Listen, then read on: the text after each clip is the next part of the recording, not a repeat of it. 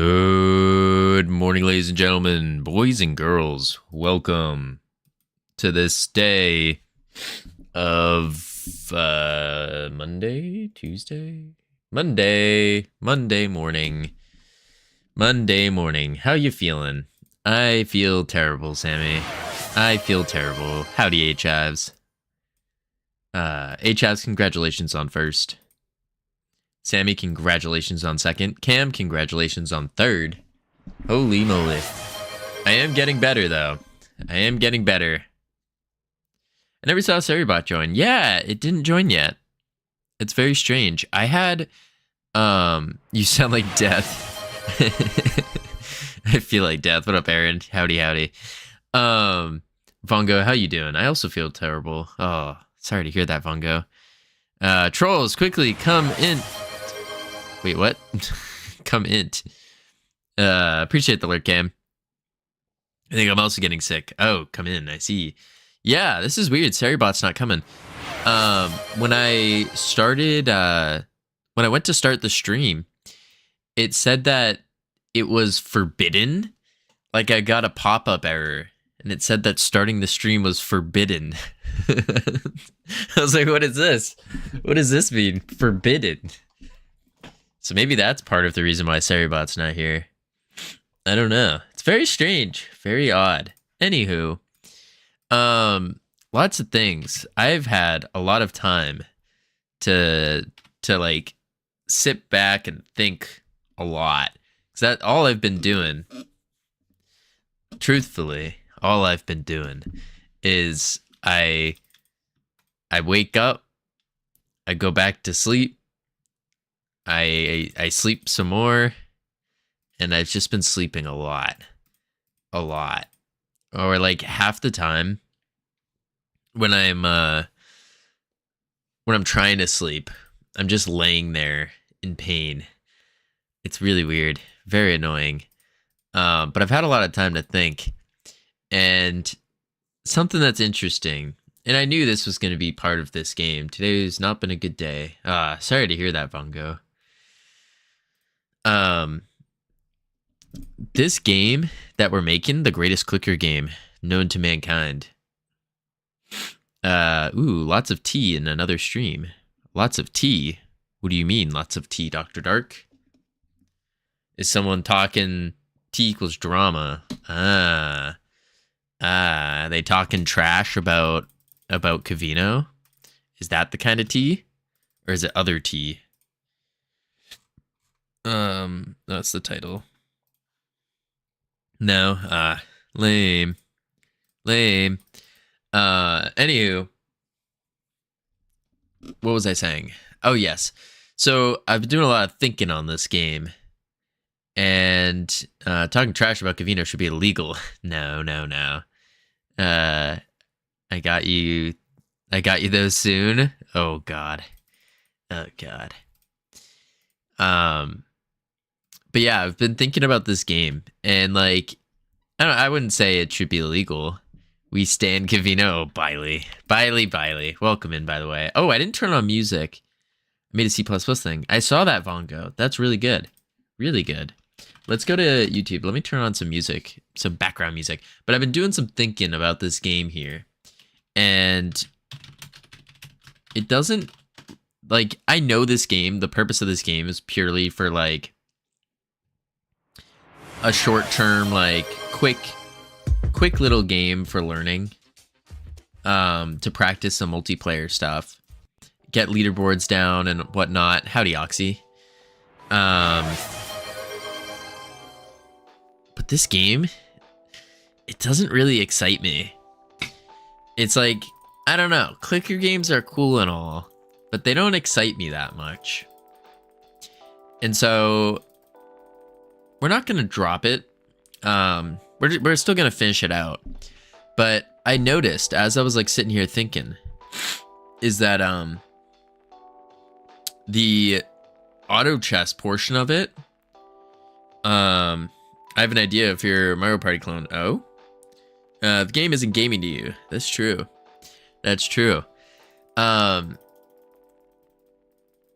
Like, I understand where the the like comes from, like where people like it and like where the allure is. And so because of that, I think we're going to finish it. But I found myself more excited about the auto chess portion. But then thinking about making an auto chess game, what does that mean exactly? That means it has to be a game that has to be consistently updated if you want it to keep going. And like, I'm the kind of person that wants to go full into things. So I don't know if an auto chess is the proper way for us to should be our next game, or like should be part of this game. Can you make a whale game that's like Spinning Bull in an arcade but on whales? I love that idea. That's a great idea. You it's like a you're riding the whale. I love that idea actually. Let me add that to our lifeguard game. That's a phenomenal idea. Where did I put this? Scenarios. And then we're gonna do this, and we're gonna say whale riding. Oh, this is bold. Whale riding. Then we can say ride. Last one standing wins. Think bull riding. It's way less painful to add multiplayer that way. Wait, what? Activate Windows. I wish, HAVs. I wish. I want to. I do. But I can't. It's way less painful to add multiplayer that way. Wait, to add what way? Oh, why not make game local co-op and Steam handle the online stuff? Since it's probably going to be Steam only. It's definitely going to work. I sent the message previously. Scroll up. Yeah. I don't think I can. Because if I do local co-op, then we run into the issue of a Jackbox scenario where only one person needs to buy it, right? And then other people have to use it. But even then, it's still a multiplayer. Like, it's the exact same thing at like what we're doing. It's the exact same thing, actually. So I don't see any difference now I'm thinking about it. I don't see any difference between a local co-op and a other one. I think everyone has to own the game for it to work. Yeah, but you still need all of the multiplayer stuff. Like, you can't not have multiplayer. Local co-op is worse in these types of games. Yeah. Difference is no networking. Yeah, no networking. But even then, we're already planning on using Steam's API and stuff like that for the networking. And Steam handles all of that to my knowledge.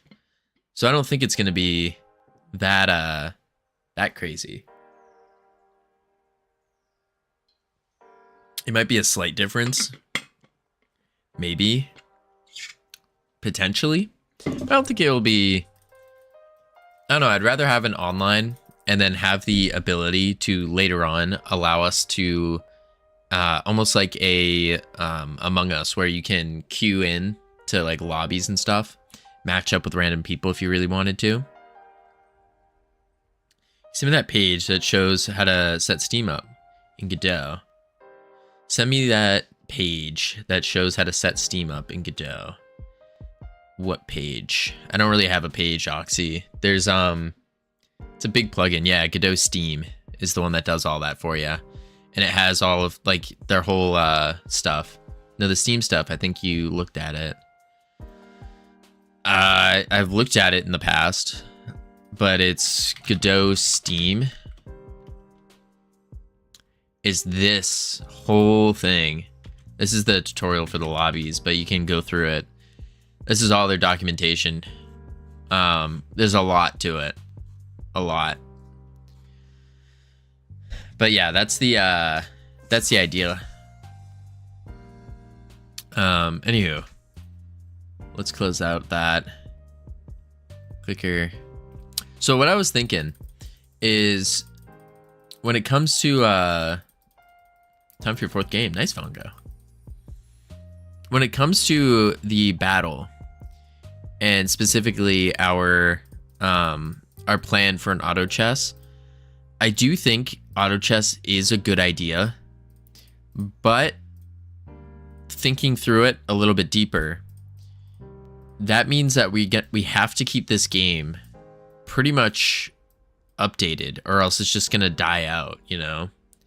Because the thing that makes auto chess games, like, makes people keep coming back, are the changes in the meta. And we're not at the stage that we're at right now. I don't think our goal is to make a game a forever game or anything like that. Nor do I think this game is that forever game. So what I was thinking instead is we'll just cut development time basically in half by doing this, and only have it as a like an auto battle. And what we can do is we can queue up from a pool of people similarly ranked, have them spawn in, and that way it's not real time. It's just based on a pool. Have leaderboards, and that's about it. I said that a while ago to you, talking about auto chess. Not a good idea. Yeah, for sure, Bongo. But I did find that, like, the interesting part about this game is it's not, to me, an auto clicker, or not an auto clicker, a clicker game isn't too exciting. And it's really that competitive aspect of it that got me excited. So I think we can still get a lot of our learning done in multiplayer by just having an auto battle. I think so. And what we could do is we could tie achievements and other things, different discoveries. We could tie it to, like, oh, you need to go beat whatever person. And we could have two different battles. We could have a PvP and a PvE or something like that. I think that's the intention. So I think we're gonna do away with the auto chess and just make it auto battle. Sorry, I'm feeling a little bit better than yesterday, but it's still quite rough. I think by tomorrow it should be completely gone. I think so. What is PvE? PvE is player versus environment. So you can think of PvE as you are facing NPCs. You're facing predetermined boss battles, stuff like that. That's PvE. And then PvP, of course, is the opposite, player versus player. And yeah, because I was also thinking about it, and for a good game, you have to go both ways if you're trying to combine two genres. So combining clickers with auto chess, it has to go both ways, as in both members of this genre have to enjoy the other genre. And I think it would go at least one way, where clickers, people who play clicker games, would like auto chess. But I don't think it goes the opposite way of auto chess liking clicker. And I think for a good game, it does have to go both ways. So instead, we eliminate the auto chess and we just buff up the clicker as our main audience. So like Mario or Skyrim, yeah. Mario, Skyrim, those are PvE games for sure. I think that's going to be the intention here. So I want to rework the battle. I think our base premise of buying stuff in the shop and all that is pretty good. Going to battle, I think that's also going to be good. But we now need to rework how this is going to function. So I think what we do is step 1, we eliminate the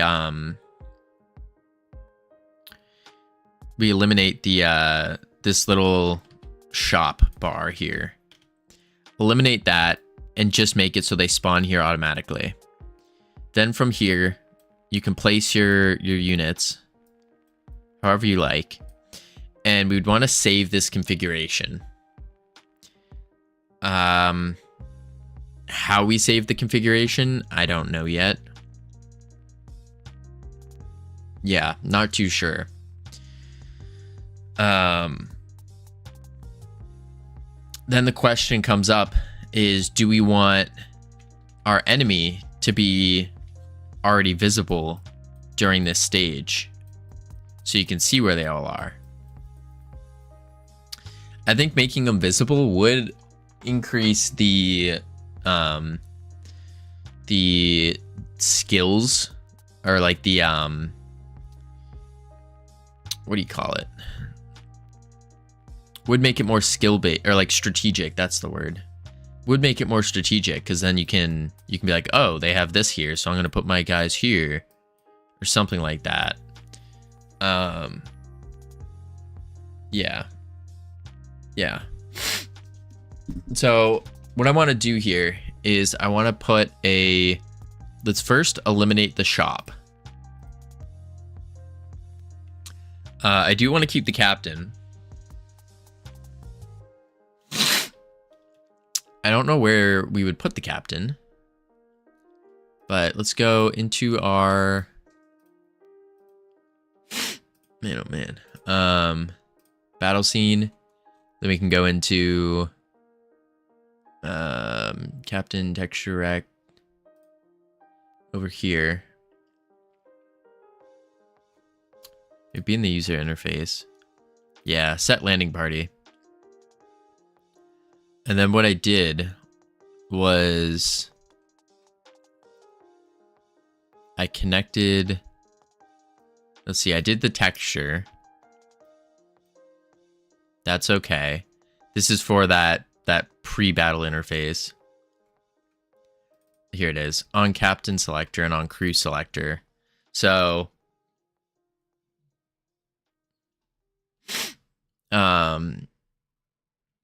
we say if the crew button dot crew resource is not in the active crew,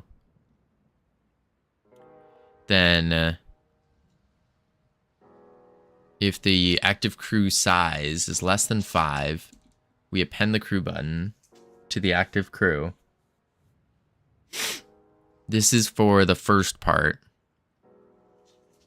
of adding it to our other thing.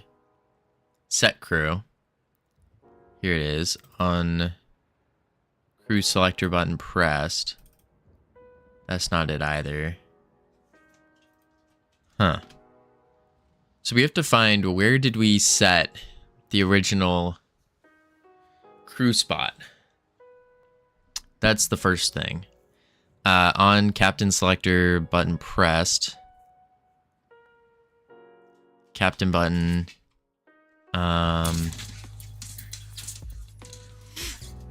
Editor, set landing party. Active crew is empty. Landing slots. Where am I setting the hex? Is it in the battle scene? Reset match. Set battle party. Here it is. And then we connected the on pressed. So instead, what we want to say is we basically just take all of this and slap it into here, disconnecting that button. Battle crew button. Yeah. So I'm going to take all of this, and I'm going to go here. Then I'm going to do a new function, function set. Holy moly. Battle party void. Howdy, Pierre. How you doing? Oh, I didn't even do the... Yikes. Yikes. There we go. Then we are basically just saying, I'm going to save the duck for the next stream. Ah, appreciate that, Pierre. Yeah, I don't think I could handle a duck right now. Boom. And then bim. Boom. Now we gotta say...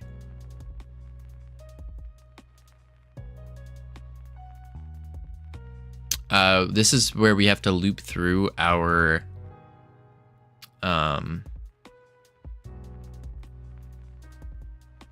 we have to loop through our hexes, which we're doing.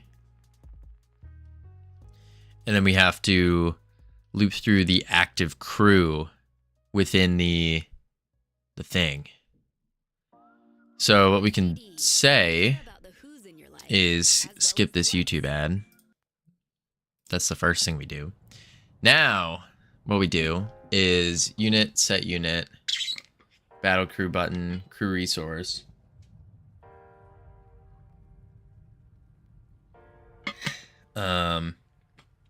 Want to get the resource. If slot is not occupied, which is the hex,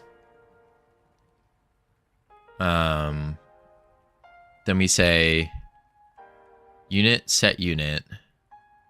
I think what we do here is an index IDX 0, and then we say set unit multiplayer manager dot active crew, and then index, like that. And then IDX plus equals 1. And now that should work.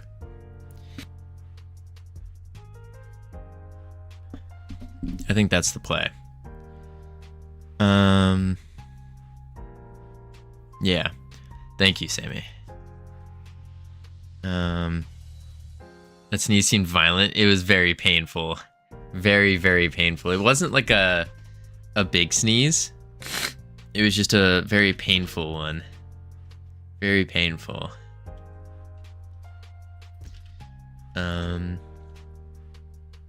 Yeah, let's try that.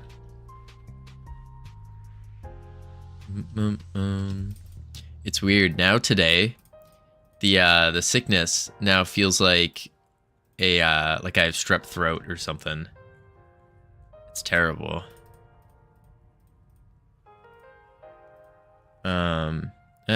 Nuts. Okay. I only did one. Strep throat is the worst. I agree. Yeah, now it's like my throat is very, very much in pain. But we use this as an opportunity to get stronger. It only spawns one. Let's go back to here. And why didn't this work? If the slot is not occupied, we create a unit using our active crew index.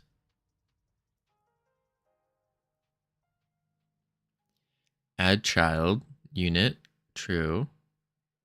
Snap location. Position is enemy false. Water check and also health check. Provide the update. Typical fat guy. Still pretty ill. But I've been attempting to drink water. It's very painful. Very painful. The illest. Something like that.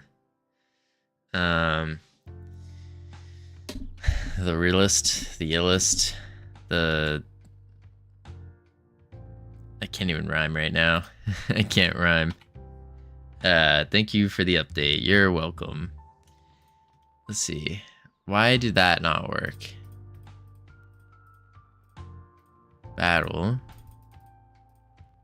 Now I will head back to learn HTML. Interesting. Let's do this. Let's go to our remote. Active crew. That's weird. You could say Covino is down with the sickness. You could say that. You could say that. Baby, you're right, Brainoid. I'm being a baby. I can't let this sickness beat me. Let's see. That's weird. It says active crew is fine. We have 5 different ones. So why are you not working? That's the question. Script, unit base, battle scene. So set battle party.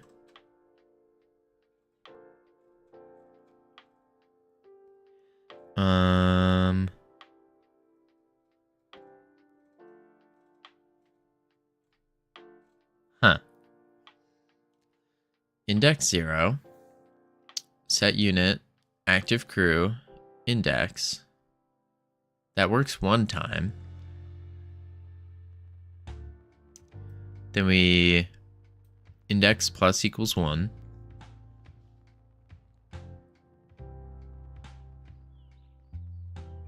Oh, because there's a return there. I don't want the return anymore. And now it should work. Hopefully. Hopefully. Boom, boom, boom, boom, boom, boom, boom, boom. Battle. Bang, bop, boom, pow. Bop. Return. Start. There it is. Beautiful. Cool. Let's remove this UI. We don't need that anymore. Don't cry, my dude. It's all gonna be good. I'm not crying. What do you mean?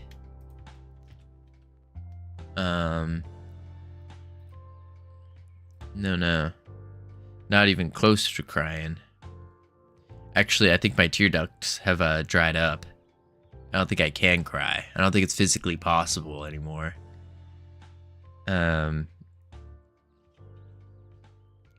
Landing. Alright, let's go to 2D. Then we're gonna look at the pre-battle interface. And we're gonna hide you. We're gonna go to battle party. And we can just delete you. Yeah. Get deleted, nerd. Boom. And then we have to destroy all those references to the battle party. Battle margin shouldn't exist anymore. Boom. I'm currently downloading Unity. Vongo, why are you being so gross? Why? Oh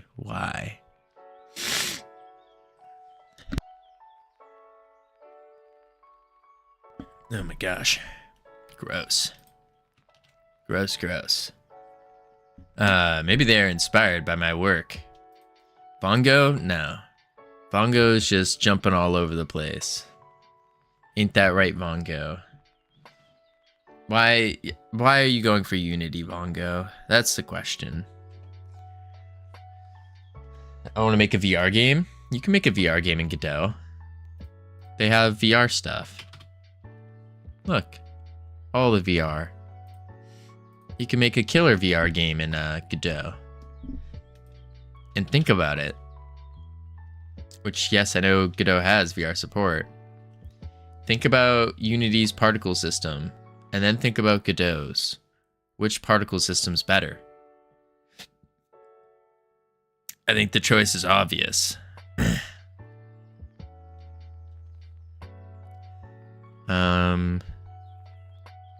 Hex selected. Battle margin. Don't need you anymore.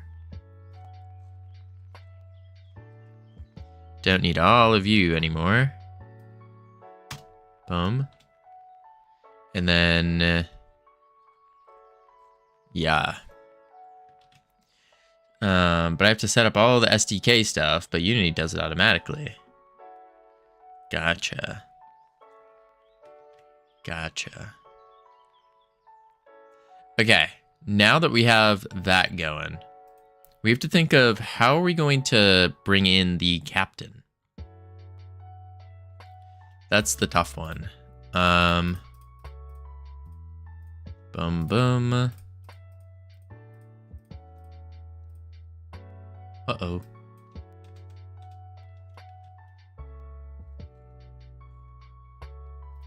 Because battle margin doesn't exist anymore. Battle margin. You're not real. Get deleted, nerd. I hope that's all of them. And then... boom. Boom, boom. Oh, that reminds me. I wanted to do it today, but I think I'm going to wait till tomorrow. That way, I will hopefully be not sick or as sick.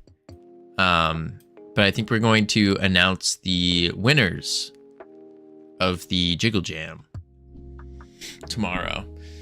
I think that's the play. I gotta post up on social media, let people know. But yeah. I really like how they categorize the game in Turn-Based Thursday Fest, Replicat under Promising Unknown and Cute and Wholesome. And the fest will be featured on Steam's front page in an hour, lasting for 1 week. Oh, really, Brainoid? That's awesome. I didn't know about that. What up, Fallzen? How you doing? Gamian, how are you doing?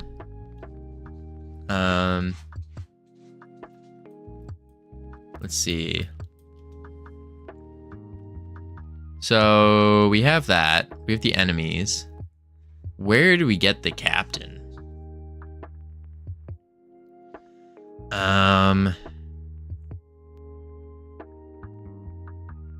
I feel like the captain should be placed somewhere around here, though. Maybe that's the key. Maybe we make our hex grid slightly bigger. And then we add the captain in, but we kind of can't fit that anywhere. So maybe the captain just auto spawns in a spot. Maybe that's the play. Let's do... let's see here. Boom. Well, that's cool. I'm working on a 3D project about pirates too. Oh, nice. Nice. Yeah, ours is the greatest clicker game known to mankind. Greatest clicker game. And it just so happened that we went with pirates. Let's see. Reset. No. Friendlies. Occupied.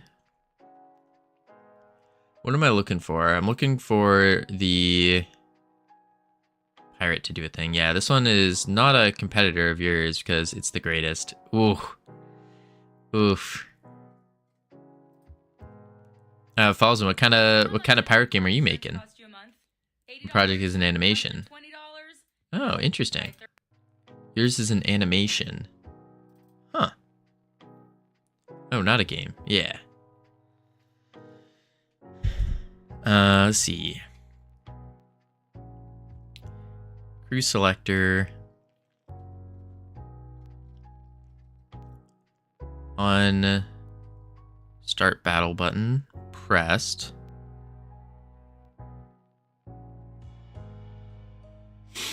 Crew editor button pressed.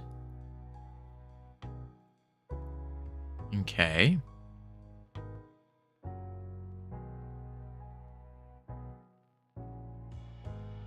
What am I looking for again? I already forgot what I was looking for.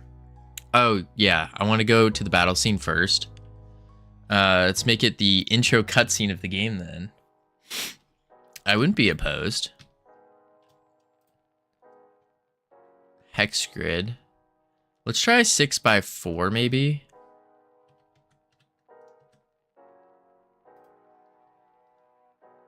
Yeah, it makes it a much bigger grid. Maybe too big. Then switch the spacing to 0.2. Yep. Pull it back.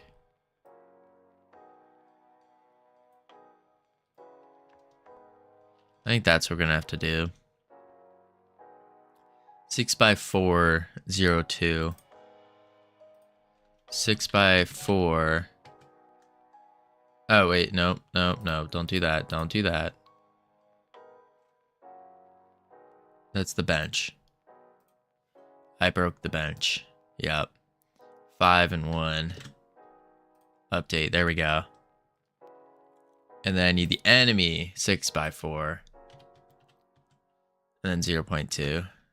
Update. I think that will work better. Of course, our map is a little busted, but I think that'll be fine for now. Okay. Now what we can do here is draggable battle scene. We want to spawn the captain. So what we can say is we'll do a new function, and then we'll just slap the function into set battle party.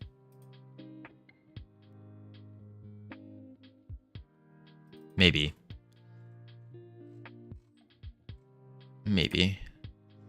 Let's say spawn, func. Spawn captain. Var unit equals unit. Instantiate.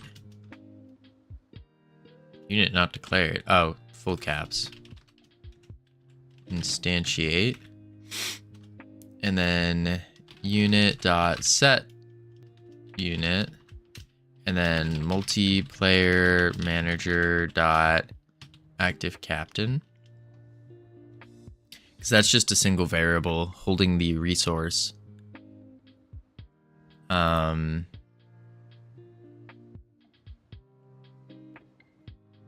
we do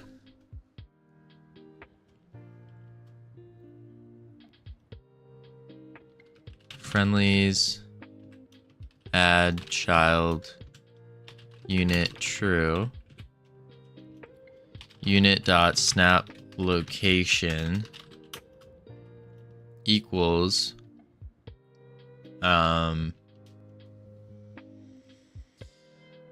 we want a random one within the hex grid.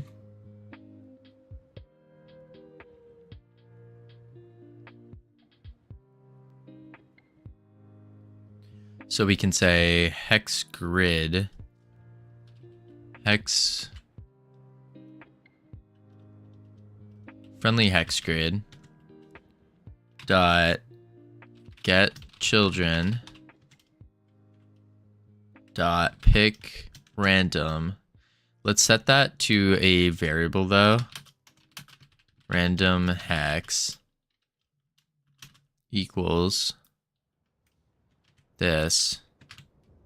Pick random.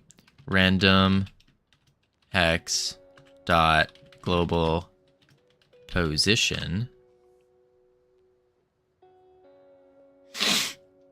Yeah. And then what up, Munglo? How you doing? Dot global position. Random dot global position unit dot is enemy false.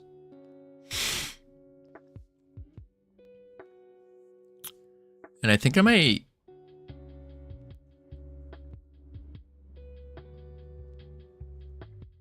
just shove it in here, actually. Spawn captain. Howdy, North Pole. How you doing? Yeah. So long if you check out and skip around.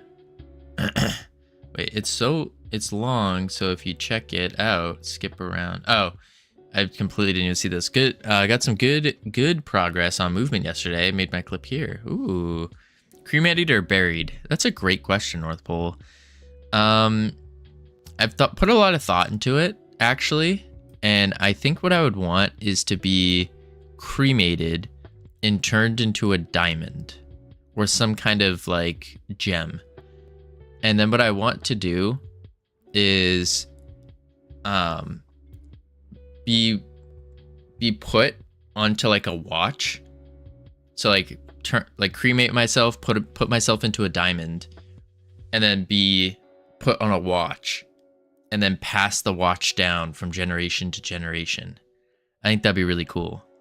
A diamond with some kind of gem, something, because they already have they have services that will take someone's cremated remains and they will compress it down into a diamond. And I think you can cremate yourself down to like a very minuscule, like little tiny thing. And so I'd probably add to it as well. So then it could be like a legitimate decent sized diamond or some kind of gem. Something to put on a watch. I think that'd be really cool. I want to be substrate for mushrooms to grow on. That's gross. I think you should do that to the games you kill. Store them in a gem and carry them with you. I mean, I haven't killed any games, though. Yeah, there's no games that we've killed. This is sick, Munglow. Boom. I think you said this before, and we concluded that's a great way to get yourself pawned. Oh, yeah, we did. Yeah. Yeah, we definitely talked about this before. And yeah, I think so. But I think that's part of it. Is like, in the future generations, maybe one of them's going to be struggling a bunch. And then if they need to, they can pawn off their ancestors, make a quick buck. And then we go and we haunt someone else.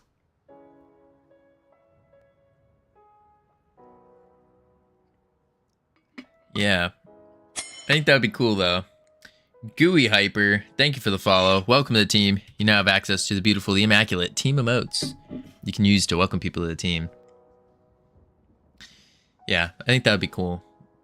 But being used for substrate for mushrooms to grow on, that would be gross. Because if you think about it, what are you going to do? Like, have someone put your body in a meat grinder? Or are you just going to lay the dead body out in the forest and pour some mushroom spores on it? Kind of gross. Kind of gross. I've been cleaning up ketchup from my dog's head for the past 5 minutes to make it not look like a murder scene. Oh my. No, just get buried naked without a casket. Oh. That makes sense. It's going to be, that would be an interesting funeral. I don't think any of your future family members would want to attend that. That could be very scarring for your grandchildren. If you have grandchildren, they go, "Oh my lord, it's Grandma North Pole. Why is she naked?" That would be very scarring. Why not? It's just a body. I think it would still be scarring for the younglings. I don't know about you, but I would not want to see my grandmother be buried naked. That would just be a sight that I would not like to see. And I don't think I would ever want to put my grandchildren through that.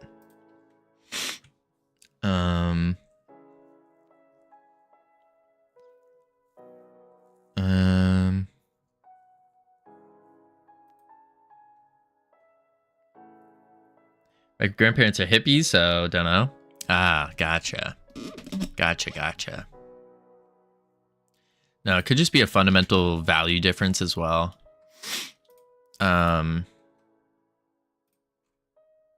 Fundamental, for sure. Let's see. I think that's gonna work now. Boom, boom, boom. Boom, boom, boom, boom. But I also don't know if many places would be okay with that. Oh, nice. There it is. Sick. Cool. That's annoying.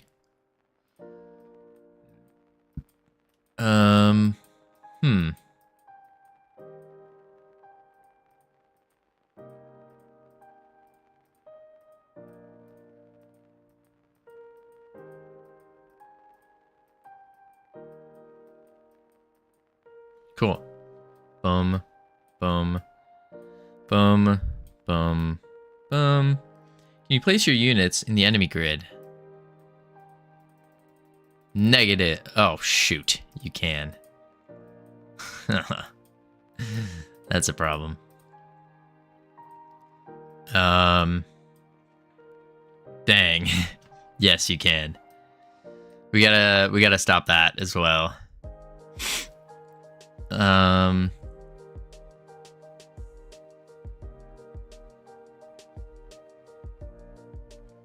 I think what I might do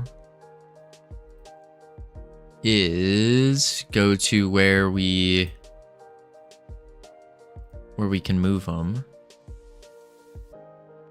Do the enemies have a grid? They do have a grid. It's purely visual though. Like it doesn't actually do anything. Well, not purely visual. It does spawn them on like the different hex spots for sure. For sure. So it does do something. But we need to find collider get parent. This is where we get the actual hex. That was used for changing the color. Where do we change the other thing?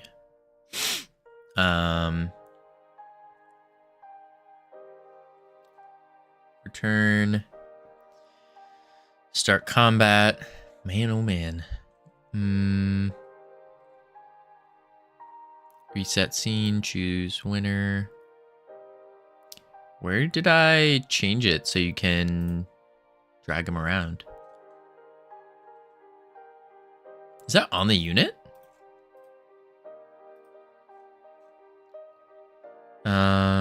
Add group friendly.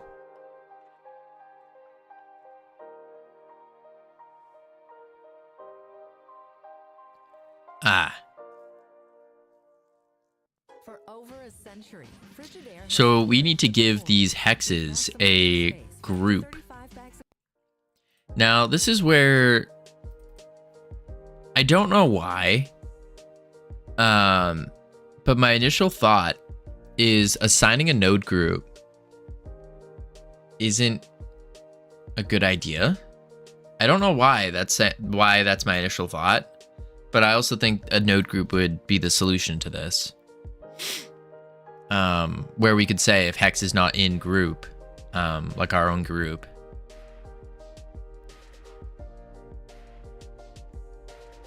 I think it'd be fine. So let's do a node group.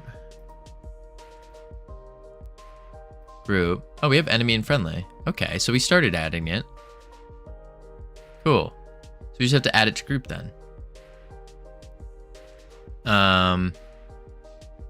If it's null or is occupied, or hex dot get group, get node.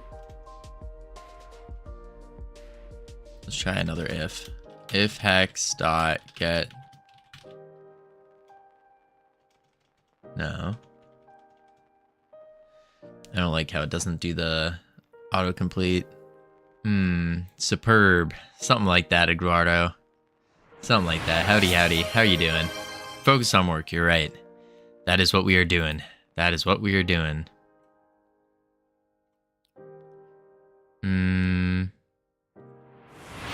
Doing bombastic, fantastic. What about you? I'm in Struggle Town, but we push forward anyways, and we fight the sickness by doing more work. That's the intention. But yeah, we're doing.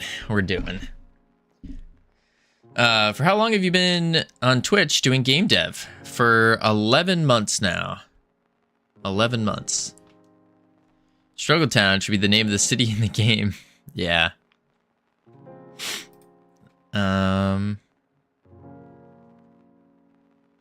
Let's think. Unit base. I had an interesting dream last night or this morning. One of the two. And it was about making a bunch of smaller games instead of making medium-sized games. Very interesting. Congrats, almost a year? Yeah, almost a year. Almost. And then we've gone every single day for an entire year. Yeah. Yeah. Small-sized games are a good idea, yeah. Yes. Well, that's the question. Is it actually a good idea? Because adds charms to your repertoire. Maybe, but we also have to think about it in a more realistic fashion of we do need to start making money in game dev. Hear me out, listen. I'm listening. Because we do have our funds are starting to run very low. Occupy.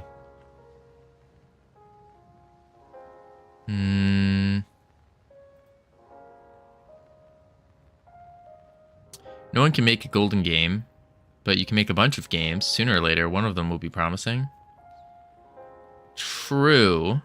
But do you make the 3D models? Sometimes. Not all the models that you see here. These are all placeholders. So these are like the Kenny assets, completely free. The little units were made by Ironic, the little pirate guys, the scallywags. These little guys. These guys here. But they're all placeholders for now. All placeholders. And then the intention is once we get this game done, then we're going to open up for art. And we're going to see if we can get some actual good like fire models and stuff going in. I think that would be good. And then also during that time, we'll drop a Steam page and whatnot. But we got ads coming up, so we're going to chuck on the words real quick. Heading to level 1. Lots of fun. Ow. That was like a pathetic cough, but it like full of pain. Interesting. Let's get these words up. Boom. Boom. Now I'll be right back real quick, folks. I need to go get some more water. And then when I return, we will figure out the rest of this combat. Yes. Boop, boop.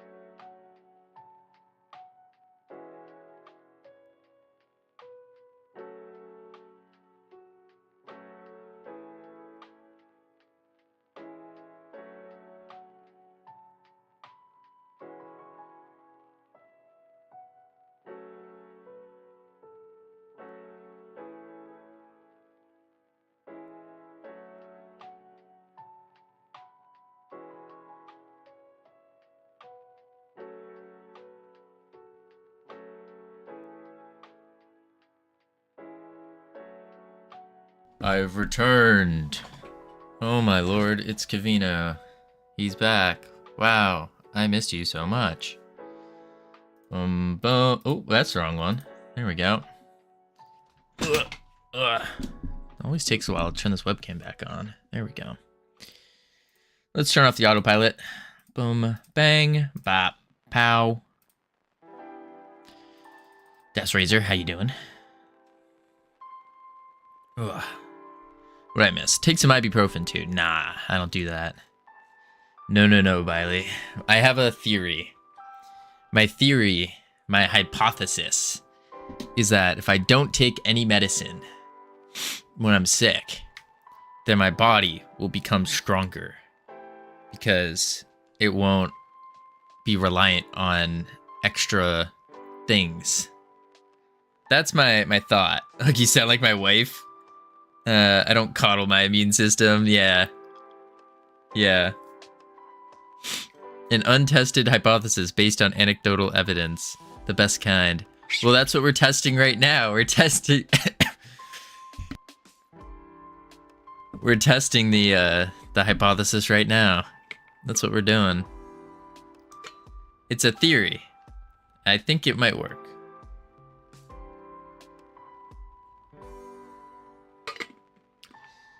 Alright. Let's close out these words. Once it finishes syncing, maybe? But yeah, that's the theory. We'll see what happens. Bloop. There we go. I have a feeling it'll be fine. I don't know. It seems like it just logically makes sense. Like, logically, if you're always coddling your immune system, then your immune system would get weaker, right? Logically, if you don't consider the whole science thing, sure. But it is science, is it not? Like, the science of what makes our immune system stronger.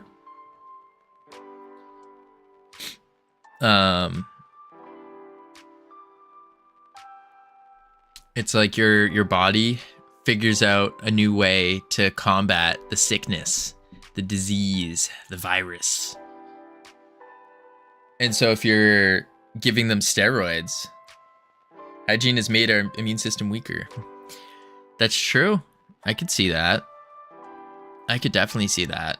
That being said, I think hygiene is very good. I do believe in good hygiene, for sure.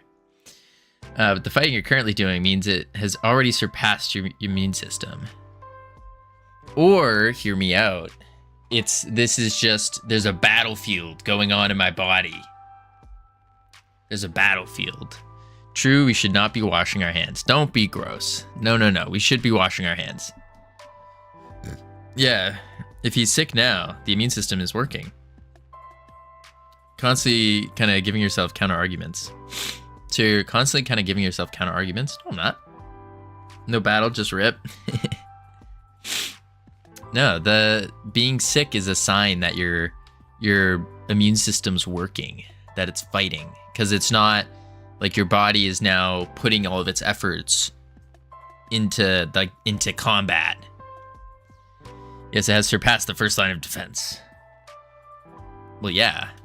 But just because the evil has beat the first line of defense doesn't mean we lost the war.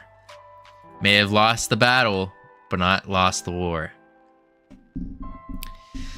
We'll see though. If I'm getting better. And I'd say a 3-day turnaround, not terrible. Make the antibodies. Exactly, Thornity. That's what we're doing. That is what we are doing. Virus has infiltrated B cells, NK T cells, and initial IFN. Responses were dweebed due to the virus. Something like that. It's fine.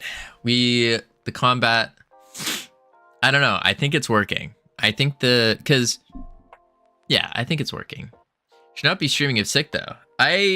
Yes, I agree, because it definitely takes away from the entertainment value of stream. It definitely does.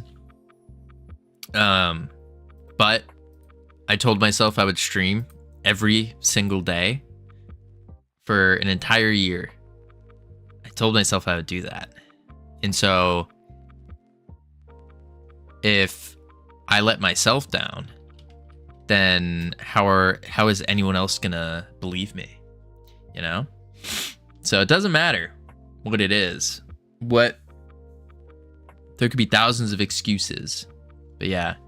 All right, you streamed today. Time to call it a wrap. No, Biley, we need to get work done. We need to get some bits of work done first. But we might call it a shorter stream. Now the virus is actively replicating and spreading. B cells are maturing into plasma cells, hopefully producing antibodies and will give protection in the future. This sounds like a crazy war going on, North Pole. If only you still had your Morgan Freeman voice, I would ask you to narrate the entire battle going on in my body right now. If only. Ugh. Let's see. Battle scene. Then we want to do... What was I doing? What was I working on? Oh, I wanted to not let... No, what? That's a bug that we don't really need to worry about right now. We should get the base stuff going for the battle. I think that's more important.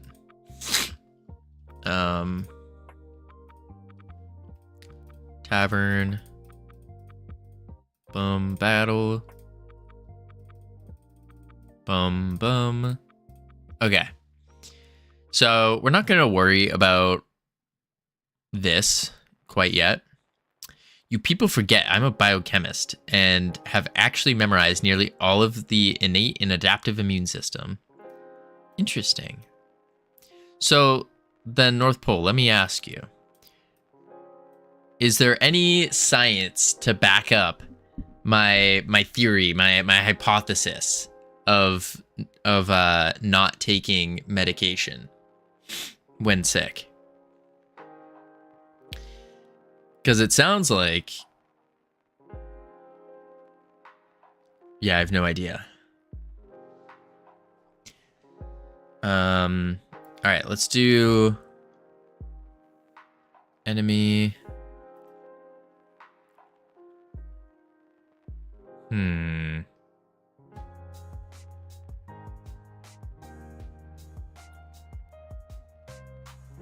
What do we want to do here? We want to do... Well, the medication only works on the symptoms. If you have a stuffy nose, you're going to control that. Not the cause of it. So it'll, yeah, it eliminates the symptoms. Or it keeps them at bay. But in doing that, aren't the symptoms part of the restoration process? Do you think our blood types are compatible? Chin undercover, is that your shot? Was that really the pickup line you chose to use? You missed a great opportunity. Missed a great opportunity to send an amazing pickup line earlier. Tavern, battle, start. Okay. The only risks there is using nose sprays so much it'll not be as effective. Interesting. But aren't I always thought the, yes, early symptoms can be handy though.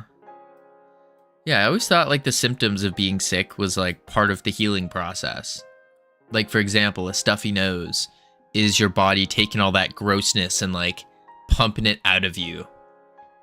But latent ones there, no harm in giving yourself a break.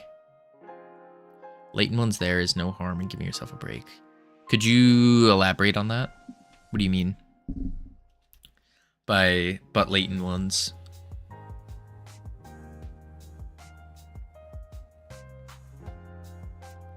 Let's do... Okay, so we need to rethink the combat now. What we'll do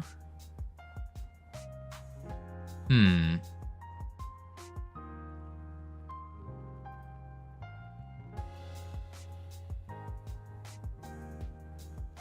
I think on the back, we're just gonna bring it back to this.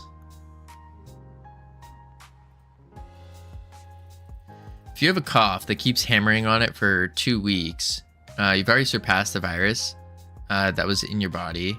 So please do get something. Gotcha.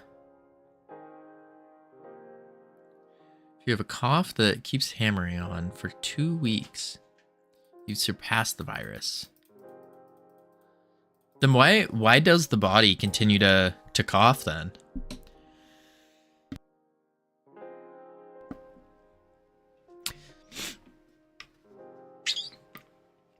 Because like the body does things on purpose for a reason.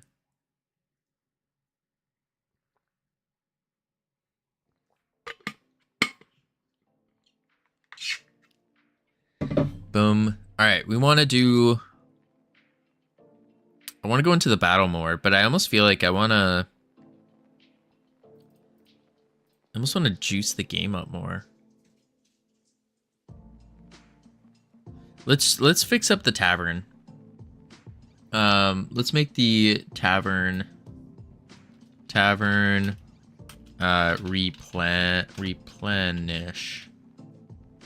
replenish. So what needs to happen at the tavern is we need to have a timer, and it'll be like here, and on that timer, this will change. Everything else can stay as is.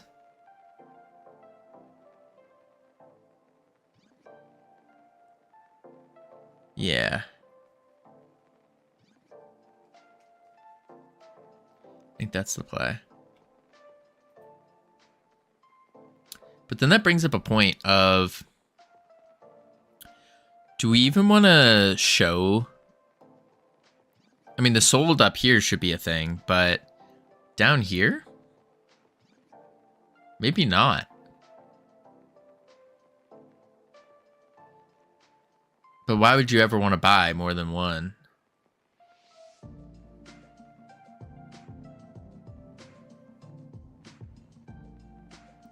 That's a tough one. Shoot.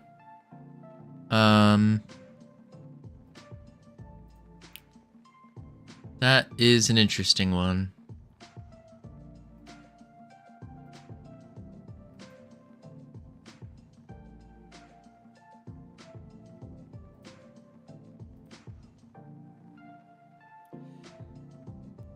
I think what we do then, I have to like keep running through to see what feels good. Well, viruses are actually bugging little thingies. They're not strict sensu living things. There's a debate about that amongst virologists, though. Example, in the case of coronavirus, it has a membrane with the spike proteins within the capsule. There is its RNA. The virus survives by hijacking your cells' capacity to duplicate. That's terrifying.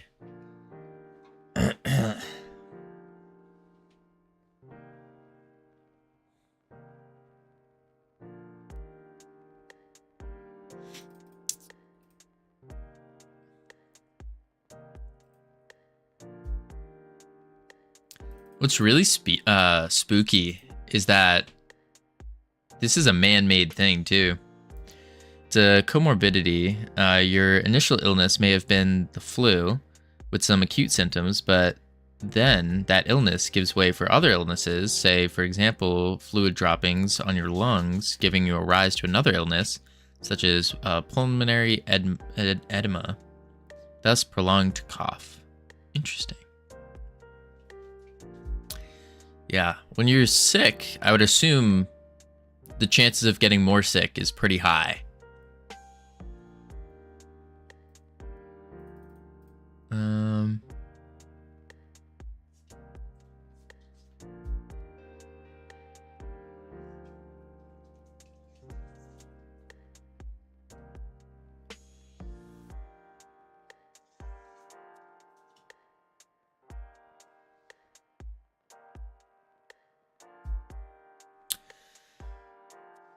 What if we, instead of having a sale, we do it this way? We have... Oh, you can't read that.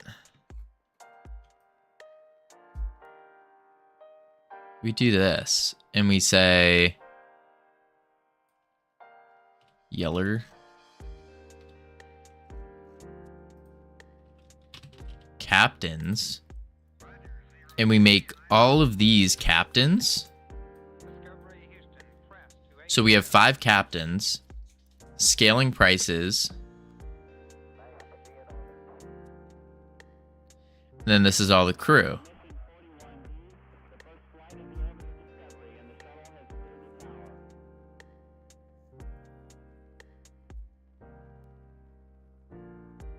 That could work.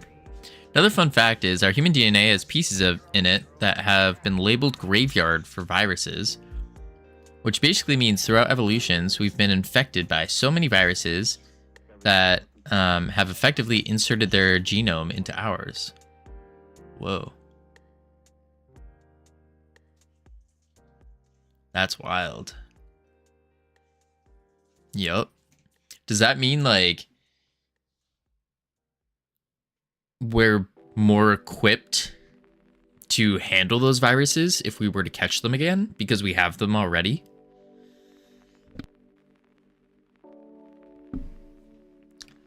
Like if someone got the I don't know what an example would be. But I assume because we have them already in our genome, that would mean that we're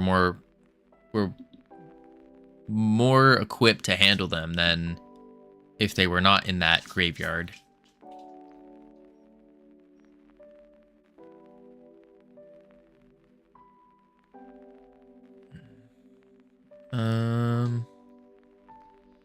Captains. Yeah, we could do it that way.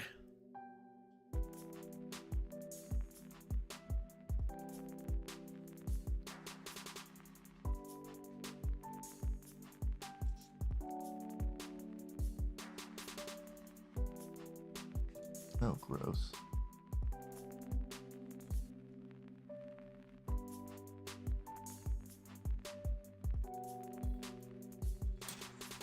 Disgusting. In a sense, but viruses are so adaptive that they'll get a new strain for of each flu season effectively. Yeah. Yeah. I'm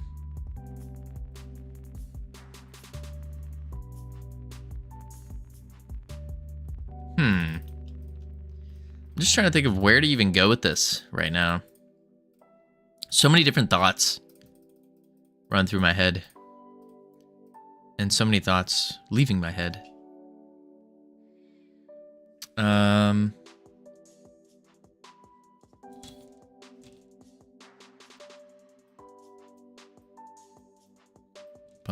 bum.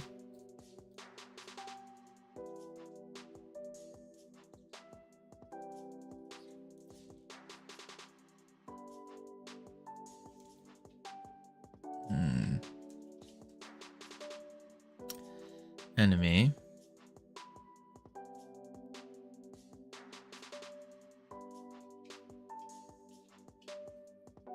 Let's make a an enemy team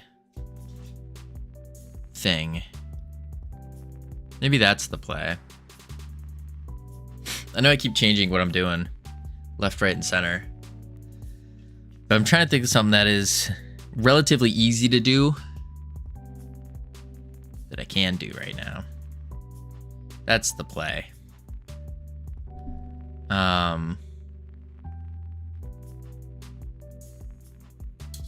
Does Quick Game Dev become a virologist?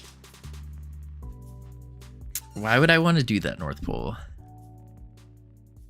Virology just doesn't excite me, you know?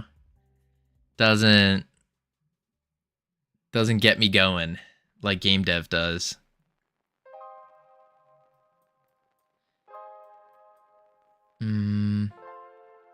But also, like, what fields are there? Don't you think it's cool? I think it's cool. Don't get me wrong. I think it's really cool. But do I see a future in virology? No, I don't. I don't. No, no, no. I think it's cool though. I do think it's cool.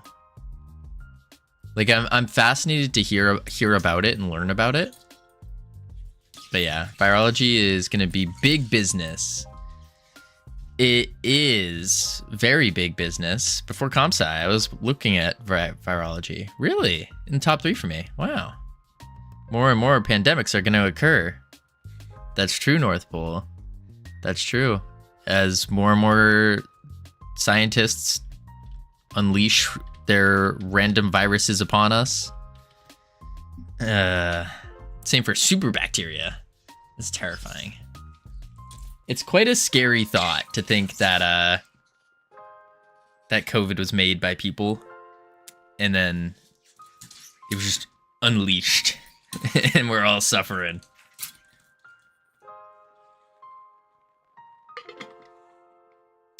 For CS, I was looking in the law. After 20 years of CS, I should have stuck with the law. Corona wasn't man-made. Bacteria, on the other hand, yes. Yeah, it was modified.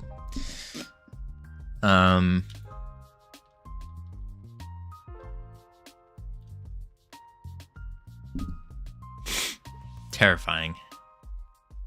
Absolutely terrifying. Yeah, I don't know. That's the thing. Some of the practices in virology that I'd have to do just aren't for me.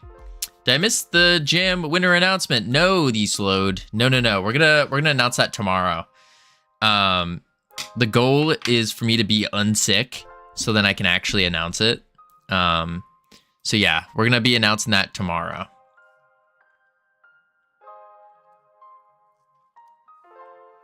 This isn't entirely factual unless you're simply saying that there will be more than exist today, not rate which they happen.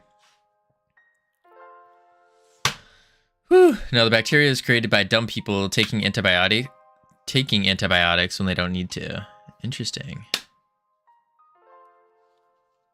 Interesting. Either way, I think it's, yeah. I don't know. Virology, just not. It's interesting.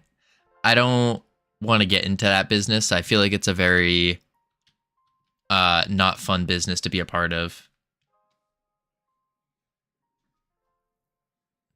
They will occur more frequently due to global warming mixed with global travel. This is a fact.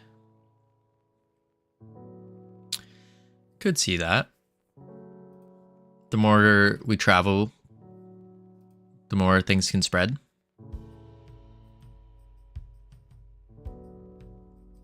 Battle scene.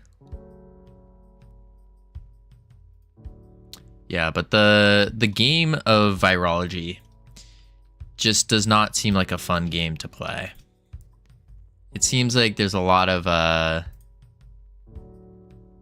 bad stuff, bad mamma jammas, if you will. That just does not interest me.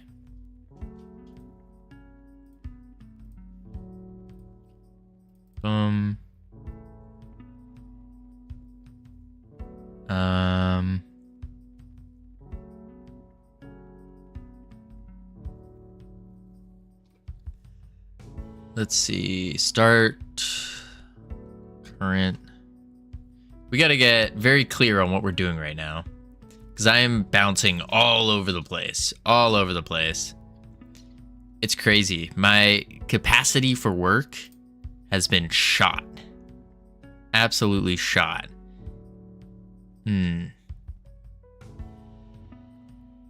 Spawn captain. Got you. Collider. Oh yeah. I was gonna do a spawning different enemy teams, I guess. See, for all diseases, we now consider confined to sub-Saharan climates. They're all migrating to the north because of climate change. Interesting. Now, that can be factual, but it isn't guaranteed to be factual. There's another scenario where global travel decreases and the rate of prevention also increases. that could be a possibility. I don't see the rate of global travel reducing though. I only see it expanding. Because I think more and more people are gonna want to travel globally. I know I do. A lot of different places I want to go visit.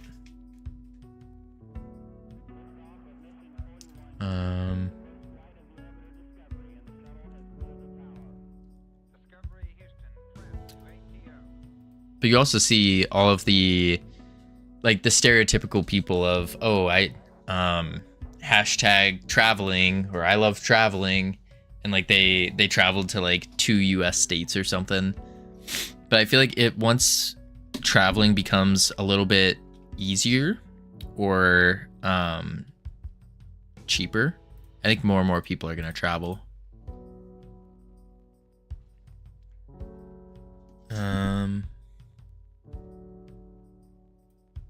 But maybe not. Maybe instead of traveling, people are gonna put on their VR headset and go to the Eiffel Tower, go to Egypt, and do it that way. This is the case what people call wicked problems, because are you progressing? Not really. Ironic. I'm trying. Unfortunately, I don't believe that such a scenario can be true in our current state of the world.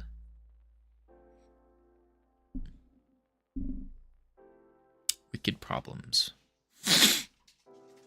Let's progress. Let's do some progression. Can I put on a VR headset and come to your house? Sure, Brainoid. Anything for you. Make you soup. I'm not really a soup kind of guy. Play viewer's game. Ooh. Don't mind if I do. Don't mind if I do. Boom. Copy. Not a soup guy either, but one sec. I don't know, just something about soup as a dude. Maybe this is just my inner random things, but any kind of food that is squishy or like doesn't require much chewing, yeah, it doesn't. I feel like I'm a little kid. Soup is extremely manly. I don't think so. Ironic. What are you gonna do? How can you look like a man when you're holding a spoon and you're like,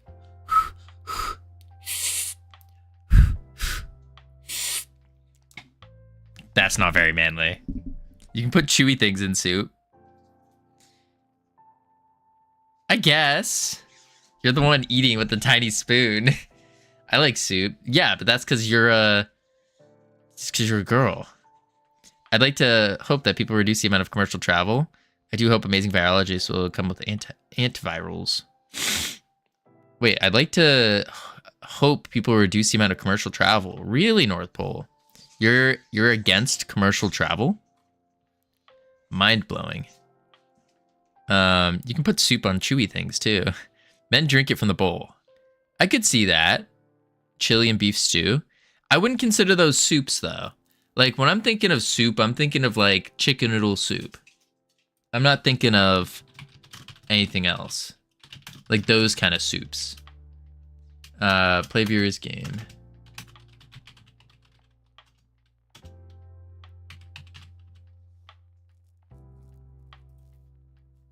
Toxic masculinity. Is that toxic? Is it? I don't think it is.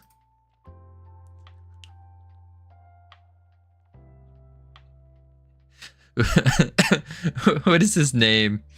Not entirely against it, but not in the current over excessive quantity. Interesting. Yes, it is. Is that toxic? You can saying that eating soup isn't a manly thing to do. I guess I could see it. This is the definition of toxic masculinity. I'm not saying you can't. I'm just saying it's very hard to look manly while you're eating soup. All right. Roborb's Robordeal. Oh boy.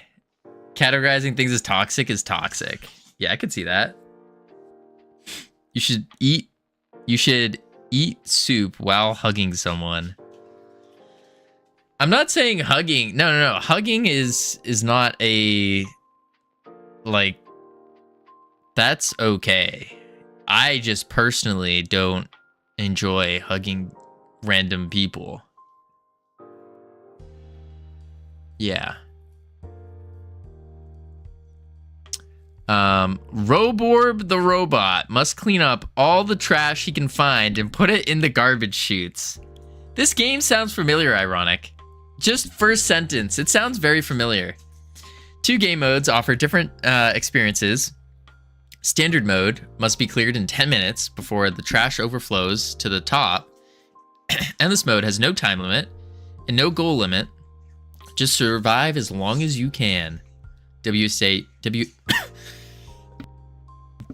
to move, shift to walk, spacebar to jump. Labeling normal things like eating food as unmanly falls under toxic masculinity. Yeah. I guess so. But like, at what point does it, like, where is the line of being toxic and being not toxic? Because like there is a very real psychology that happens where like girls will get their ick, if you will, when a dude does certain things, you know? Does that make it toxic? It's very interesting.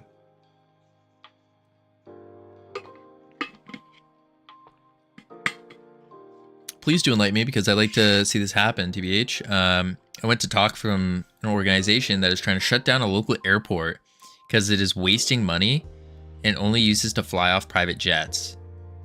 Yet their arguments don't stand because the multinationals want their jet. All this convo is toxic. Maybe. See, that's the tough part. I'm all for private jets. I'm a private jet fan. Because it makes life really easy. I would not get the ick if a guy ate soup. No, I'm not saying soup in particular, but I'm saying there are other things. There are things in the world that will give the ick. Wait, what? Made with the assistance of the Hard Meat Games International Internship Program. You have an intern? You have interns, ironic? Holy moly. Holy moly. I gotta step up my game. Yup. Dang. I really gotta step up my game. We're going too slow. Too slow. Boom. Boom. I am 100% not a fan of private jets. Interesting. I am. And the reason for that is it makes doing business and doing really amazing things much easier. That's the big one. Play. Business doers are all evil. Ironic, are you saying you're evil? Because you're a business doer.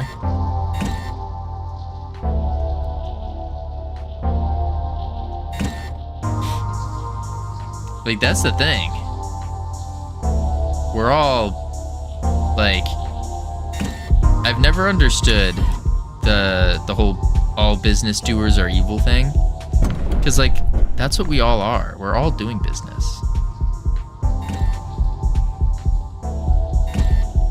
Oop. Everything's bad. Stop moving or doing anything. Yes, we just gotta not do anything, folks. That's the key. But I remember,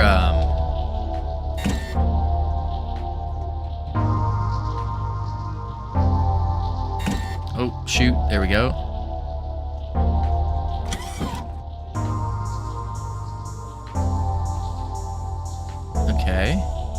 battery. Whoa!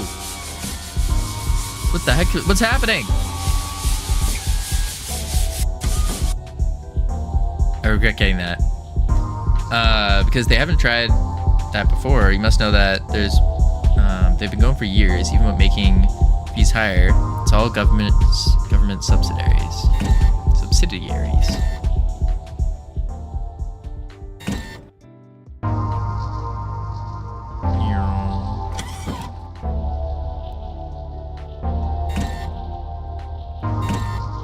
No!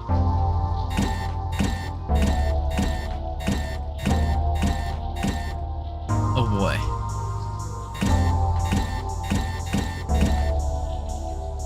Boing, boing. Does it matter where I put the trash?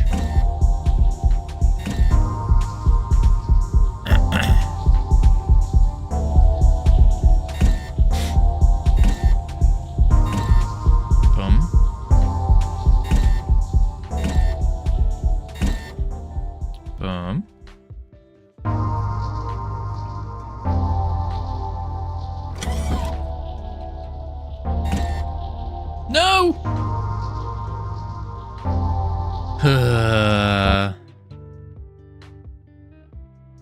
I'll change the uses, I guess. Okay, turn this off. What do you mean? We just played one round. It was just one round, ironic. It's pretty neat. It's pretty neat, I will say.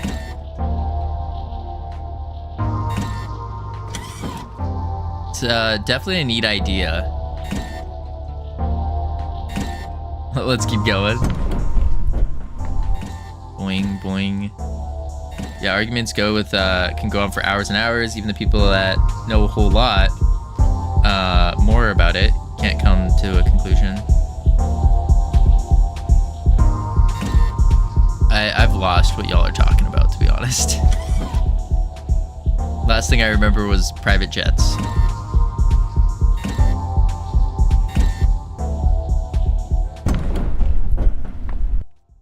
It's all intertwined, etc. So many brains breaking questions while the whole system is botched.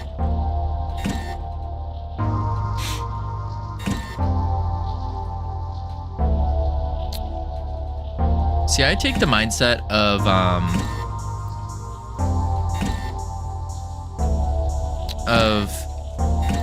even let's play out the scenario that everything in life is botched.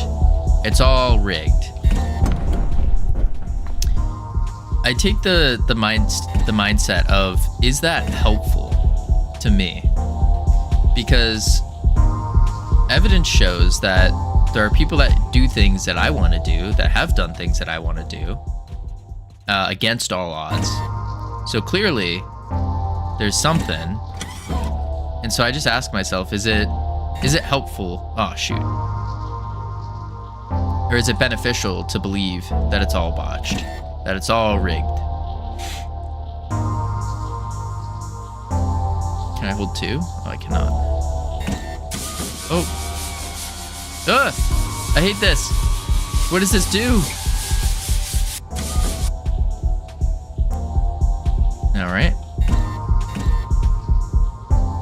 Ironic, what does the battery do? It seems terrible. It seems like a downgrade. It brooms? Yeah, but like, what does the broom do? Because it feels like a downgrade. I don't feel an upgrade.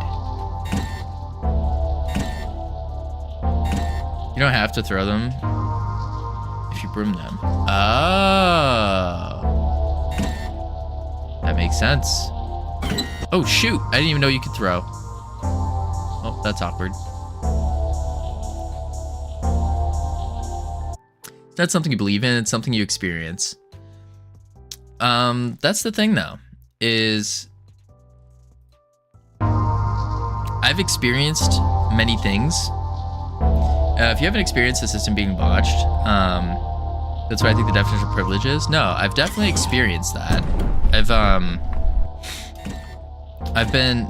I've experienced quite a few crazy things that I never thought would happen to me. But aside from those one-off scenarios, like, I don't think it's beneficial to believe that just because there's a couple bad actors means that everything's messed up, you know? I just don't think it's helpful. Even if it is the case that everything is botched, it's just not a fun world to think about.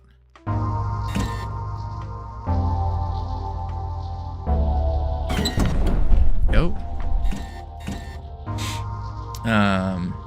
There's a little point in conversation with someone who thinks it's all rigged. They're already end state and will just loop. Yeah, it's kind of like the hopeless, like they're hopeless and they need some hope in their life. And I feel really terrible for those kind of people because they don't see, like, it's almost like getting blinded by the bad, because there's gonna be both bad and good no matter what, but it's like being overly blinded by the bad to not be able to see the good. That sucks. Oh shoot. I don't think everything is rigged. I'm just saying it was difficult to separate it when it's all intertwined. Yeah, for sure. It's a very difficult thing to comprehend. Yeah.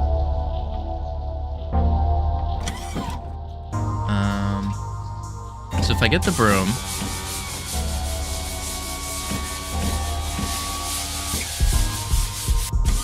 there's no trash.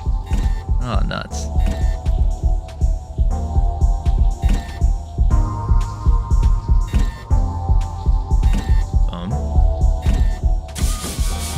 No!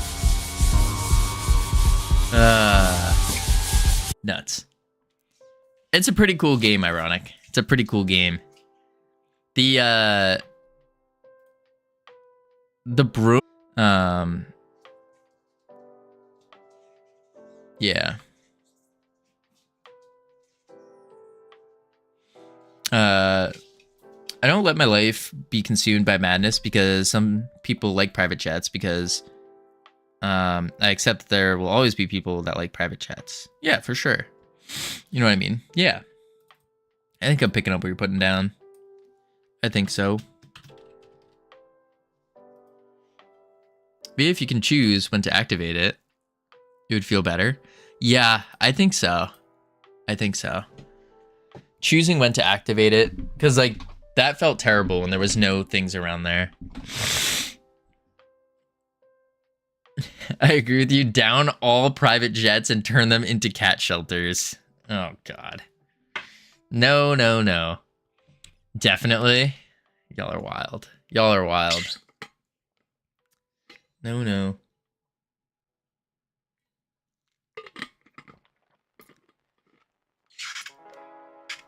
No, no, no.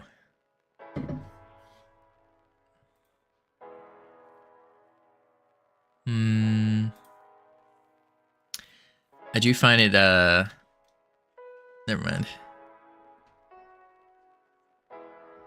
+1 on airplane cat shelters.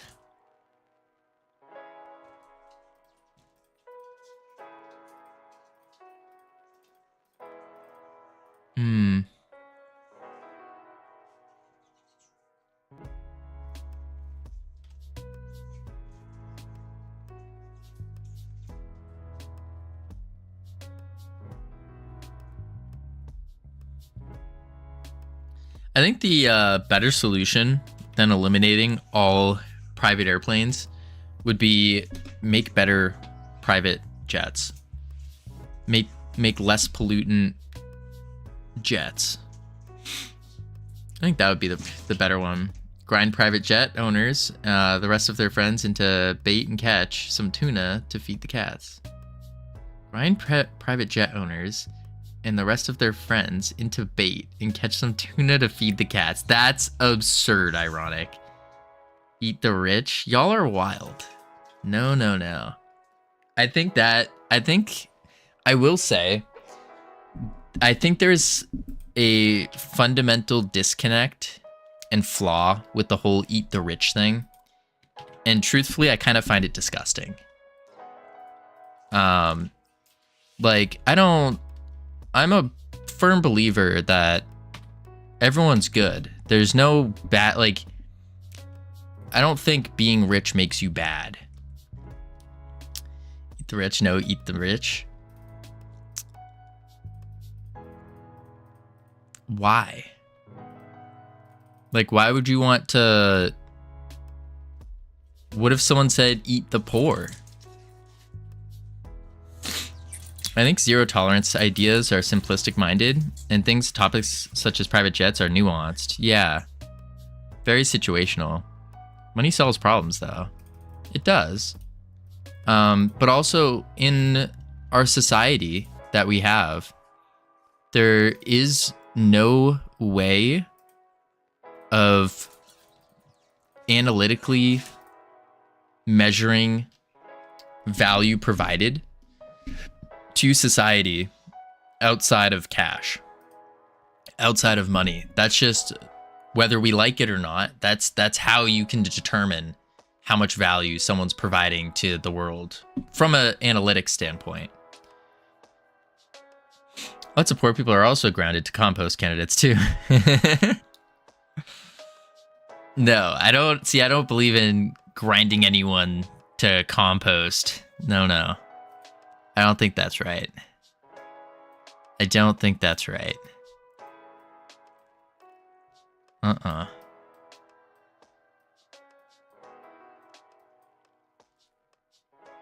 And who gets the define the rich if we start chopping heads off? That's true.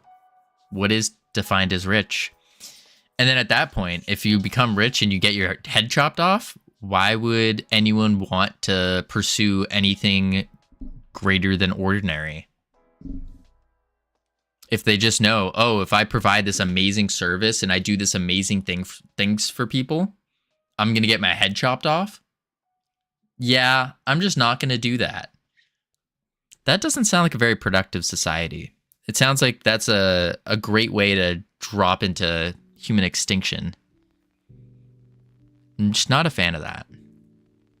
You need money to provide amazing service? Yes. The short answer is yes. Unfortunate, but yes. All right, we got ads coming up. Which capitalist tea have you drank? None. I'm just saying, think about it. Give me a scenario where you don't need money, where you can provide some amazing service. The billionaires have gotten to you, bro? Not really. I mean, it's just all logic here, guys. Meritocracy. If you provide a great service, you're going to make money. Yeah.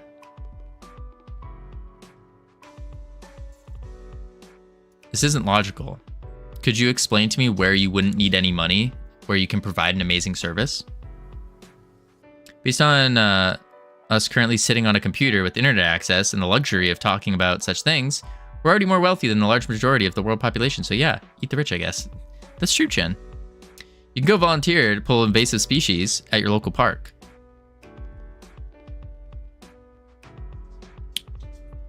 You could. But what would be the next step up from that? How would you get that instead of having to pull invasive species? What would be the next step, the next thing to make that process more efficient, to make that process better? To where you don't have to worry about volunteers who are going to be hurting their backs and stuff.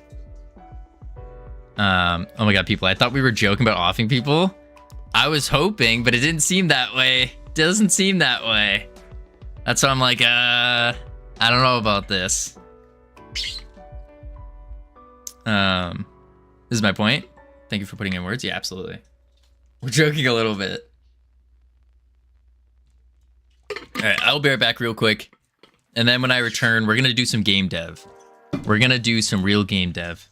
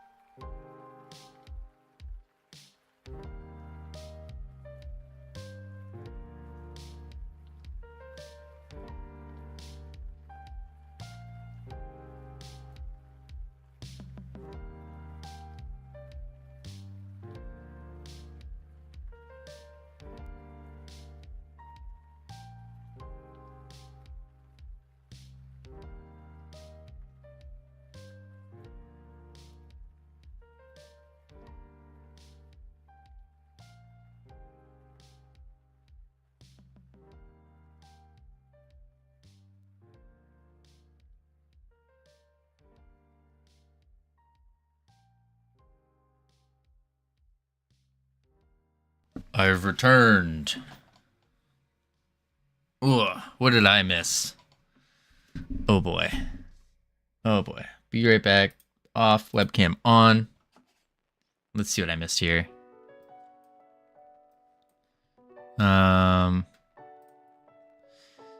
Okay. I don't agree with linking worth to money entirely, though. I don't agree with that either. I should make that clear. Like, I don't think that's great, but it is kind of just the way things are currently. Let me turn off the birds. Bloop. Why does providing value to humankind require monetary compensation? It doesn't. Why does it provide value and live as a legend? Why not just provide value and live as a legend? Get a statue. Statues cost money, Sammy. Statues cost money. Where's my ring? See, this would be very nice. This would be super nice. But again, the problem is not getting any monetary compensation will not pay for your dinner. Unfortunately. Unfortunately. Yes, this. You don't have to sell a service to pass on a good deed. That's true.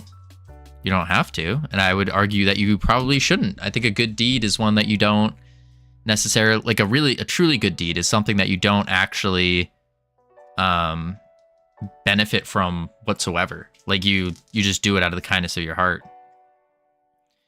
But yes, kind of like what Gamer's saying. Yeah, you kind of need money to survive. True, those billionaires do need all that money to survive. That's the thing. They don't need that money. But that's not how money works also.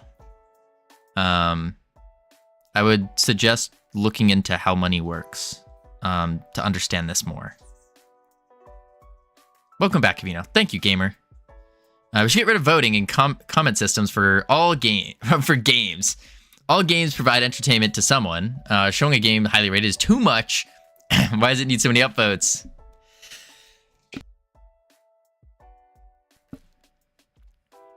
Are we only talking billionaires? What about 100 mil? 200 mil?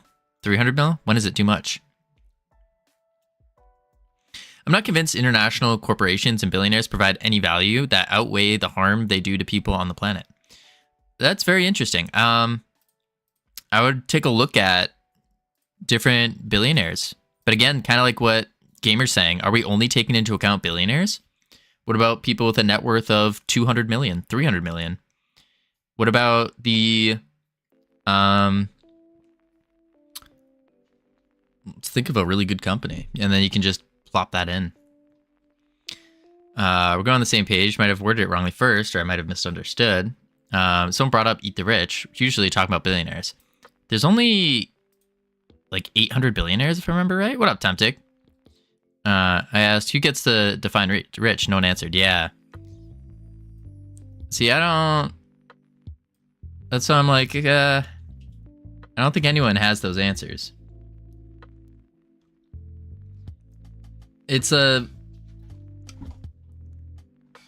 And I mean this with the utmost respect, but it's a very half thought out idea. This is how Covino gets canceled. No. I can't get canceled. Because the only way to get canceled is just by stopping. Like, you look at all of... And, of course, like, if you actually get removed from the platforms. But I think it's a really important thing to talk about. Because I'm not saying I'm right. I'm not saying anyone else is wrong. I think it's just something that we don't talk about enough. Due to fear of being canceled and stuff like that. And this opens our minds and makes us better people altogether. I'd still be careful. Maybe.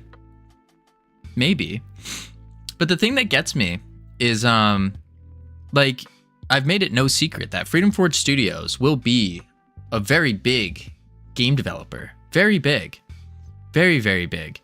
So, inevitably, the Freedom Forge Studios will have a worth of upwards of hundreds of millions.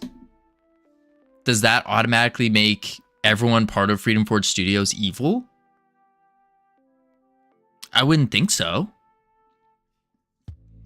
Maybe 100x the median salary? Fun baseline to define really rich since you have centuries worth of average wealth? Maybe. CC Cleaner. Maybe. Okay, instead of billionaire, I would define them as people who own factories that pump cancer into the air. That's a very big difference there. Very big difference. Ironic, because I would even argue that there are many billionaires that don't have. How many billionaires are there actually? How many billionaires in the world? 3,000 billionaires worldwide. Interesting. Leads with 902 in the US. China and Hong Kong at 516. India at 205.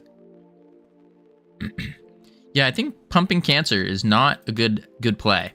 I agree with that. 3,000 too many. Y'all are wild. Absolutely wild. What's wrong with making so much? There are too many people.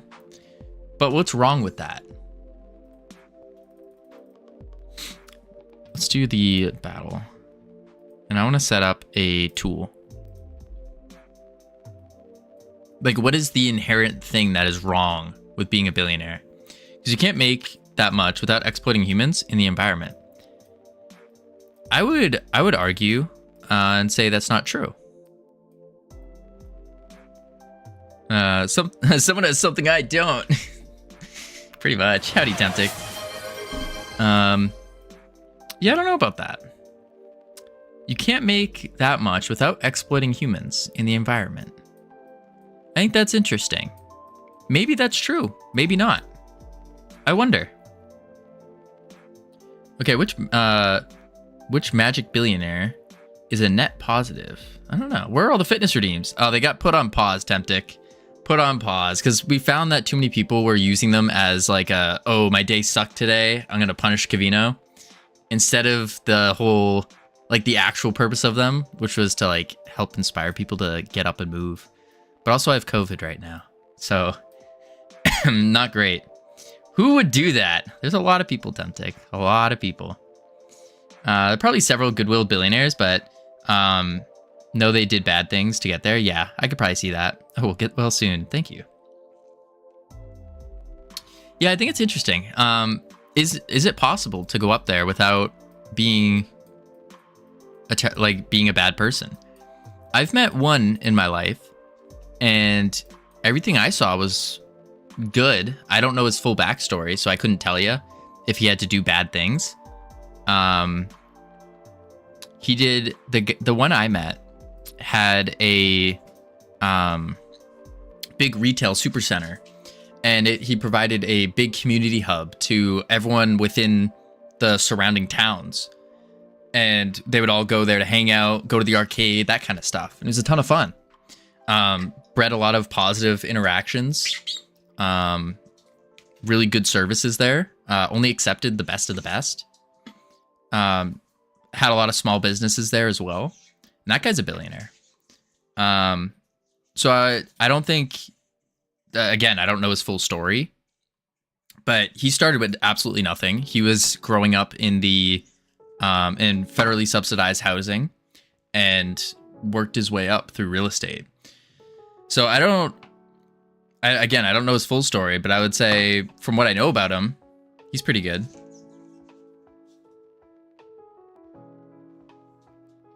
Yeah. Talking about Western Comfort, I think Ironic and Biley are talking about the gross numbers above any regular people will ever see. What is a regular person? I think we're conflating rich with evil, yeah. Which, don't get me wrong, you'd probably be right 9 times out of 10, but it's a different argument, yeah. Like, I'm not saying that. I'm sure there are some very evil rich people, but I don't think they're one-to-one. What is a regular person? Yeah, what is a regular person? Is someone making 50,000, what is that according to you? According to me? According to me, it's probably someone just making the average. Well, that's the thing. It depends, actually. Because if you look at the regular person in America, in the US, the regular person is making a median of what? Median salary USA is making $61,000 a year. The regular person in the US is making $61,000 a year. That's not normal compared to some other country. Let's look up median salary in Belgium.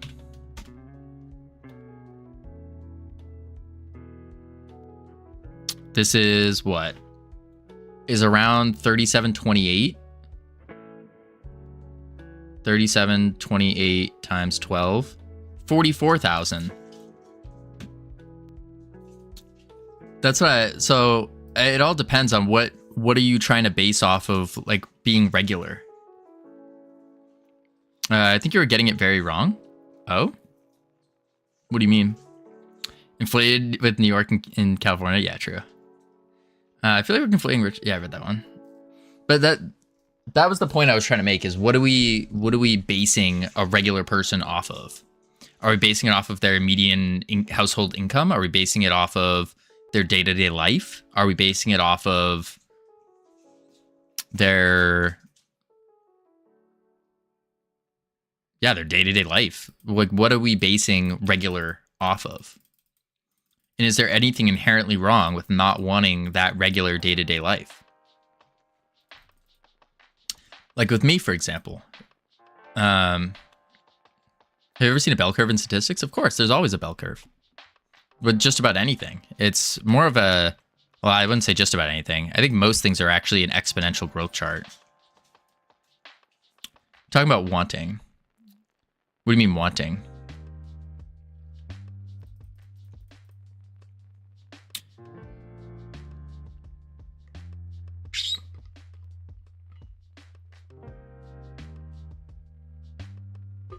Exponential growth? Yeah. I'm a regular person can't sit on passive income indefinitely. True. Broad baseline. Yeah. I mean, it depends on what you're defining as a regular person. But should everybody be a regular person? I would argue no. I don't think we were talking about the same things. Probably not. That's why I've been asking for clarification. What do you mean by regular person? All right, let's get some work done as well while we're talking. I want to get a enemy debug menu. Nope, I can't do this. Oh, okay, that's fine. So let's do.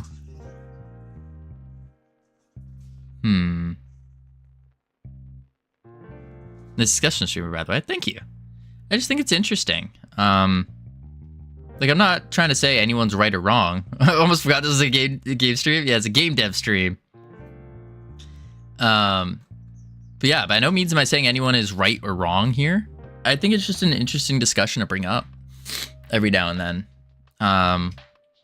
Because I am a firm believer that we are not going to grow as people unless we challenge each other.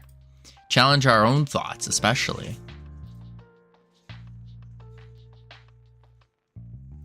I think that's where the true growth comes in. Saying things like, oh, I can't go from releasing or from knowing zero game dev and then releasing a hit game. We're about to see. We're going to release a hit game eventually. Yes, it's very convenient for us and inconvenient for the slaves in the sweatshops who made it and are drinking and bathing in the river next to the factory. True.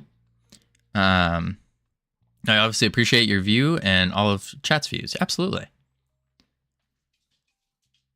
Yeah, but by no means, howdy Anonymous.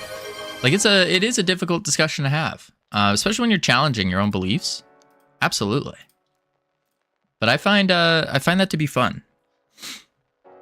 Because again, like that's that's how you grow. And I'm just trying to be the best version of myself possible. And the only way I can do that is by constantly challenging myself. All right, we want to do a debug menu. Yeah. So we're going to go into the stream at its core is a learning stream. Exactly. I feel like we're doing that. I would say so. We want pre-battle interface off. And if we go there, US is one of the most prosperous countries in the world. So everyone in the US, not homeless, is not a regular, but a rich person. Yeah. I always appreciate hearing others' views. Absolutely. As long as it's not in the fashion of like, I'm right, you're wrong. I can't make voices right now. Then I think that's counterproductive. I do think that. Like the whole, I'm right, you're wrong. I think if you can have like a mature discussion about it, I think that's good. All right, control. We're gonna want to add a new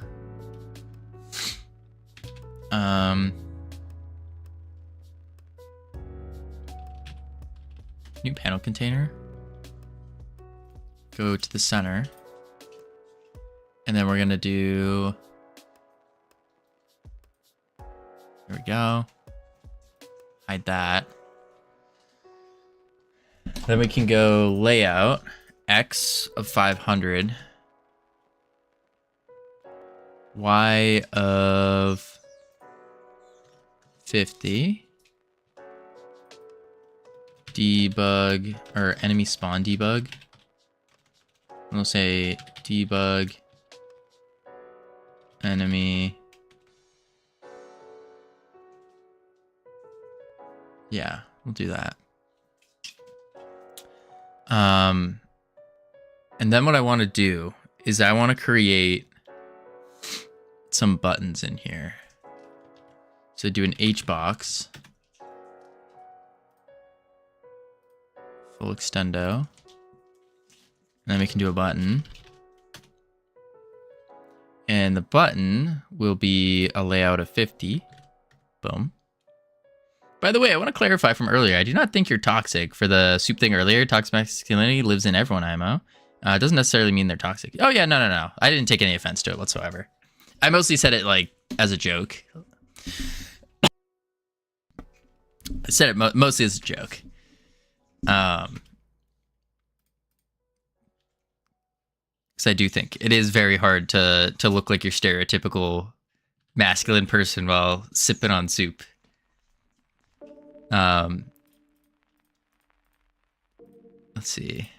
Buttons, check. Debug. We're gonna add this in here.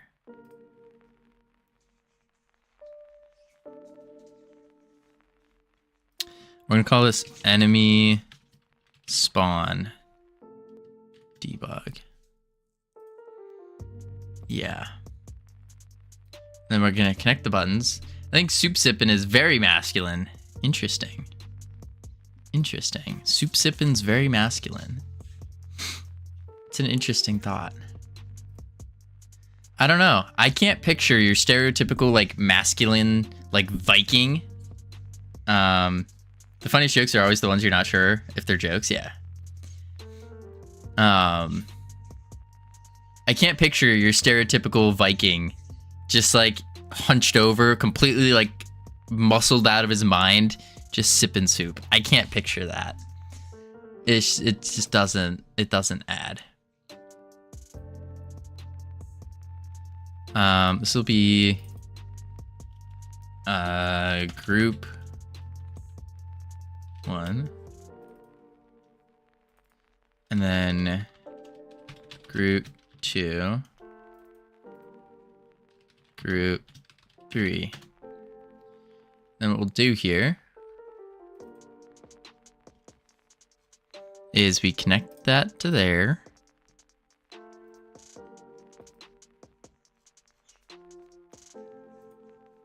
Connect that to there. and then connect that to there. Okay, but do you eat bananas with a fork, Covino? Joke's on you, Biley. I'm allergic to bananas, so I don't eat bananas. Take that.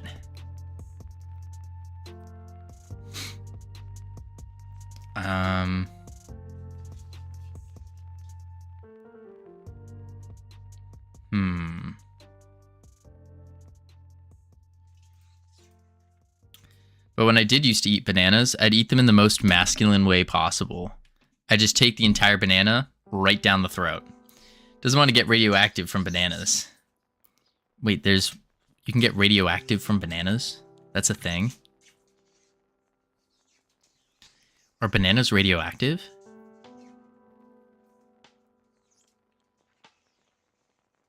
If you eat enough, you do. Temptic, are you telling me that I could become a superhero if I eat enough bananas?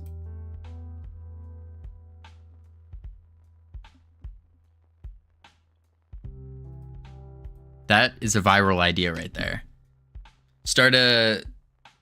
You'll die from eating them before you die from the radioactivity. Would you? Eat like 5 bananas a day. Everything's a little radioactive, right? Probably. But like, many superheroes spawn their superpowers from jumping into a vat of toxic waste. Some radioactivity. Spider-Man? Radioactive spider.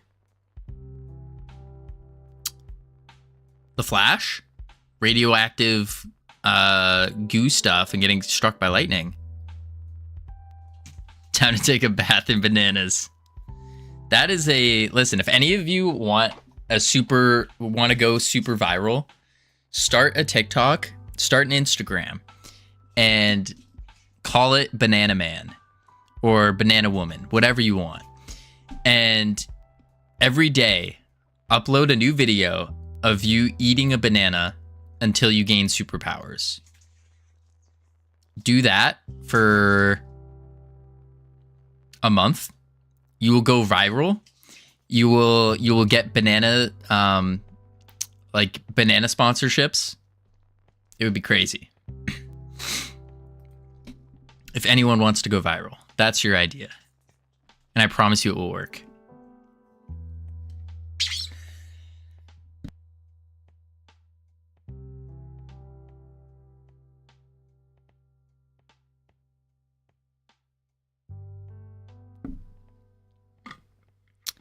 Can a slave vote with his wallet when a slave trader is providing a valued service to a slave owner?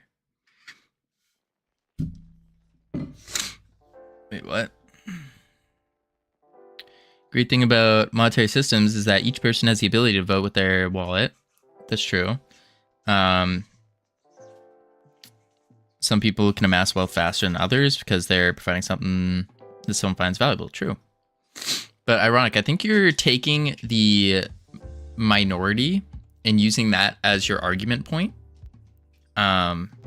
Which there will always be, as terrible as it is, like there will always be that minority point. Not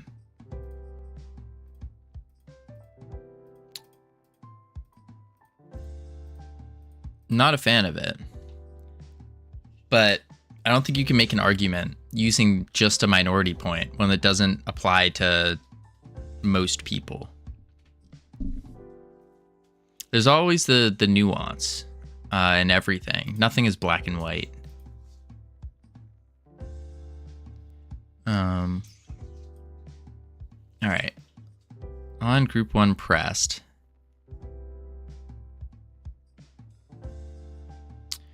What we want to do here is we want a way to save enemies. Please don't ever use that argument, Covino. What do you mean?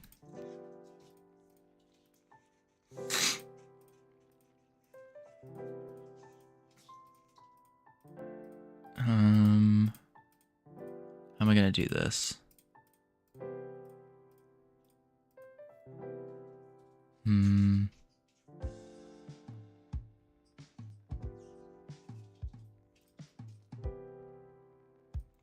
How am I doing this? I think I want to save it. Historically speaking, saying you can't make a point from a minority is kind of dodgy. What do you mean? Historically speaking. That is my point. I don't know what you guys are talking about. Yeah, what do you mean? Saying you can't make a point from a minority is kind of dodgy. Can't make a point from a minority. I'm not saying you can't make a point. I'm saying it's not a very strong argument. Oh god, guys, let's give up. No, please. I'm trying to learn. Most certainly.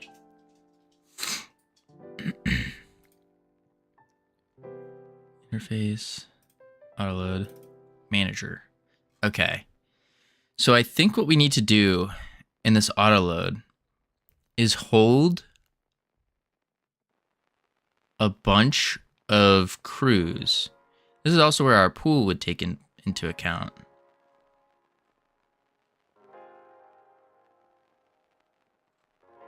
Yeah.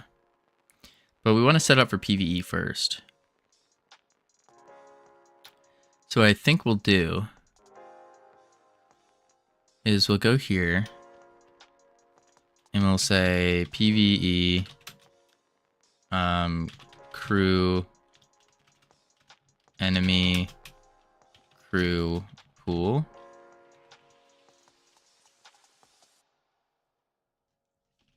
And then var enemy crew pool has a dictionary of crew members.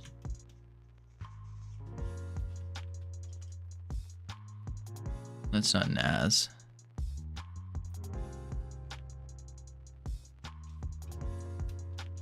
Equals. Okay. And then we want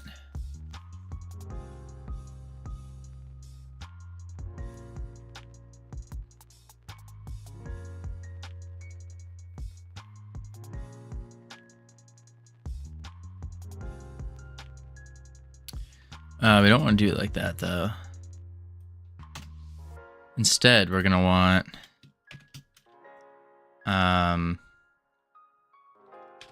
group 1 as a dictionary, and we can say, ooh, I think we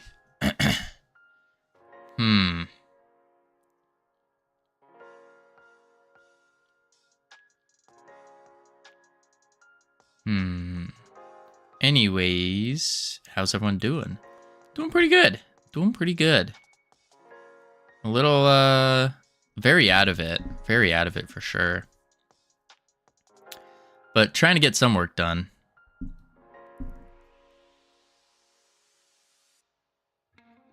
Group 1.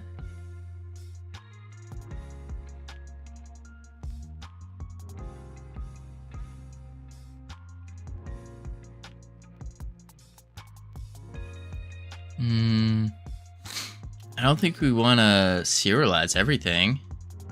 Dictionary, why not an array of objects? Gregorio. I'm not too sure. The reason for a dictionary is so then I can do different groups, because this is going to be a pool of... Really, I could do a...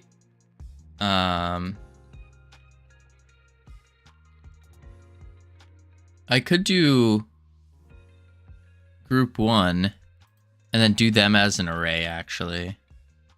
Group 1 as an array of crew member.new. But I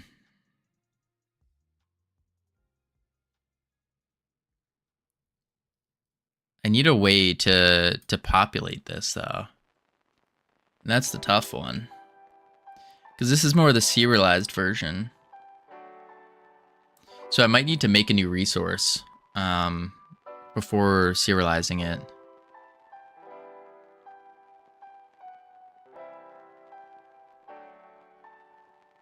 Yeah. Yeah. Cathartic, a laxative. That's not quite the word.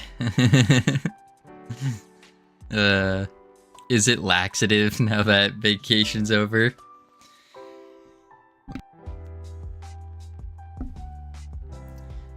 That's funny. Yeah, how are you now that your vacation's over, Temptic? How are your bowel movements? Are they better? Don't answer that.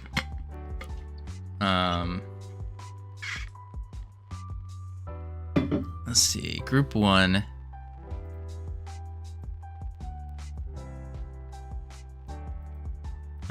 Let's actually do this. I said don't answer that, Temptic.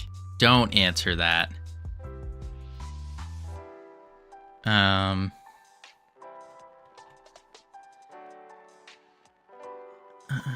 Let's do...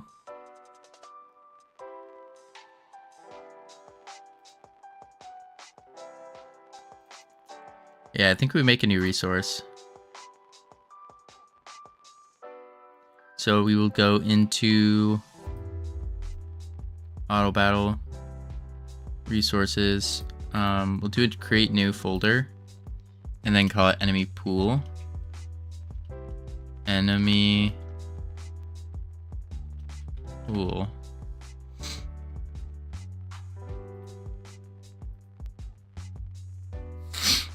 And then create new.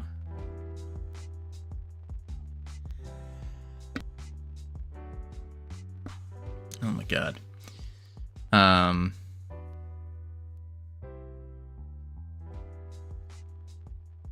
gonna bother Savage about the bot defining cathartic as a laxative. I think you can split what it is. You can so it's like it said what 1 out of 3. There's 3 different definitions for cathartic. I think it's what define cathartic 2. Yeah.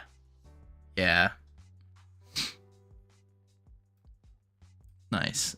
That's a very good definition.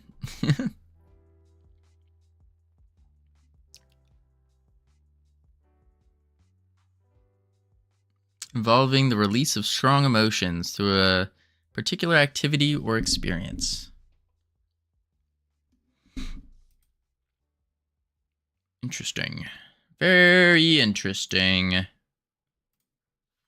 Okay, but why is laxative the first one? I mean, it could be a release of emotional tension and a very overwhelming experience, maybe.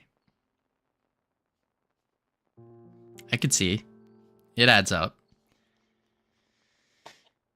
Gross. We're going to create a new GD script. And this will be called the enemy pool. Yeah. Enemy pool. Pop this open. And this will be class name enemy pool extends a resource. And what we want here is an export var crew name as a string. And then export var pool crew as an array of crew members.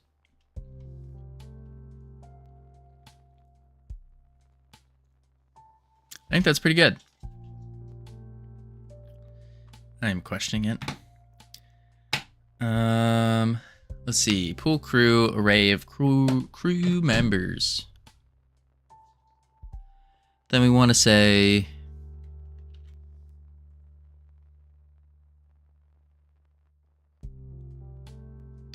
I guess then we make the pool And then we have to make a list of them. I think so. Enemy pool. We call this pool 1. A swimming pool? Something like that, North Pole. Something like that.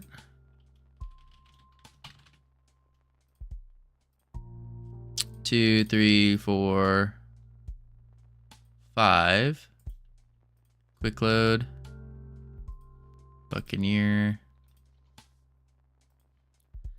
We'll do like all Buccaneers for this one. For otters, no. Otters, I would never want to swim with an otter. I would never want to swim with an otter. Those things are vicious. Otters take out crocodiles. Or gators. I think it's crocs. I think they take out crocs. Those guys are vicious. They do it for fun, too. It's spooky. Oh, did you not know that, Temtic? I feel like you must have known that. There's no way you didn't know that.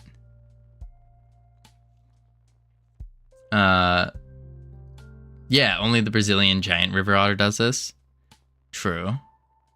Oh no, the means oh, no, the O means I now hate you for saying that. I mean, listen. I don't think swimming with otters is a great idea. They can be vicious little guys. They're cute, but they can be vicious. Kind of like swimming with dolphins, where like dolphins will just mess with you for fun. Are you a Brazilian giant river otter?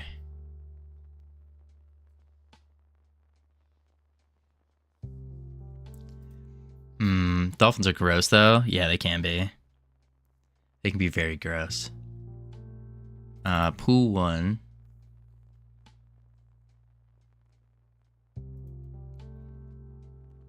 Okay. And then what we do... I'm gonna... Eurasian river otter. The Eurasian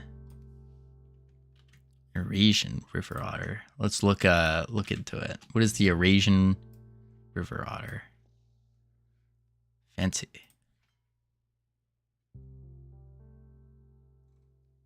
Interesting. The most widely distributed otter species.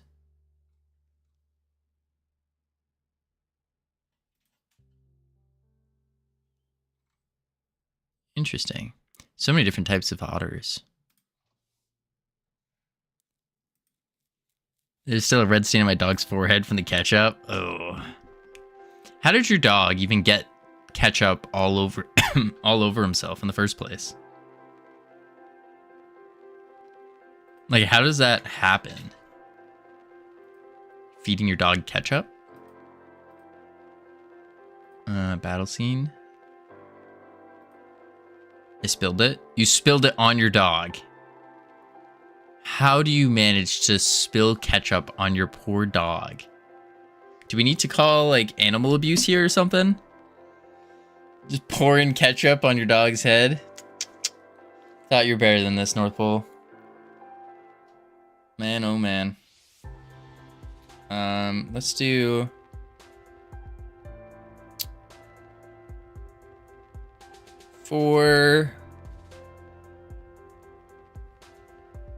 I guess we're gonna have to need some functions.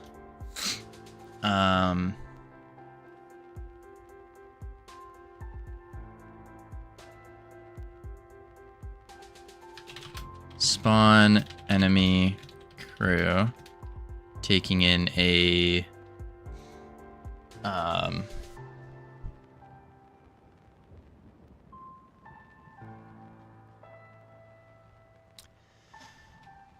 I was gonna do an argument for this, but I don't know yet.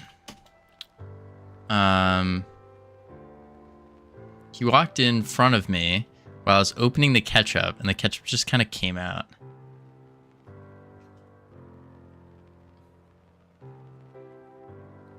Interesting. How does that? That's weird. I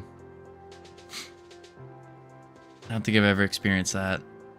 Don't question it. I'm not questioning it. Don't you worry. I've started to learn. Don't question many things that North Pole does or says. She is an enigma. She's an enigma. Builds up pressure. I've never had that. Yeah, I don't think I've ever had pressure built up ketchup. The fact that he's blonde doesn't help. Yeah. That definitely does not. I eat a lot of ketchup. Do you? I try to avoid ketchup. I try to. But then again, I replace ketchup with something just as bad, which is just like barbecue sauce. Barbecue sauce is good. Oh god. Oh god. Oh, Temptic. That's not good. I really eat ketchup. When I do, I spill it on my dog's head. Any ranch enjoyers in the chat? I'm not really a ranch enjoyer. Isn't barbecue sauce literally ketchup with smoke flavor? Like I said, it's arguably just as bad as ketchup, but yeah, it's very similar. Very similar. But yeah, no, I'm not a ranch enjoyer. I will say, I don't mind chicken bacon ranch pizza. That's pretty good. But too much ranch is too much. It's too much. Ooh. All right, now we got a headache kicking in. Spawn enemy crew for crew in multiplayer manager dot. So there's things you can put in your body. True. True.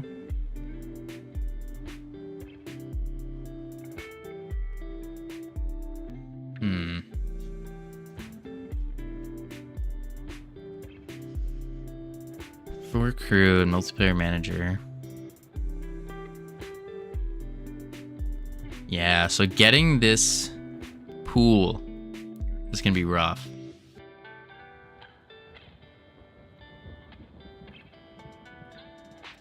Unless I populate it when the game starts, but I think it would be better just to have it already in. But to have it already in, we'd have to serialize it. Huh.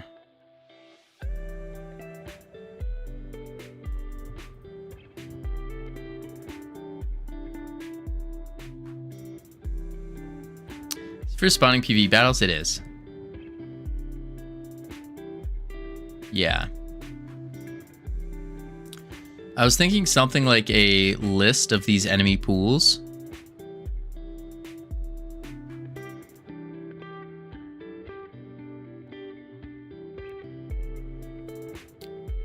But I don't know about that.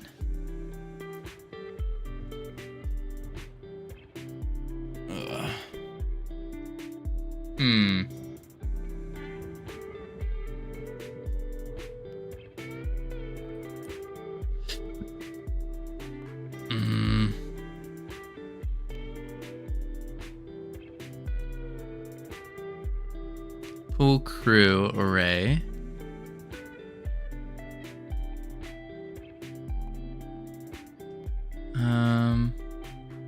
Never tasted ranch in my life. Really? That's weird. Never had ranch. I could see North Pole being a hardcore ranch enjoyer. Just has that vibe.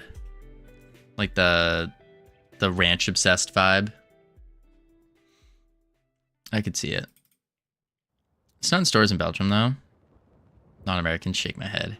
Yeah, it's probably not good for you. It's probably made with a lot of things that are banned in Europe.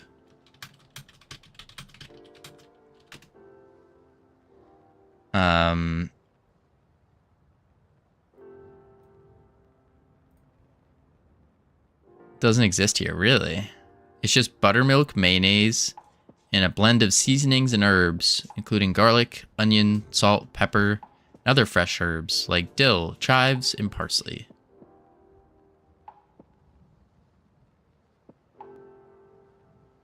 It's the mayonnaise that turns me off.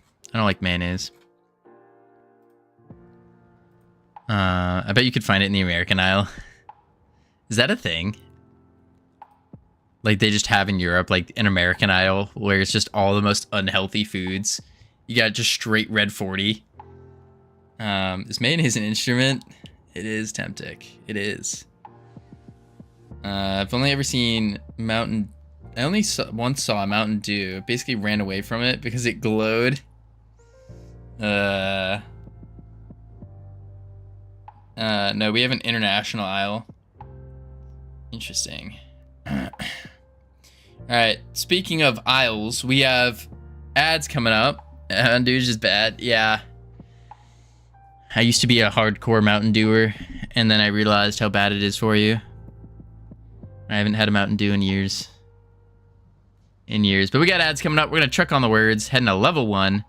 I like Mountain Dew. I'm not saying I don't like it. Baja Blast, it slaps. Don't get me wrong. Baja Blast slaps. It's not good for you, though.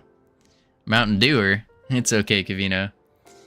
If it didn't do negative things to my body, then I'd probably drink Mountain Dew every day. It's good. It's good. It's good for you if it's good. Not quite. Not quite. Candy tastes good. It's not good for you. Alright, I'll be right back real quick. I need to get more water. Get some fresh air, maybe. Oh boy. And then we will get these crew pools working. That's the goal for today. That's what we're doing. Boop, boop.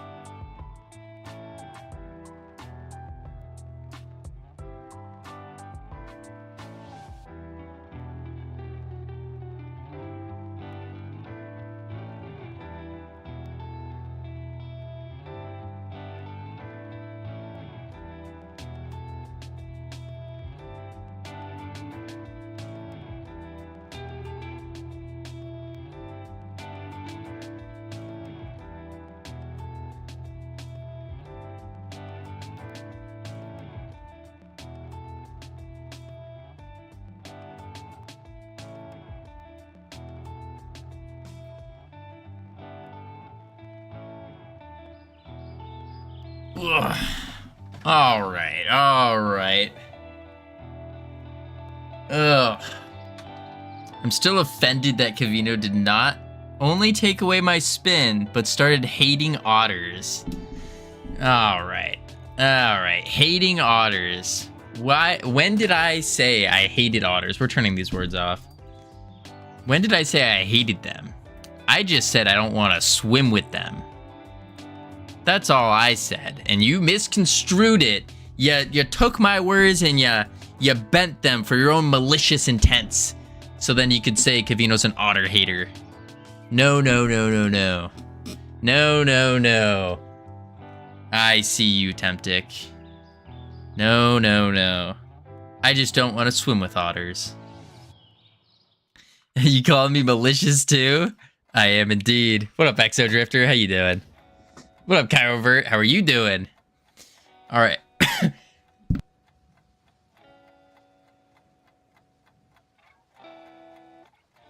We're okay. For those of you who don't know, I am dealing with, I reckon by this time tomorrow, it's gonna be gone.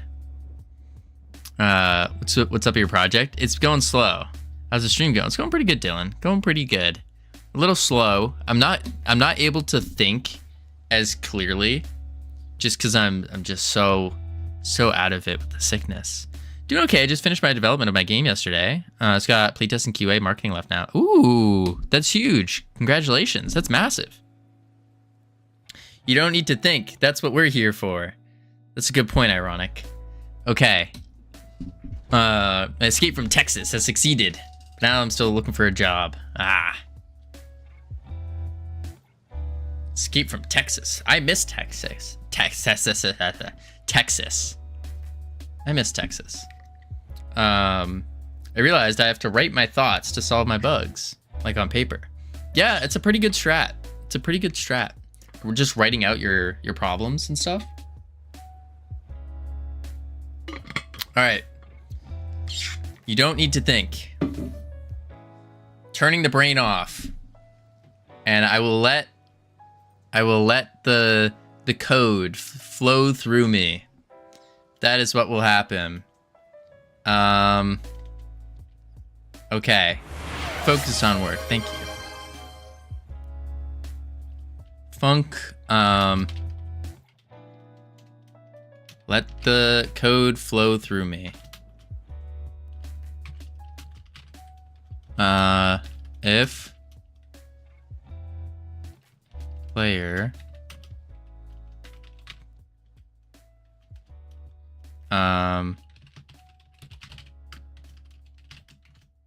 there we go.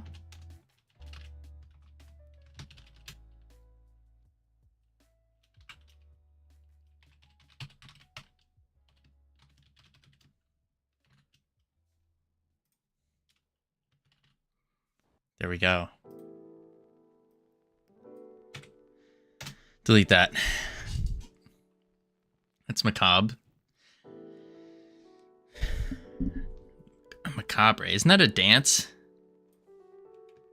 Isn't that a dance? The macabre. Macabre. Disturbing or horrifying? Oh. Interesting. May the god of code assist you, and also with you. Alright,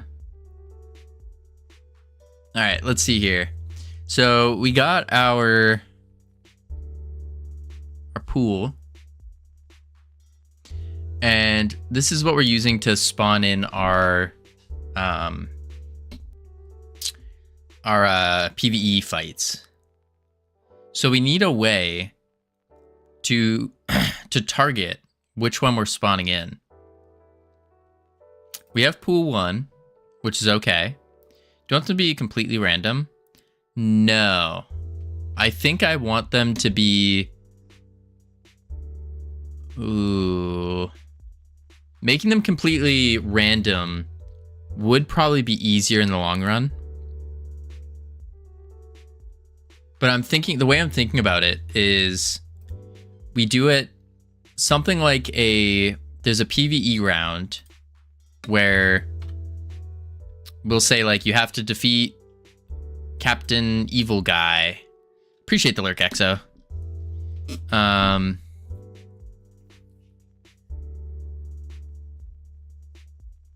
There's like a round.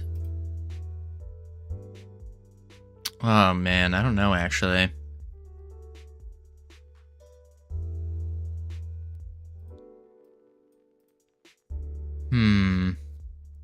Because the way I'm thinking about it is there's two different fights.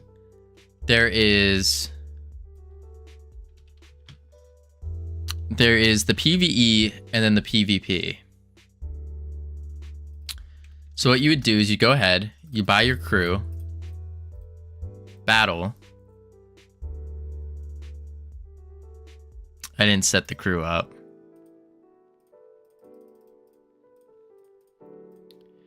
You set your crew up, and then you have the enemy.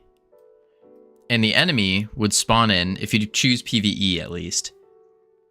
It would be already spawned, and you can position to strategically defeat them.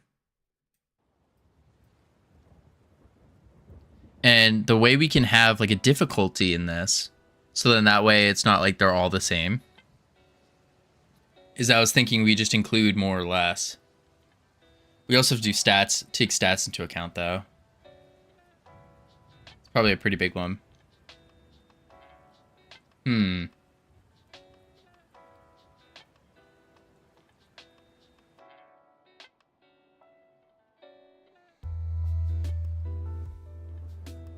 So I think at least for the first 10 levels or whatever, we should make it so we manually have to input what goes where.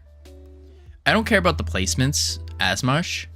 I probably should though. Yeah, we need to give, at least for the first 10 fights. And 10 is just a random number I thought of. We need to think of where we want everything. Yeah. Huh.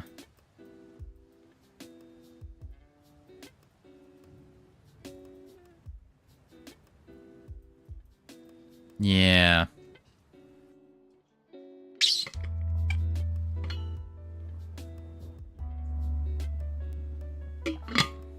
Oh my lord.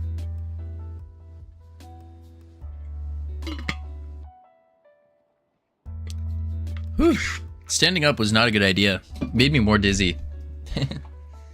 Yeah, so first set, I want to have, like the first 10 groups, I want to have them all placed. And then from there, we can set up a like procedurally generated enemy pools.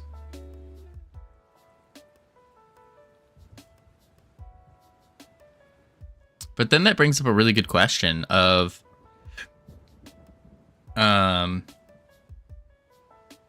making crews stronger.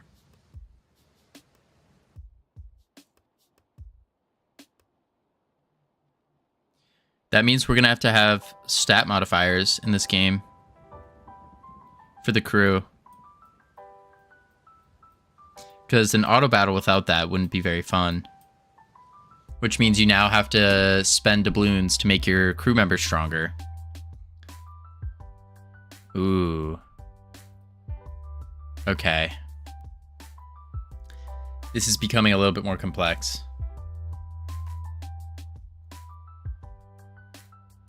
Let's take it one step at a time. First step, we just want to spawn in one crew, and that's it.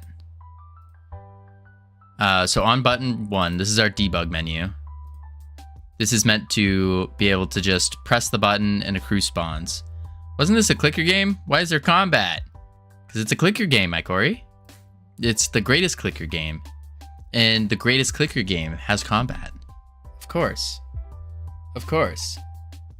Is this still the lifeguard game? No, Dylan. No. That one's been shelved for now. Pausing that so we can learn a little bit more about multiplayer. And then we'll get back to it.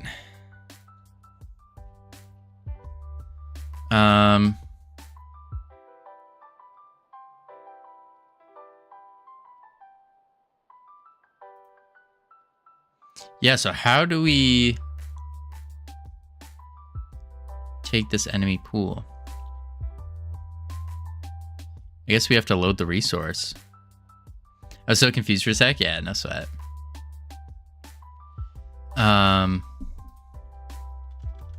Let's do var group load, and then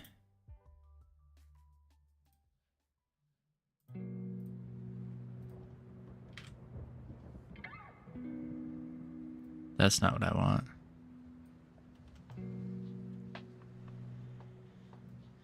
We don't want that. We want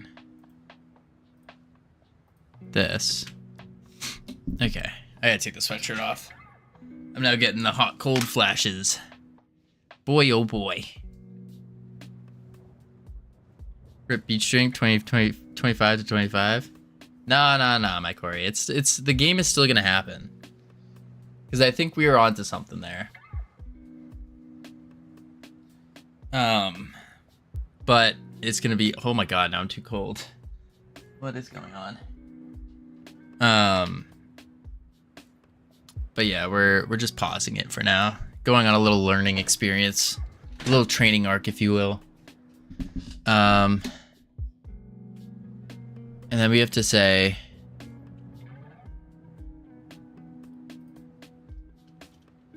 for crew in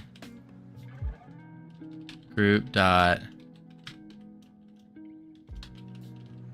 No more exercise redeems. No, my Corey. We ended up doing away with them, at least for now. Biggest reason is we found that they weren't accomplishing what the goal was. The goal of them was to help inspire people to get up and move around every now and then. And what we found instead was that people would have like, they'd come into stream after having like a rough day and they would take it out on me. Because like, yeah, there's definitely some enjoyment factor in seeing someone else suffer, but that's what it turned into. And that's not what we're trying to push here. It kind of devolved. And so we had to take it away for a bit. That's the big reason.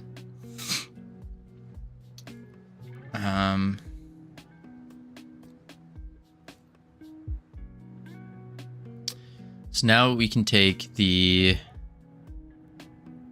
enemy. Let's export this.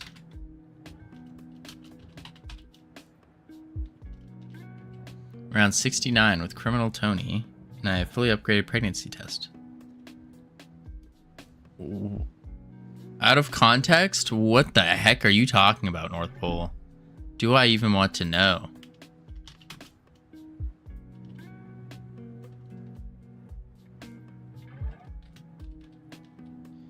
Look at you. I remember when you were working on Realm Rapture, unsure how to continue code. You're powering through it, of course. Nubby.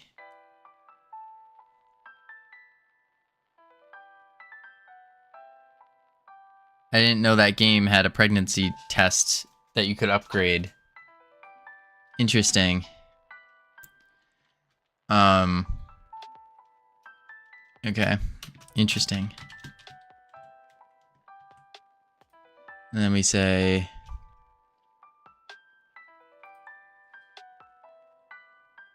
oh, because this needs to be completed. I was gonna say congratulations, North Pole. Nubby is a game. Yeah. It's definitely something. I feel like the Minecraft Google searches. Minecraft Google searches. I don't think I'm familiar.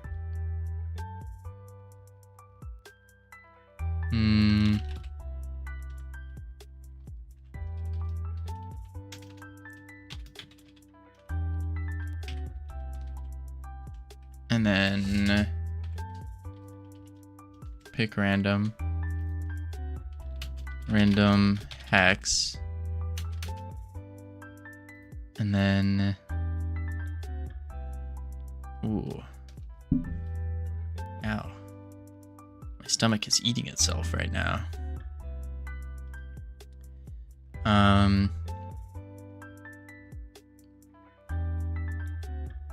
Enemy hex grid dot get children pick random, and then what we're gonna say here is, if random hex dot is occupied, how do I enslave a villager? That's funny.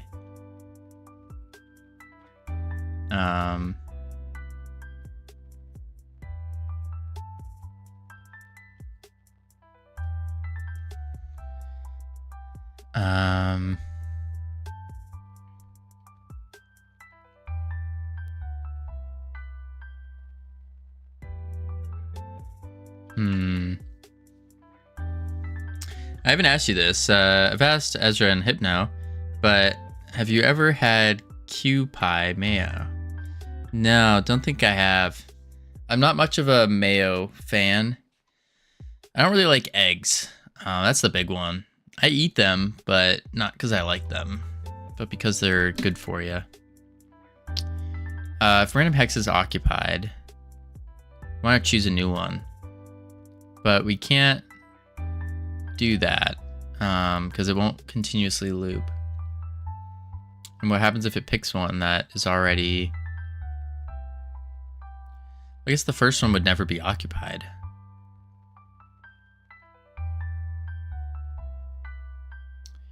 So we could say...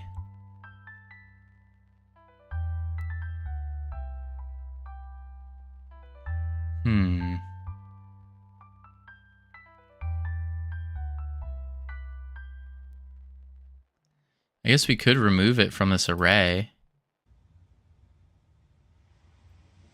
But if we remove it from the array, will it remove it from here?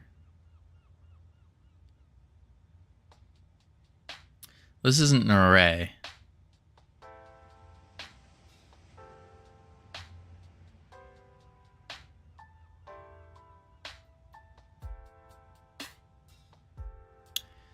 So we need to say...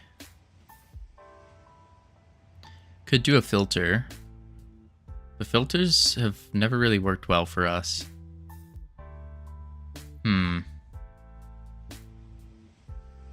Random hex is occupied. Let's delete this. Let's think about something better to do.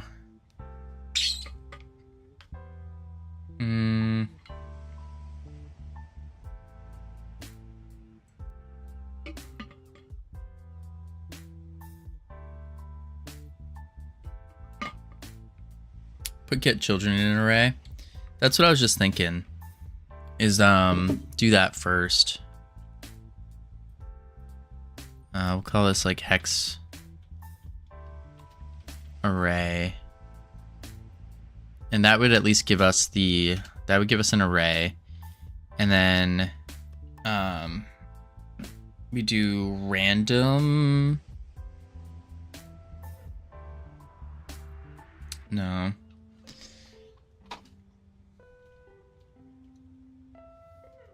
I guess we could loop it. You can do things to it later, yeah. For sure. For popping, removing, yeah. For a hex and hex array. Well, no, not yet.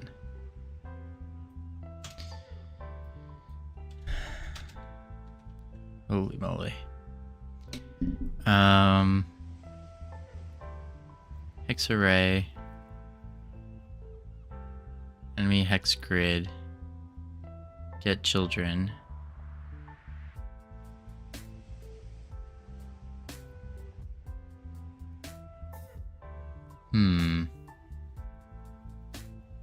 What is the logic I'm going for here?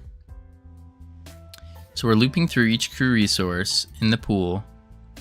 We get the hex array, which really, this could be popped up here outside the for loop. And then we want to say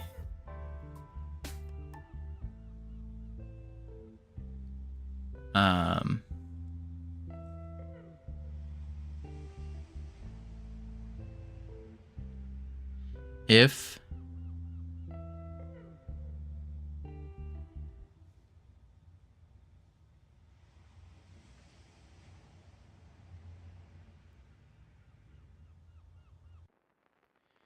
crew and crew pool.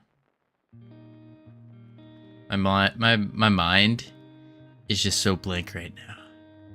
So blank. It's like, this is terrible. I'm so sorry to everyone who is watching, but I appreciate all of you watching. I got addicted to Die in the Dungeon. What is that?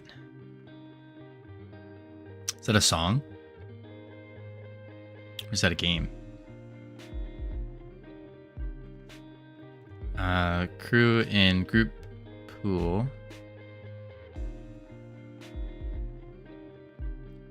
Hex array. Enemy hex grid. Get children. It's a new game. Very nice. It's a dice builder game. Oh. I don't have any of the sus emotes no more. I mean, you got the twerking Godot one. That one's a little sus. That one's a little sus. You got chicken strip.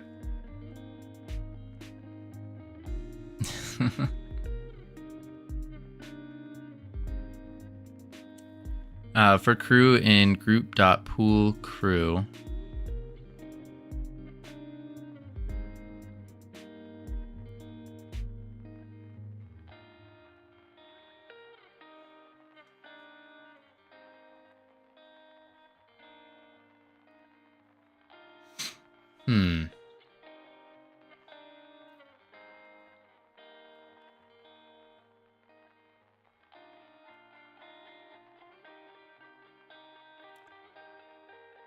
Let's think. So what we want to do is we want to loop through the hex array and get a random one that is not already taken.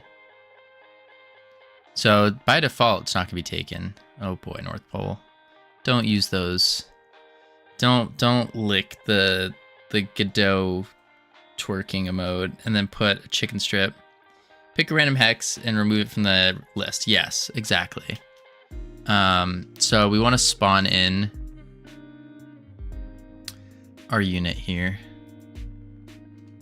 So export var unit as a packed scene. And then here we can say var unit equals unit dot instantiate.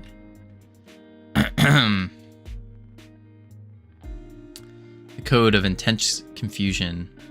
It's not even confusion. It's just pure blank. Like my mind is just so blank right now. It's absurd. Unit dot set unit.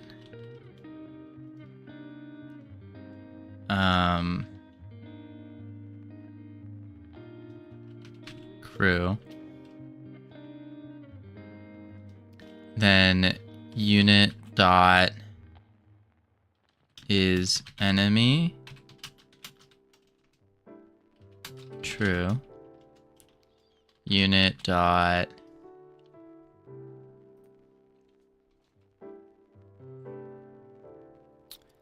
where's the other one?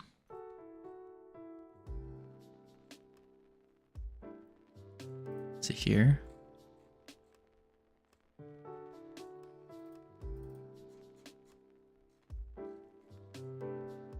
Here it is. Set unit. Friendlies add child. So enemy add child. Need snap location. Let's take all these.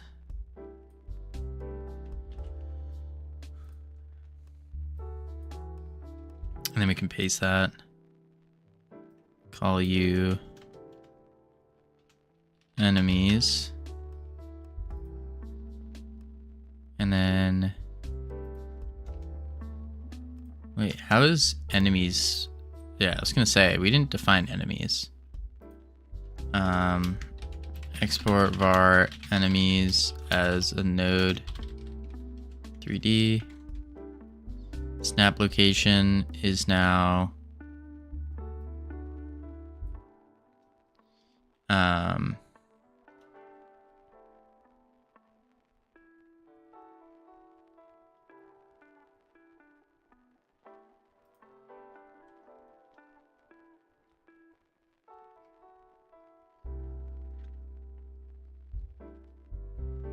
it's now going to be hex array dot actually hex array dot pick random. This will be random hex array pick random, and then hex array dot erase random hex, and we say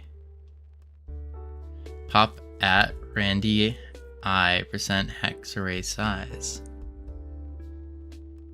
Wait, what does that do? Pop at randy modulo hex array dot size.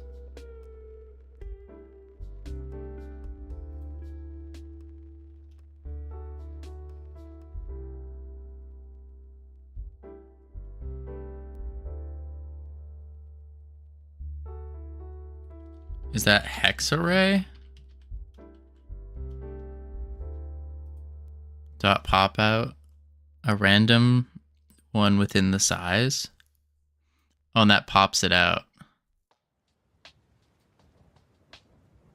So this should be, we take this and we put that as random hex instead. And that pops it out as well. Random hex. Hi, how was your day? You had great work ethic and consistency, which many don't have or appreciate. Thank you for that. Where am I? My day's going pretty terrible. To not sugarcoat it. Recovering from COVID still. So currently have it. It's pretty terrible. But that doesn't mean that we get to stop work, you know? Just means you gotta keep going and push a little bit harder. And it sucks, but it is what it is. Just an opportunity to get better. What up, Royal Keys? How you doing? Okay.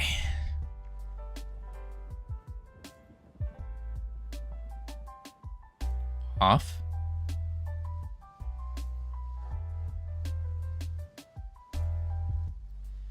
So this sets all of that.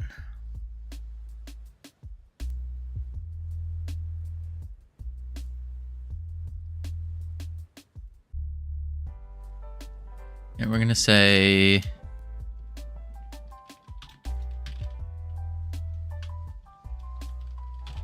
Covino, I spilled my coffee on my desk. Will you clean it with your psychic powers? Sure thing, Green Kitty. I got you. Is it clean? Is COVID still going? I thought it went down to near zero. I thought so too. Howdy, Green Kitty. I thought it did too, but yep, apparently so. Can thank I get to thank Germany for that. At least it wasn't in the PC keyboard. True. Gotta feel like a crazy game dev getting called like the royal version of the main character of Guy. Wait, what? What is Guy? I don't think I've seen this before. Is this the first time you got it? No, this is the second time I've gotten it. I got it back in when it first went around. but haven't had it since. And then my parents went to vacation in Germany, came back with it, and then they gave it to me. Yeah. Yeah. Oh, you went to Germany? I did not. No, my parents did. No. At least they brought you something. That's true. I'd rather not get that. No, if anything, like, truthfully, it actually enrages me that I have COVID. Like, it makes me so mad. What a con. Yeah, no. Ugh. Anything that takes me away from being able to work effectively really, really bothers me. And I don't get bothered by too many things. But it's like, when it's out of my control and it happens, man, that blows. Ah. They didn't set this.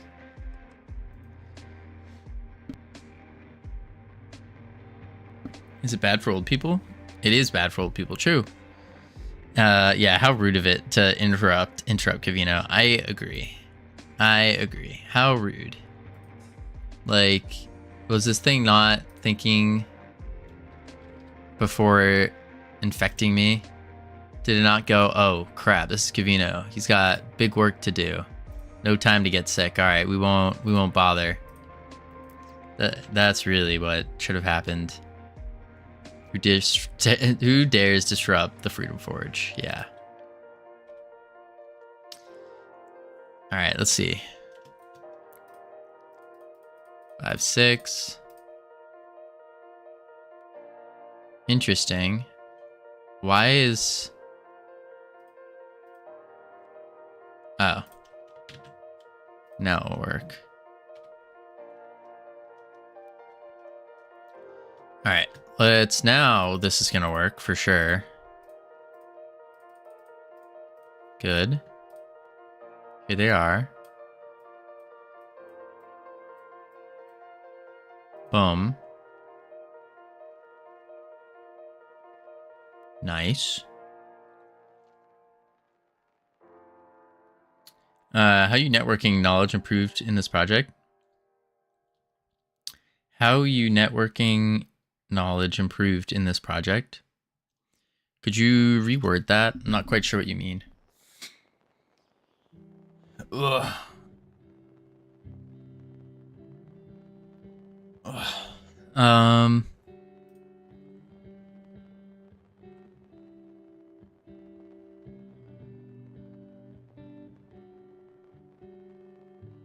We did move. Nice.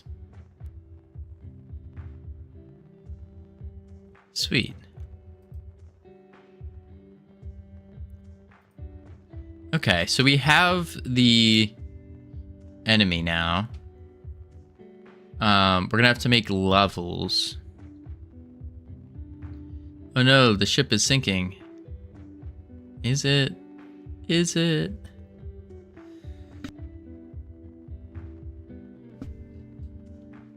Ugh.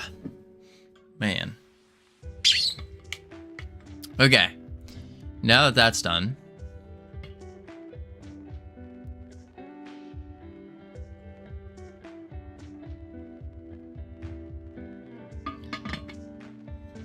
We can do spawn enemy crew with a path. I don't know if I like the path, but that's one solution. Is we have a bunch of paths. How your networking coding skills improved so far. Oh, I see. They haven't yet. We haven't gotten into the networking or multiplayer stuff quite yet. Why do we need push-ups when Covino tortures himself? True. But yeah, we haven't gotten to the actual networking yet. My assumption is that it's going to be a lot simpler, and it's going to be heavily reliant on Godot Steam in setting that up. specifically setting up the leaderboard and stuff like that. I think that's where a lot of the learning is going to come in. We are taking this game even simpler. So what we're going to be doing, because like the truth of the matter is this game, like a clicker game, it doesn't really excite me all that much. So what we're doing is we're just going to finish off it being a clicker game. And more specifically, the biggest thing is we're taking two genres. And when you take two genres of games, so clicker and auto chess, which was the original plan, you have to ensure that both players of these genres can intertwine. So will clicker game players like auto chess games? Will auto chess game players like clicker games? And something I was finding was it only goes one way, right? Only clicker players would enjoy auto chess, but auto chess players wouldn't necessarily enjoy clickers. And that I'm talking about for like a majority of players. It seems like a topic you are trying to avoid to learn. No, not at all. Not at all. The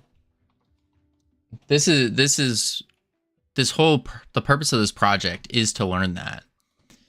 So yeah, it's definitely not a topic I'm trying to avoid. Absolutely not. It's a topic I want to learn more of. But I was just doing the actual logic thinking between doing an auto chess game mixed with a clicker, and I was finding that this was not true. In order to combine two genres, you need to have both sides have to enjoy the game type, or at least the hypothesis. And I found this to not be true. And so we're removing the auto chess, and we're just going to do auto battle. That we already know is tried and true, and auto battle is enjoyed through clickers, because many clickers do include an auto battle type thing. And so we're going to have a leaderboard for the clicks. We're going to have a leaderboard for the auto battle PvP stuff. And we're going to take it very simple. So instead of being real time, it's going to be, and instead of being turn-based, it's just going to be off of a pool. So we take a pool of enemies. I have books about networking code in general, not Godot Network API if you want to send them to you. Yeah, please do. Please. For sure. No promises I'll be able to get to them anytime soon, but for sure. For sure. Because I definitely need to do more learning on networking. I have the basic idea down, but I need to dive into it deeper. So, yeah, that is where we have left off. Boom. And then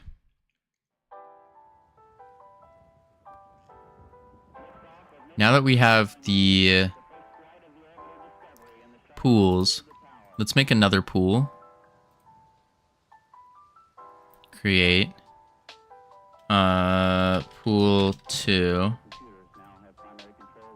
We're just gonna do 3. What did I name these? Groups? Why did I just name a pool? That would have made far more sense. Pool 2. Add.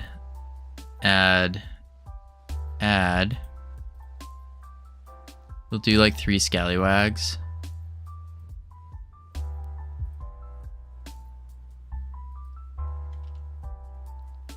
And then in our debug,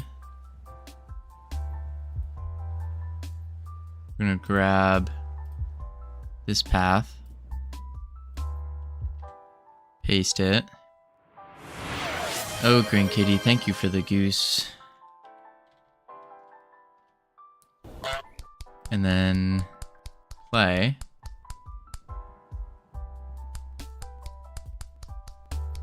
Boom, boom, boom, boom, boom, boom. And then start.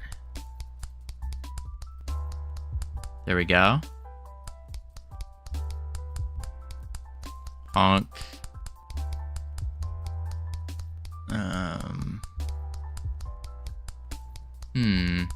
Gotta bring the goose.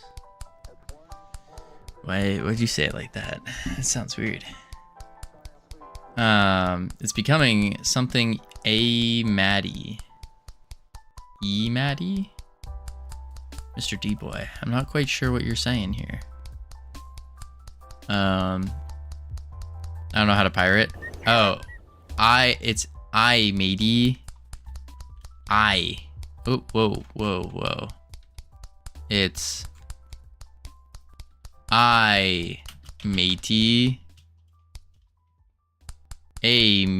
Matry.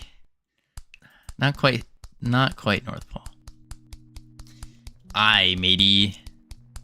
You say ahoy. Nice.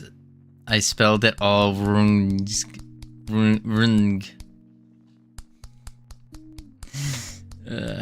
It's the thought that counts. You tried, and that's the important part. I thought they said R. They do. They say R, and they go R, and then they say matey.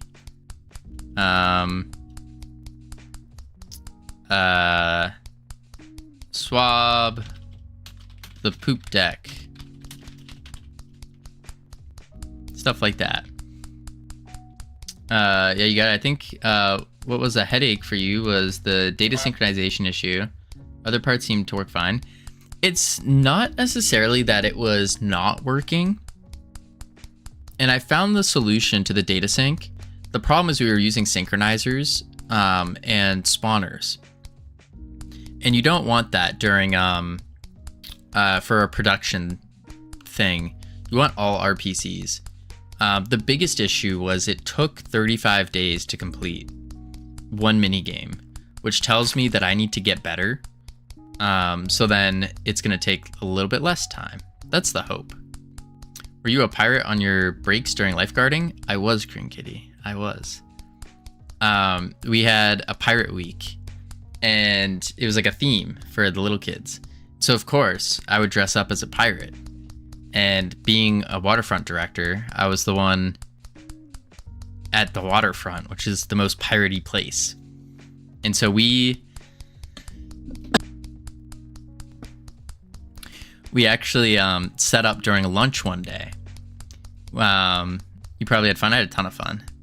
We set up we had this big raft. It was like a floating dock. And what we did is we took some PVC pipes and we took a bed sheet. And we turned this dock into a sailboat, and we sailed it from across the lake, and everyone was dressed up as pirates, and we had a big pirate fight and stuff. It was really cool, really neat. And the kids loved it, of course. But yeah, lots of piratey things.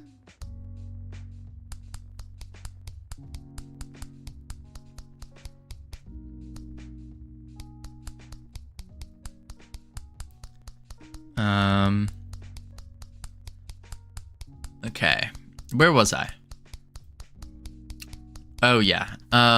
So another thought, if we're doing auto battles this time, matey, and a bottle of rum. You darn tootin' scallywag.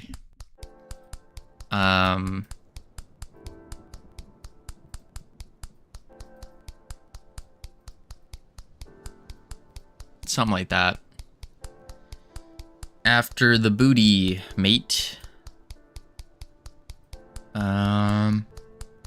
Okay. We need to figure out stats. Yeah.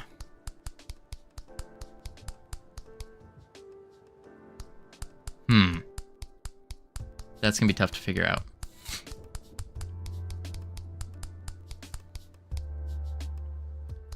Let's think. So what this means is we need a way to from the clicker game to increase our stats. So maybe I have like a crew here. And that's where you do it? Maybe. Increase stats how? So I'm thinking stats like your basic stats. Health, damage, attack speed. That's what I'm thinking. Very basic. And then what I want to do is I want to keep it so when we... why and how do they increase? They increase through spending your doubloons. The why is just to make the auto battle more fun. More strategic. And then to increase, you just spend doubloons. Waiting. Spend doubloons to increase them. I was thinking, yeah.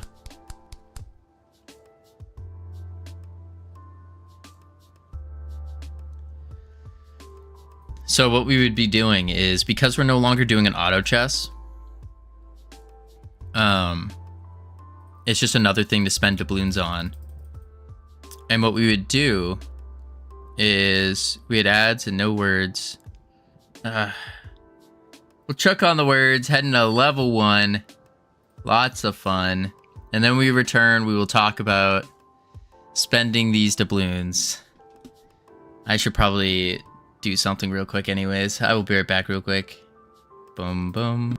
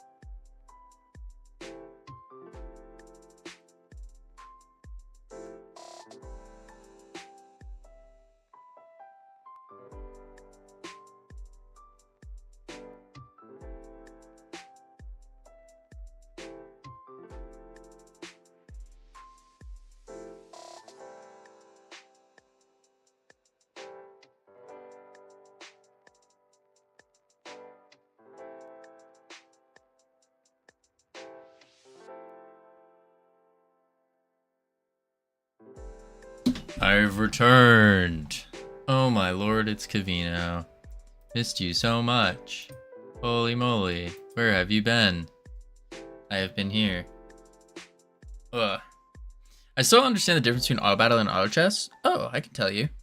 So in auto chess, I think that'll be the easiest way to explain it first. Auto chess is a completely different game genre than auto battler. Auto chess is a full game mode. The idea of it is you have a pool of things to choose from, and everybody shares that pool. This is standard auto chess. Pool of characters. You have economy. So auto battler is auto chess without the pool and without the economy, because that's another huge portion of auto chess, is they have economy. What are doubloons then for? Doubloons are for the clicker. Afternoon, how's life in not Texas? It's pretty miserable, Mars. It's pretty bad, but every day's a good day, even when it's not. So doubloons are for, you can use them in the sense of auto battler to make your crew stronger, to hire new crew members, or to increase your doubloon generation. Yeah, that's the idea. So think of it as like the overall resource of doing things. That's what it is.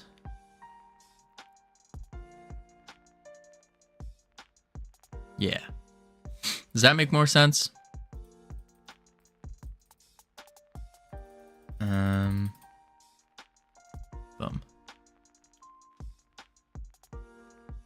Do you still recruit units with doubloons? Yes. Yes. So you recruit units by going to the tavern and spending your doubloons to recruit them. And upgrades are just for that battle? No. Upgrades are permanent. So, for example, we buy a scallywag, right? Buy a scallywag. We would then, if we wanted to, we could spend extra doubloons to buff them up, so we could add like plus damage to them or whatever and buff them up. But what I was thinking is, if you lose an auto battle, you lose your crew. And so you'd have to go back, rebuy them, and then rebuy the upgrades for them as well. And this is where things like a prestige comes into play. Prestige can make it so all of them have a buff by default.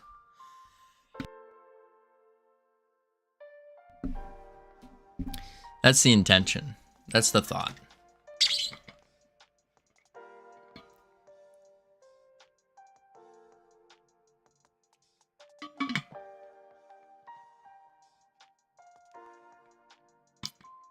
Yeah.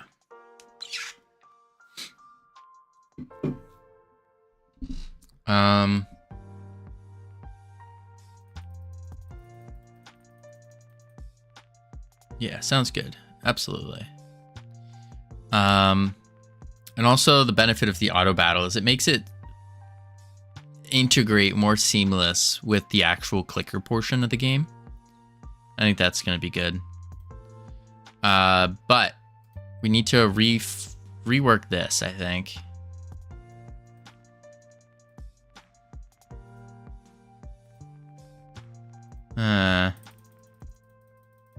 I gotta plan it out more.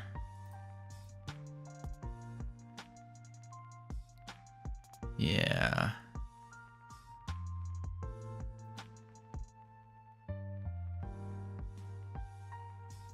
So, problem with the landing party. Can't wait to see it in action. Same here, Code. Same here.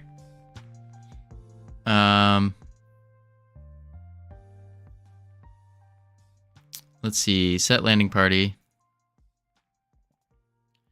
And then we can do...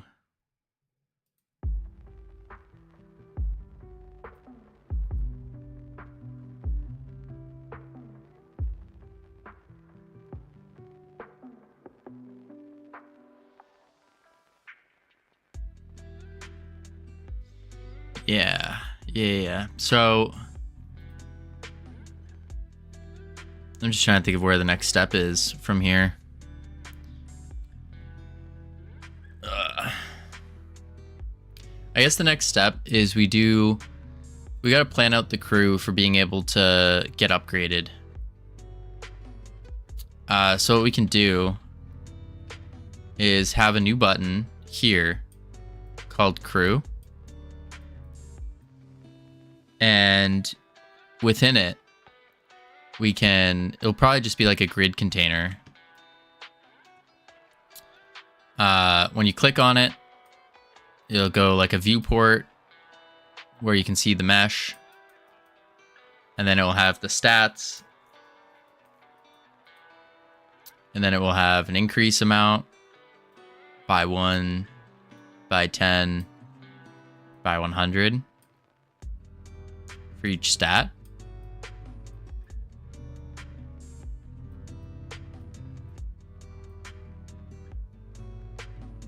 Yeah. It's Realm Rapture. It's not Realm Rapture. No.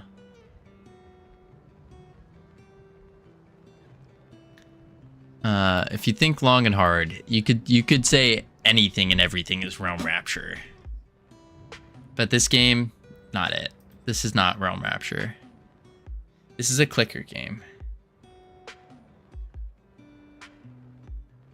I don't see the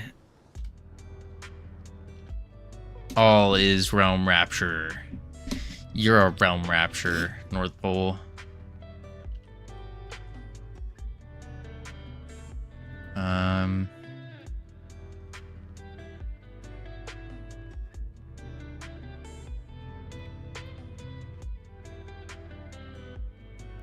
Oh my god, I just got contacted by the CEO again. Ooh, by a CEO. CEO of what? Bye-bye, plebs. Wow. I see how it is, North Pole. You're just waiting for your opportunity to make the big bucks. And you're talking about... I can't believe it. No, you're joking? Sure. No. Just go hop on your private jet. Go up. I get it. I see how it is. I get it. I understand.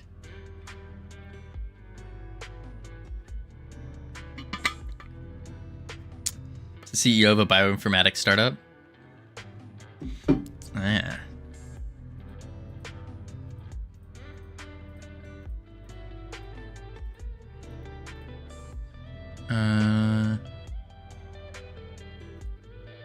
What was I doing?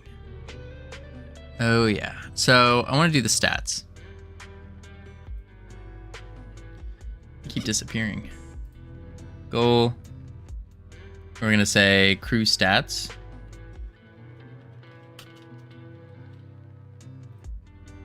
Boom. And then we do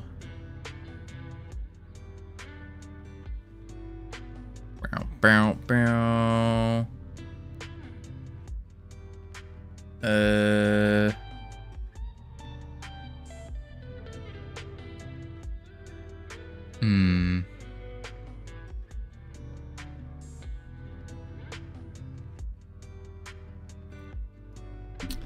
I'm not gonna open it though. I'm running on 2 hours of sleep. Yikes. Best first get rest? Absolutely.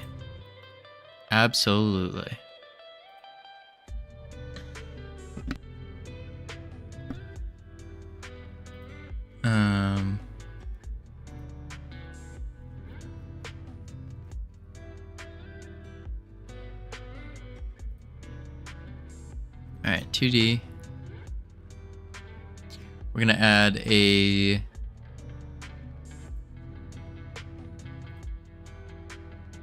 what are you?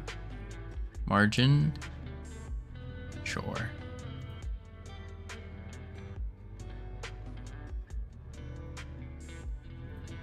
Well, maybe not, actually.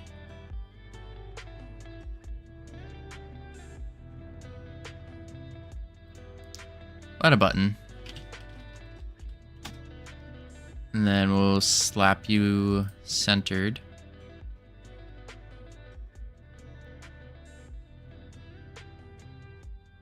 Sure.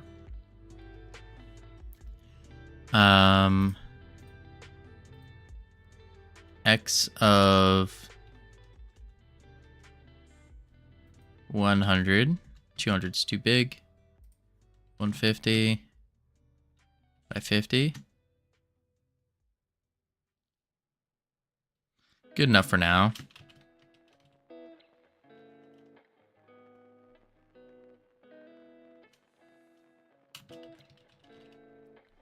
Crew manager.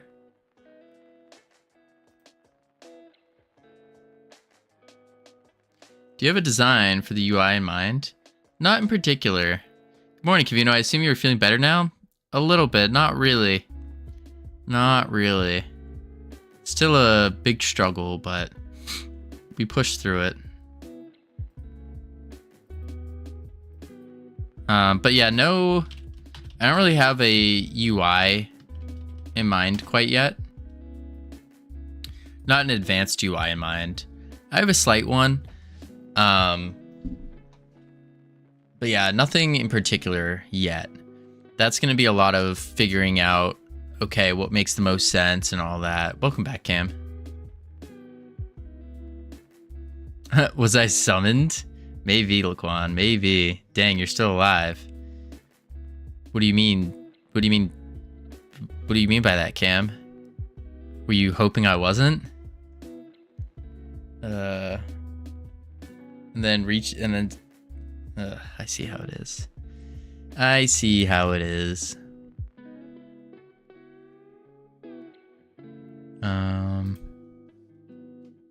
Let's do a margin. And then this will go full extendo. Crew manager margin. Mouse, ignore.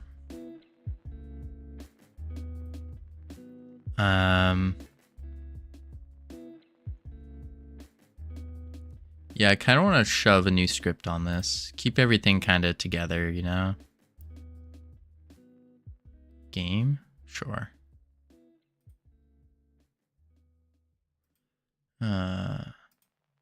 What? Cam, you didn't ask how I am. What the heck? You ask how North Pole is, but you don't ask how I am. I see how it is. I don't care about how you are. Oh. That's hurtful, Cam. I thought we had something special. I see how it is. I see how it is. What does North Pole have that I don't? That's the question. What is North Pole giving you that I can't give you? Crew, 2D.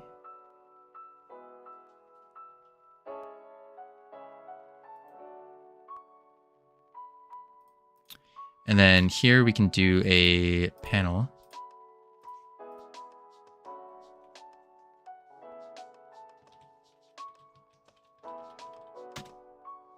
Yep. Team override. Turns out I can order Taco Bell in the States.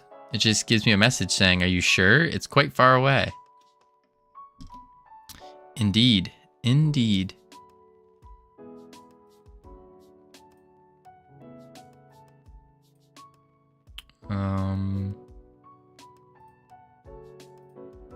Let's make this just darker for now. No, Covino, I'm not ordering you Taco Bell. You don't deserve one. I don't want Taco Bell. Nah. But thank you for the thought, at least.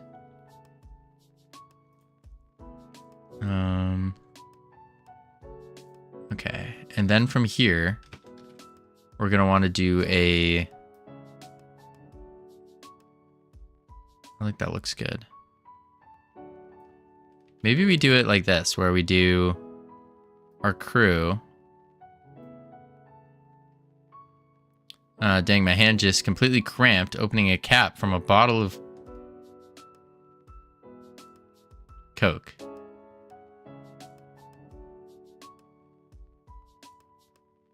I mean, hey, Cam, I'm not gonna judge you based on what you do on your free time. To each their own. To each their own.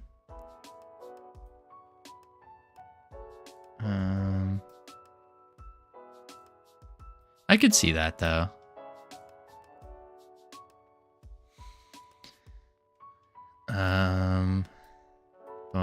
Bum.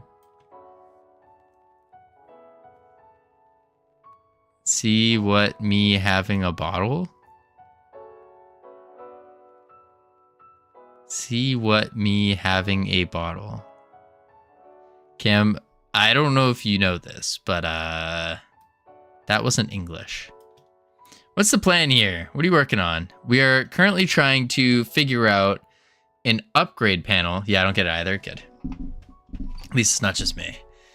An upgrade panel for our crew manager. So we're doing away with the auto chess, and instead we're making it solely auto battle. And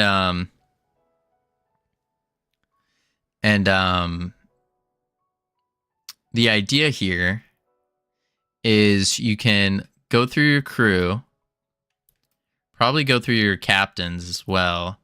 You click on one, it'll show the model, and then you can upgrade their stats. That's the idea. There was a jam and I wasn't told about it. I've been wanting to do a few. Ah, we just had the jiggle jam. The jiggle jam.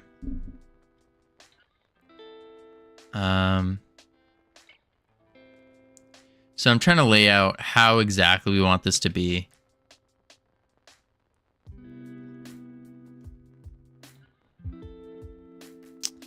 Want to go on voice chat without Covino? What? Who said I wanted to go in the first place? No, Cam. Yikes. I mean, you got to admire Cam's persistence. It's only for cool people. The fact that you'd be in it, it already tells me enough. Where's this idea of voice chat come from? He's shooting his shot, North Pole. He thinks that the Scottish accent will get him some bonus points.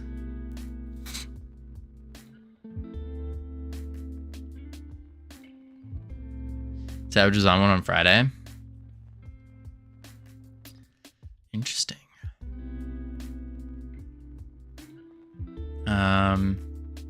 You've not heard my accent.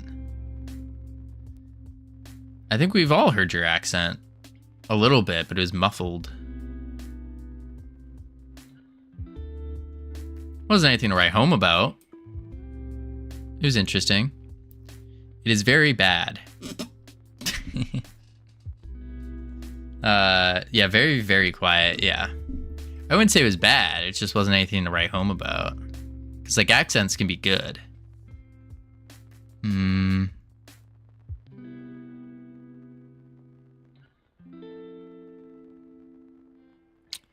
No, I don't like that. I've heard of an accent. Trust me, it's not that bad.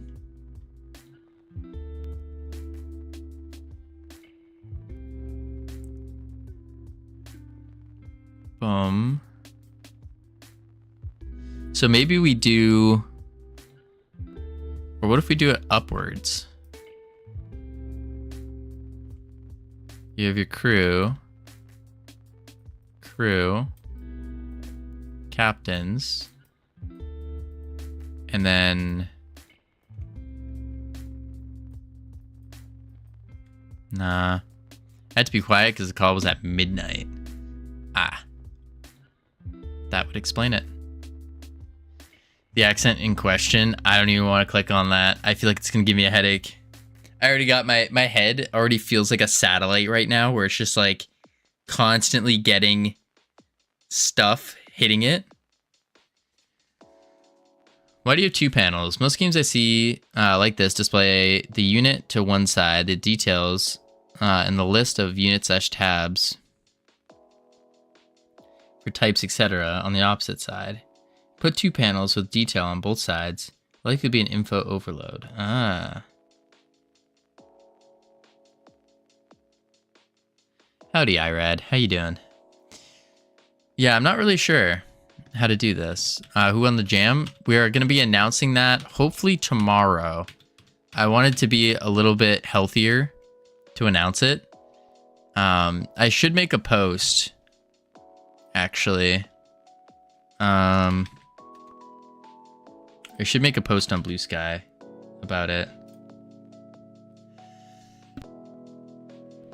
But my thought is, yeah.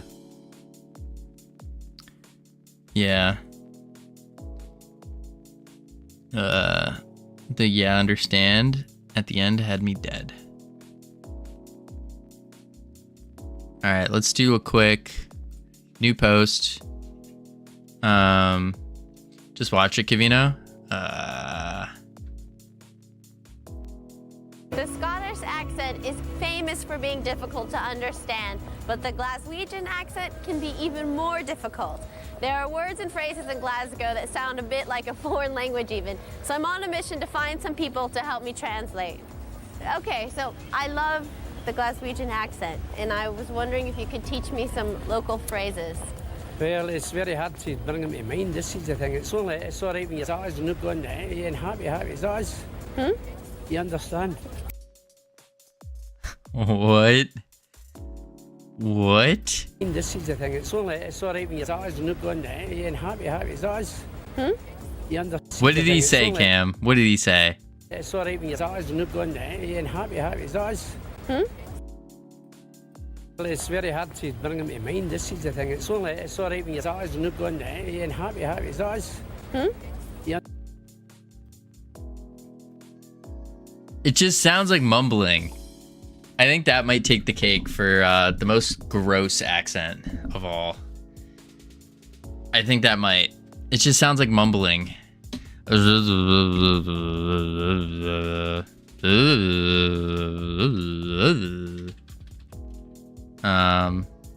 that a video of Cam? I think so. All my lectures sounded like that when I studied. That is terrible. No wonder why you didn't learn anything. Attention, hashtag jiggle jammers. We will be announcing the winners of the actually, let's do it this way. Jiggle jammers of the hashtag jiggle jam.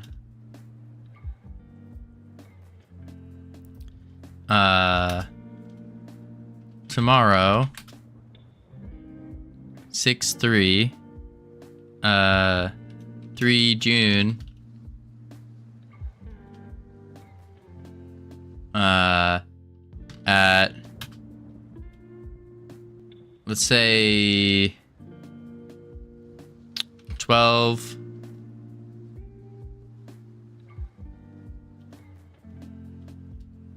EST.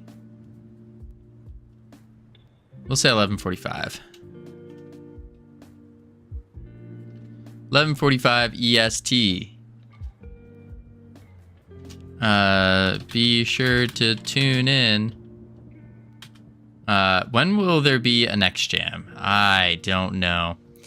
Like, mathematically, this jam has lost so much money. And I don't know if the fund was enough, you know? Because it did perform a little bit worse than what we were hoping. But it was a first jam as well. So that tends to happen. You'll only lose money if you pay out. That's true, ironic. But I am going to pay out. I'm not a scumbag. Yeah, don't pay out. That's scummy. That's scummy. How do you lose money on a non-physical jam? You see, there is a prize for the Jiggle Jam. right here. Oh, right, the winners. Yeah. Yeah. Yeah. Yeah. Be sure to tune in on Twitch and YouTube. Twitch and /or. So used to joining jams without winners because I'm just getting started and I forgot these existed. Yeah, absolutely. Now, just because these winners win doesn't mean that they have to accept the money. They could always be like, oh, no, that's okay. You can keep the money. And then I'll go, oh, really? And that would be good. Then we have to add this. Tune in at https://www.twitch.tv/ Can I admit that I purposely nerfed my powers because if I had won, I would have said you can keep the money and people would think we were colluding together. I actually got that feeling from playing your game Ironic. Because there were a couple little things here and there that I was like, he could have done this better. And I know for a fact he knows how to do this better. There are a couple little things. I did actually, I caught on to that. There we go. And https://youtube.com/@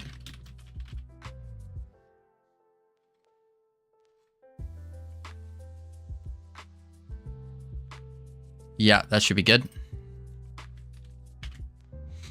If I win, I will use the prize money to get a Windows license for Covino. Look on. That's the funny thing, is it's not even about a Windows license. I can't take a Windows license either. Like, that's the other crazy part. I need to legitimately just clear out my entire computer and do a fresh, like, completely fresh reboot. We do a jam next time without winners, and then have one jam that's with the prize, depending on how many participate on others. Maybe. Taking my cash and running. Never see me again.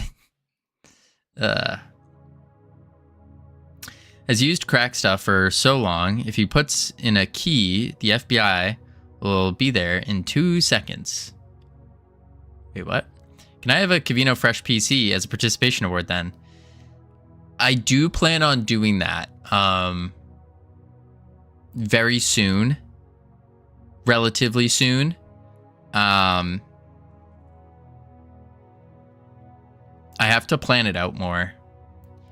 It can't be tomorrow, unfortunately, because it takes a long time, and I have to get a backup drive, and I have to figure out, okay, how am I gonna do this?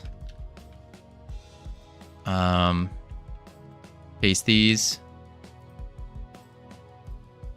All right, attention Jiggle Jammers. We'll be announcing the winners of the Jiggle Jam tomorrow, 3 June, at 11:45 EST. Post.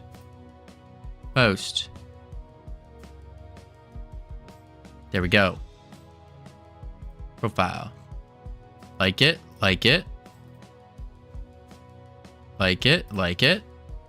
And there we go. Boom. So if any of us win, we can get Covino a big SSD and a Windows license. That is acceptable. Most certainly. Crazy part is I think this is, it's a mistake in current times, but looking back on it, it's not going to be a mistake. And that is, I record all of the, like, every stream, and I record them to SSDs. These SSDs are like $300 each. It's ridiculous. Absolutely absurd. This one I got on sale, but this was still like $200. This one was like $300. It's absurd. And I have another one of these plugged in right now recording. Yeah. It's a mistake right now, but dude, you have to put videos on HDDs. Yeah. Why would that be a mistake? Archiving is nice, or are you using one per stream? No. Archiving is nice. It's good. But there's a better way to do it. And like currently it doesn't financially make sense to do it. But I just keep hearing every single like content creator goes, oh man, I wish I recorded my first ever streams. That would have been so good. And so that's what we're doing. Like a 10 terabyte HDD. Yeah, I've been looking at getting a NAS with a bunch of HDDs. Like you can get some pretty giga HDDs. So I've been looking at getting a NAS, but that's like $1,000. And my bank account, I don't think is happy with that number. I don't know though. Could be. I think a NAS would be a good idea though. I think so. Yeah, my bank would not be a fan of that whatsoever. Yeah. 1K for an archive system is probably not good for the bank account currently. Yeah. Might just get an external drive, move stuff when you aren't using it. Like, I guess what is a better external drive? Like, what is an example of an external drive? Because I know nothing about storage, by the way. Oh, like a external HDD. 14 terabytes for $200.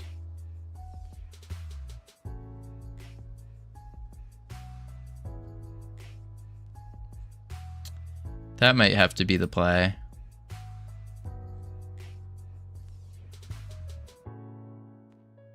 Like these things. These are pricey though. External. We need a high capacity because I have over 16 terabytes of footage already. Over 16 terabytes.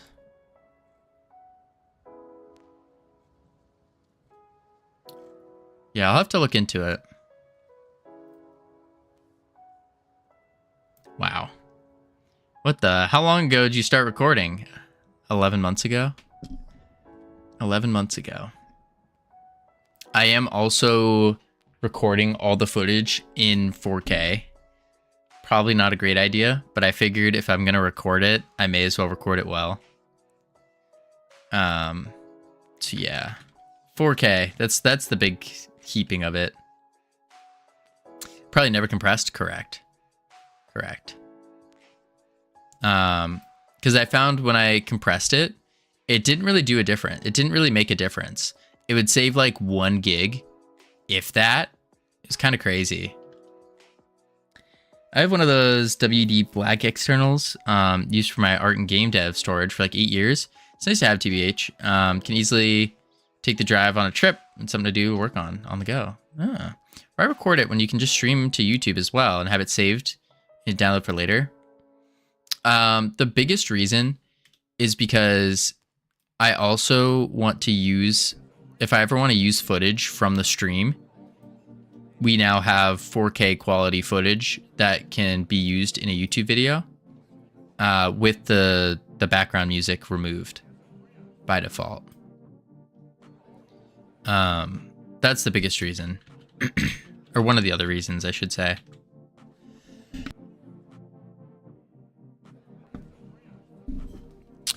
But yeah. All right, let's do this UI.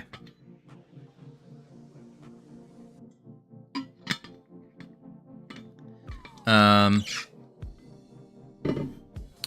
container.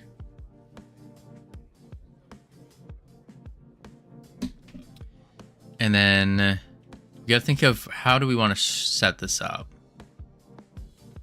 Have you taken a look at Games UI database? Yes.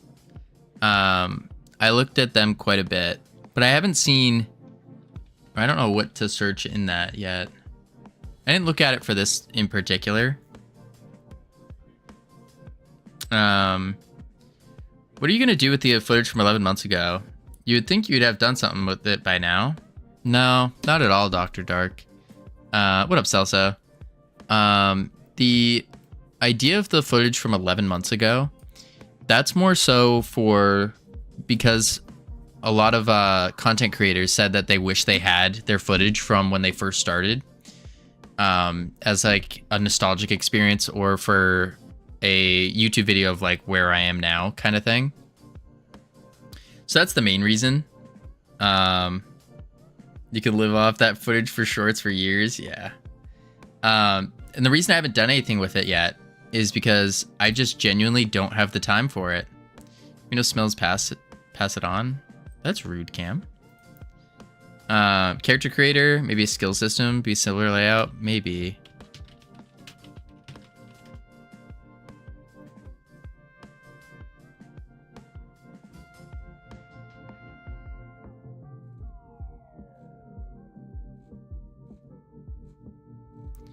Maybe.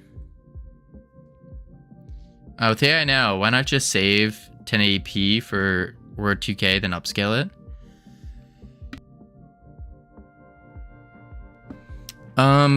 Could.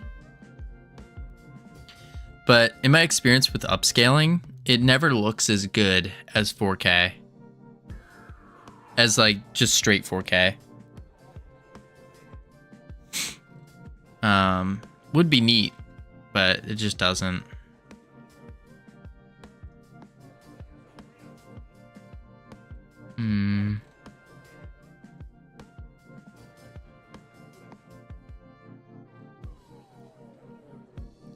What the heck is this game? Character on the menus cover anywhere from 1/3 to half the screen. Yeah. How's your game, Covino? It's going. It's going. Slow but steadily. Yeah, they cover a lot of the screen.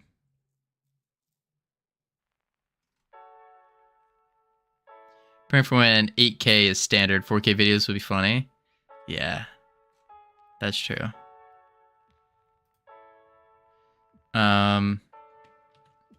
So we'd want to have 1/3 of the screen. About. It'd have to be like this.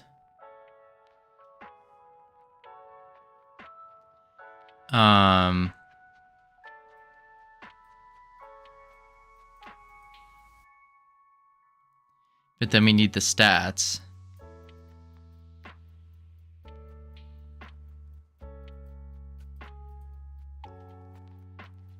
So then I could do... May I do it up here?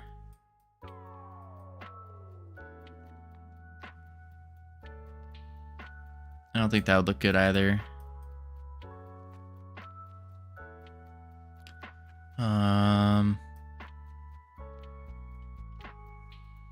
No.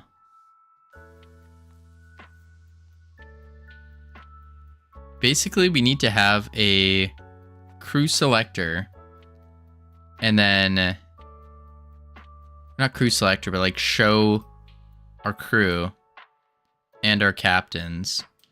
Be able to click them, and their model appears here, and then we have the upgrade abilities. That's the intention there. Yeah.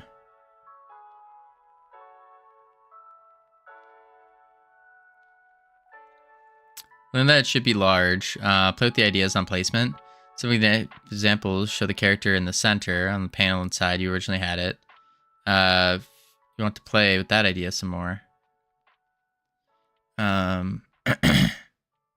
Originally had it. Yeah. What do you mean like upgrade abilities? Does the player interact with this menu? Yes. So the idea with this is you're going to be able to upgrade your crew members' health and attack or damage. along with probably their attack speed. Not 100% sure on what we're upgrading yet, but health and damage are the main ones. That's the intention. ChatGPT told me to create assets, so that's what I do this day. Doing what it told me to do. That's pretty good, Celso. I mean, it depends on what kind of prompt you gave it.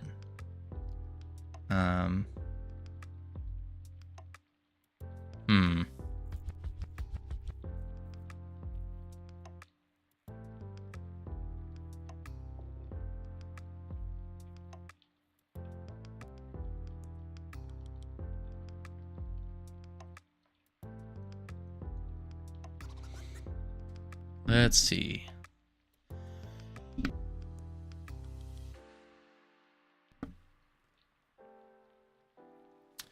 My brain is not doing anything creative. But I think having it kind of like this, then we have the health, damage, and then 110, 100, 110, 100. So you're thinking of a list of stats, like a health attack with buttons, increases special stat? Yeah, so this might be health. I'll just say HP. And this would be attack. And the idea is you have a 1x, a 10, and 100. And so you can buy however many of these. Are they going to be upgraded that much?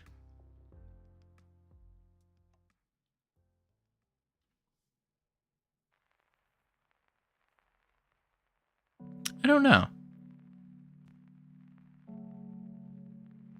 I don't know.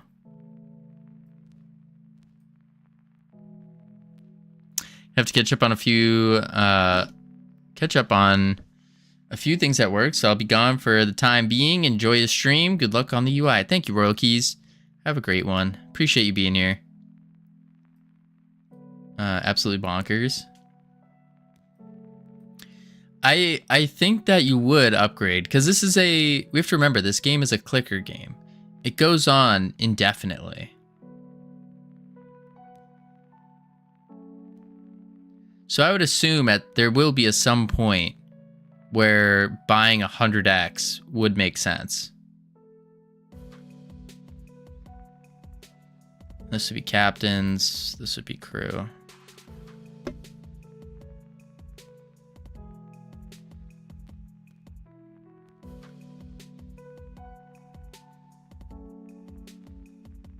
Yeah. Man, oh man. Why you get COVID? Because my parents got COVID. And then they gave it to me. Let's see. So we're gonna go panel container. It does sound bonkers. What good idea, or what good game? How are you gonna balance that?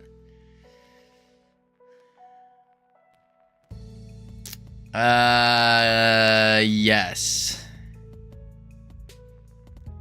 How are you gonna test it? Just by playing and having cheat tools. So we'll cheat in some guys with like certain stats and stuff, and then we test it out, see how it plays. Yeah. I think so. Let's see here. Oh my gosh, my throat. If you make an encounter that has 3 scallywags and a musketeer and a parrot.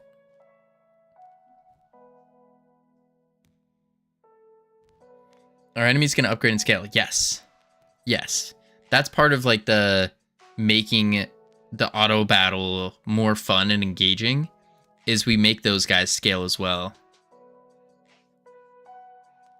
Yeah.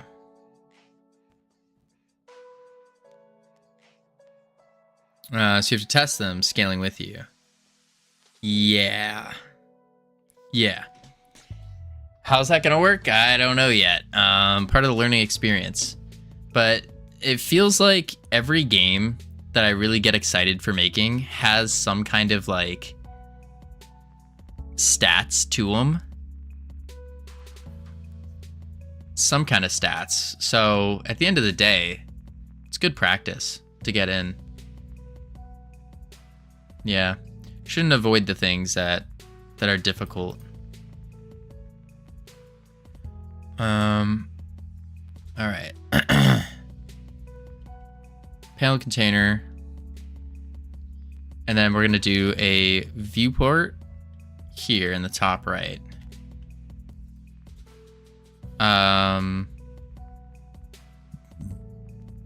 That's true. You should make something you would play. Very true. And I probably wouldn't play this clicker game if it didn't have an auto battle to it. Probably wouldn't.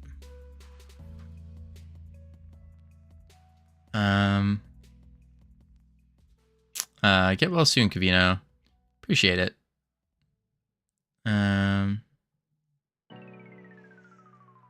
Good night. Good night, Salsa. All right. Let's set up the UI. We're going to want a container. And we're going to want a sub. Boom.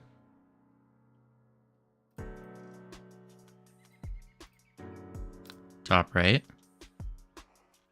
Stretch.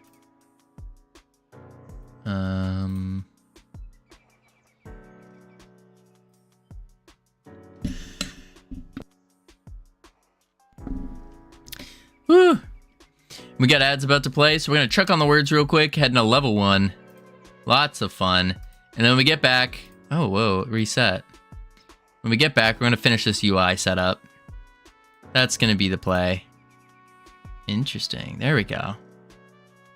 There we go. All right, and I'll be right back real quick. I gotta blow my nose so bad. Boop, boop.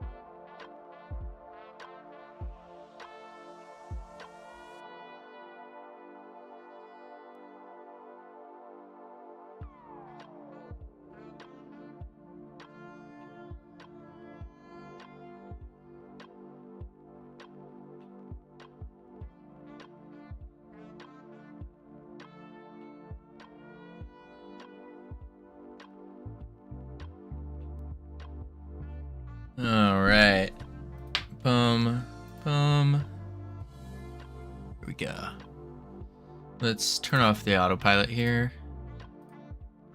Beautiful. Still got 20 seconds left on ads, but we'll get to it. Whoa. Okay.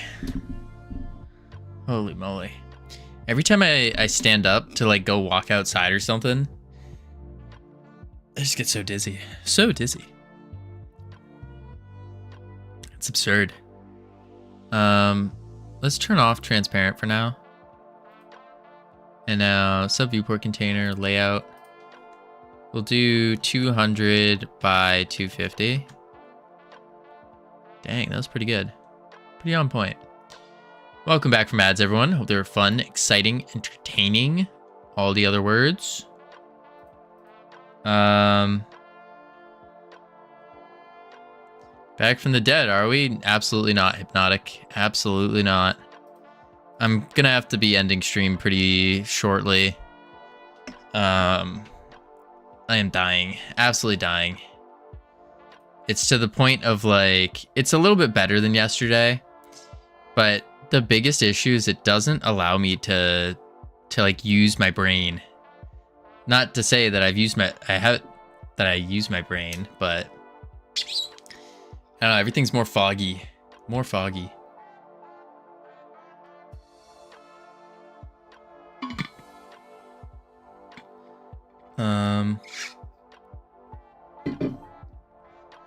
Let's see.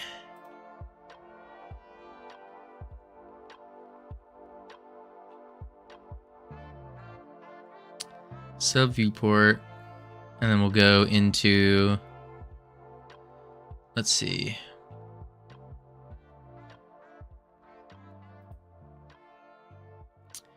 I do need to put another margin in this.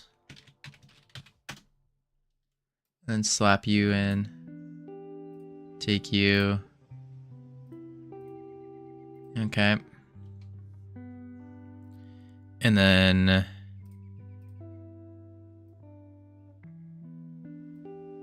$60.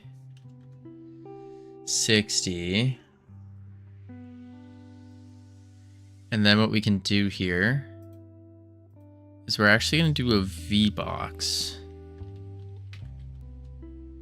And this V-box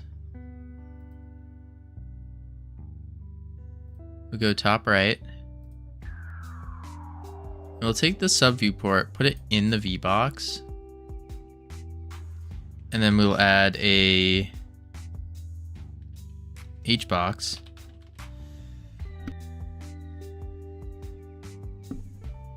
Add an H-box. Within the H-box, we have a label, and we have, and we have 3 buttons. 1, 2, 3, like so. Then we want to do this. Copy that, paste it, and that should be fine for now. Let's go theme overrides, constants, do it like 50. Might be too spaced out. 25, yeah. H-box. I do want to make these bigger though.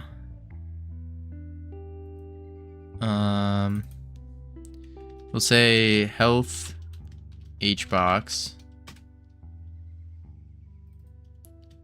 Health label. And call this health. Should also show what the current stats are though. That's another important part.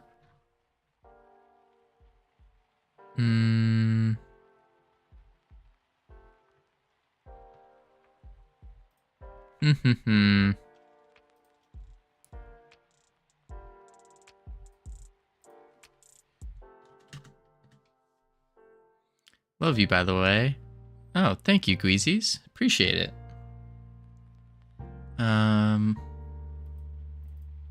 Damage H-box.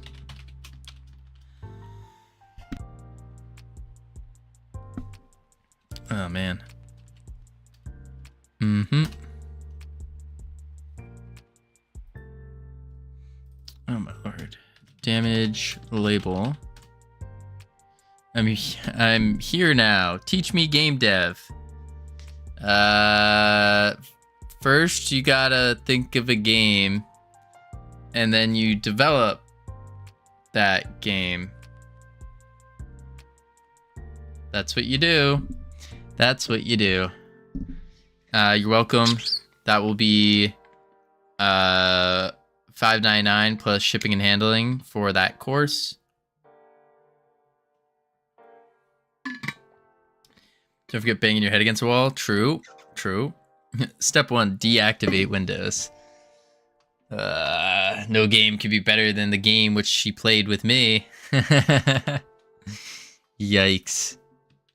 Yikes. I think you mean the game that you fell for. Game you fell for. Something I learned as I got older is that when people go to play games with you, all of a sudden you can start picking up on them. It's like a stench that follows them around. You can smell them coming a mile away. And you go, this person's looking to play games. I ain't looking to play games. Arch with i3 that 2 fully customized. I've been using for the past 5 years. Whew.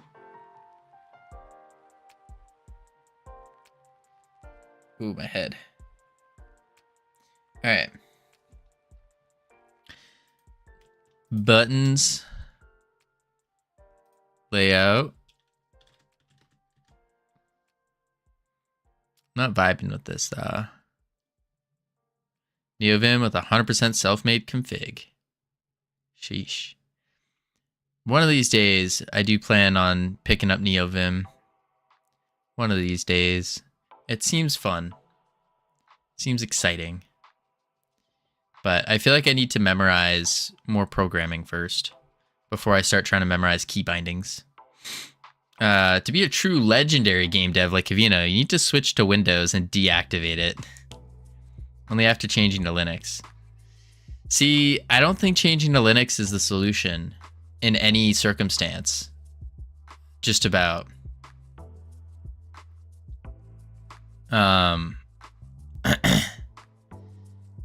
Games are fun. You are just boring. Z-Shark, that too built by me. Huh. See, the problem with Linux though is you can't play many games. There's a lot of games that don't have Linux compatibility. A 9-year-old laptop will die if I use WSL. Only crap games. What do you mean crap games? Games not supported on Linux. There's a database. I think it's the Proton database.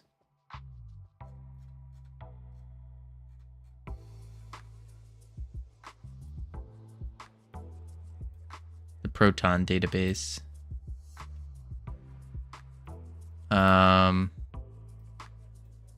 Is this the right one? No, it's not. Native. Deck verified. Explore. Is it Proton database? Might not be Proton database. There's a website that shows Linux compatibility, and it was like a nice, beautiful thing. Linux is not a viable gaming OS. True. Are we anti-cheat yet? I don't want to be a game dev all of a sudden. Interesting. I mean, the obvious when it comes to anti-cheat is you can't have games like TFT and League. Game doesn't work on Linux, it's usually the anti-cheat. True.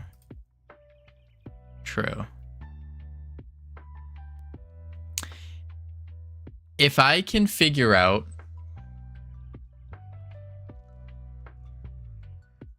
I don't know, I heard streaming has problems too though.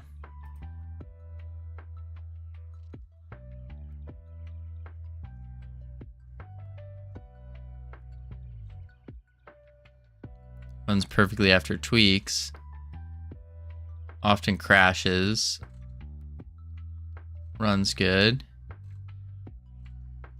What's a good game? Borked.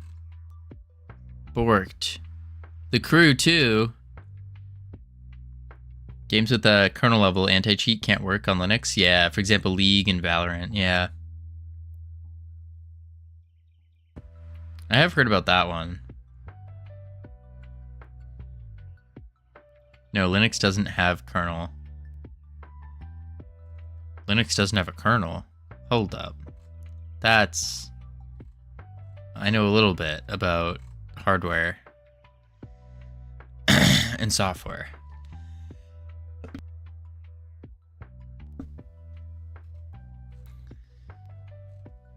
I don't know. Maybe I would try out Linux. Maybe. It just doesn't seem phenomenal. Like, there's more bad than good, is what it seems to be the case.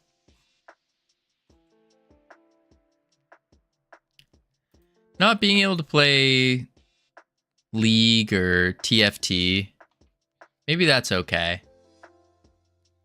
Or Valorant.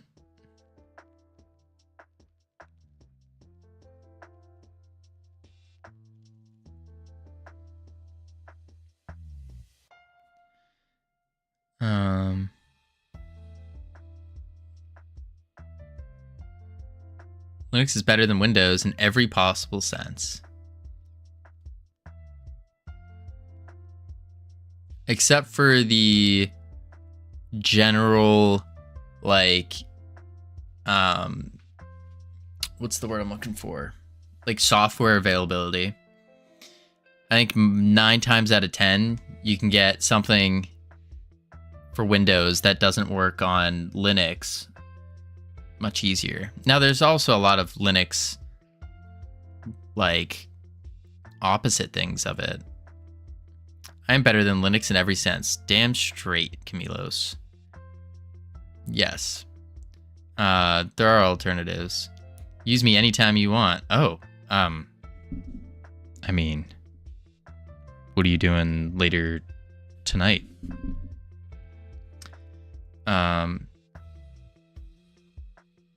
There are alternatives. Yeah, absolutely. Bro's wild, and I'm packing for a flight, actually. Oh, you're coming here. I see. I didn't think my Riz worked that quickly. Holy moly. Was purely for the jokes. Yeah, straight to Boston. Oh god. Camilos, I don't know how to break this to you, but I was joking. It was a joke. I am but I'm crashing at your house. Just know. Oh, yeah. I have COVID, Camilos, and I couldn't let you catch my COVID, so you can't crash here. No, this should not be discussed here. What shouldn't be? I have COVID too, so no worries. Wait, do you really, Camilos? Oh no. That's not good. No, I don't. Oh, I'm going to Lisbon. I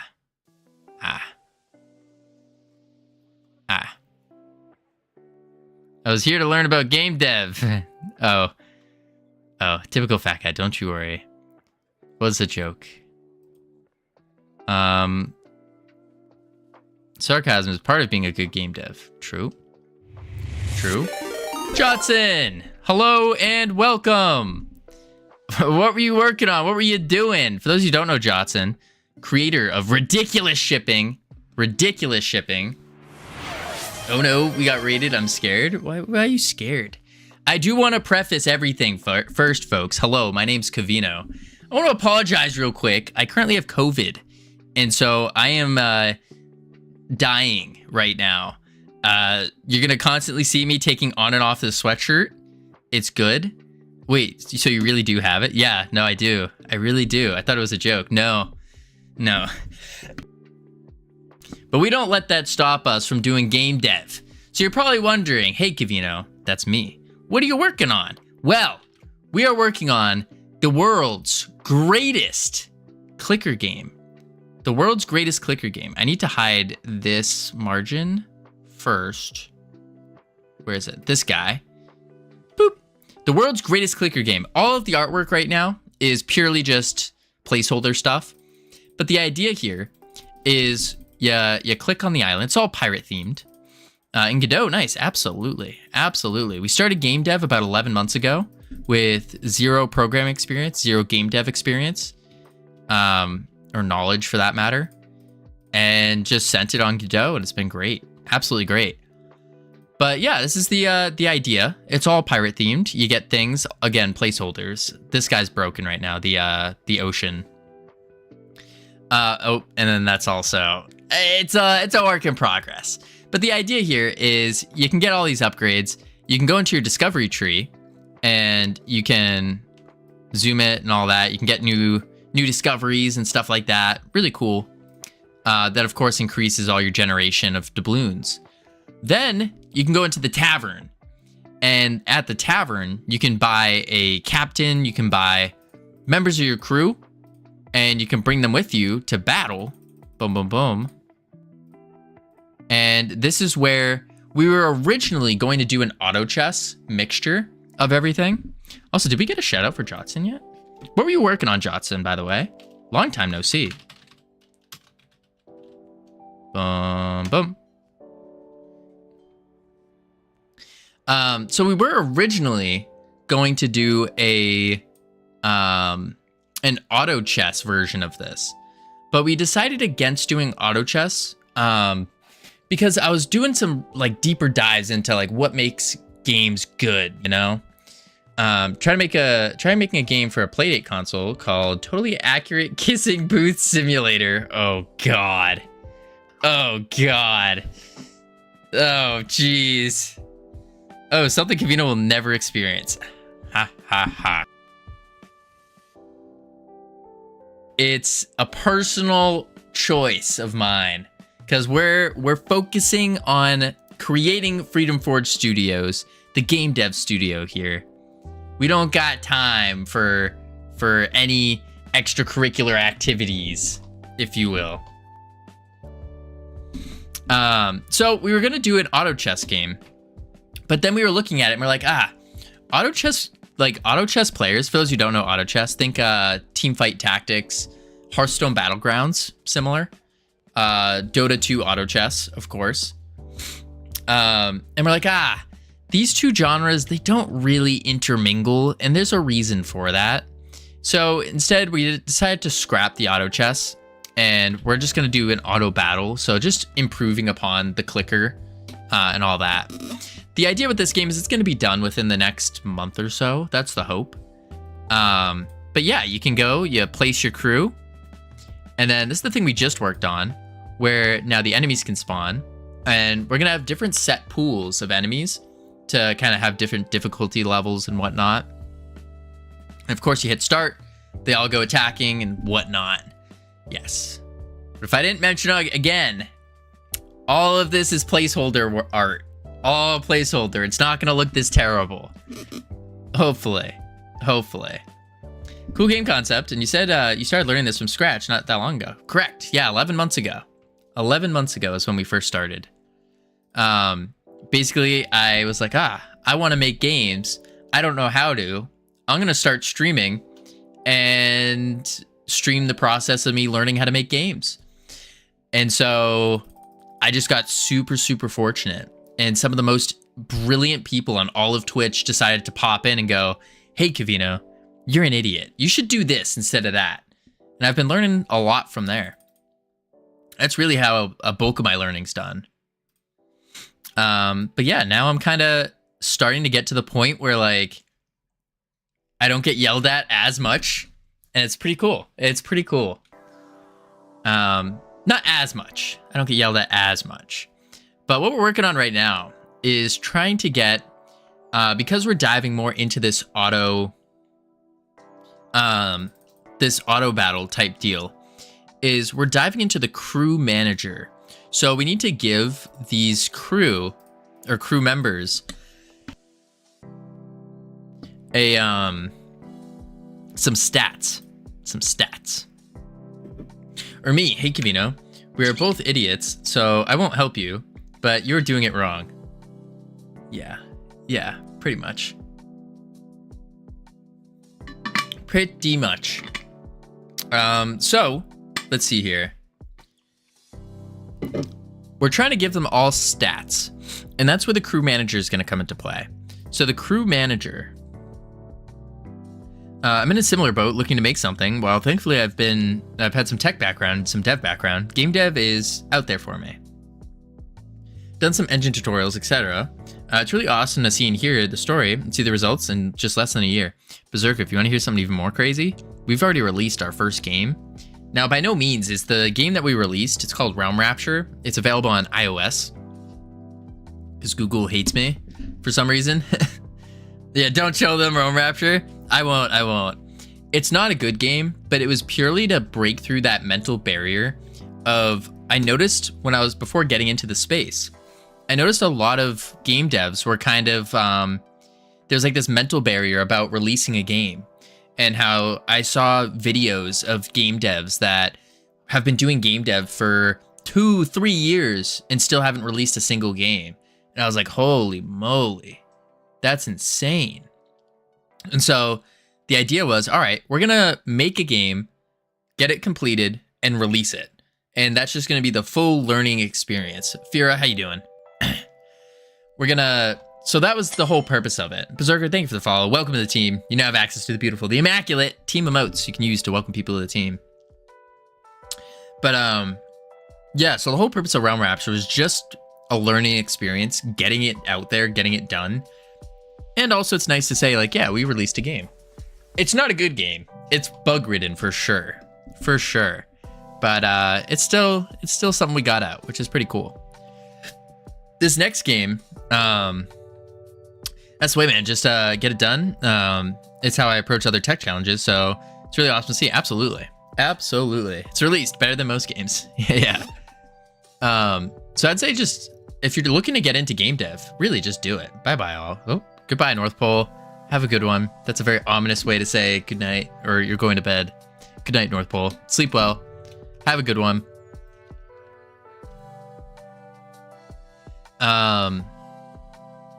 Yeah, so the second game that we were working on was a beach party game.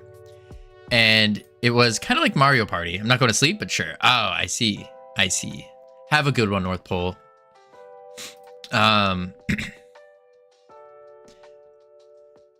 We were doing a Mario Party-like game that revolves all around lifeguarding and beach activities. And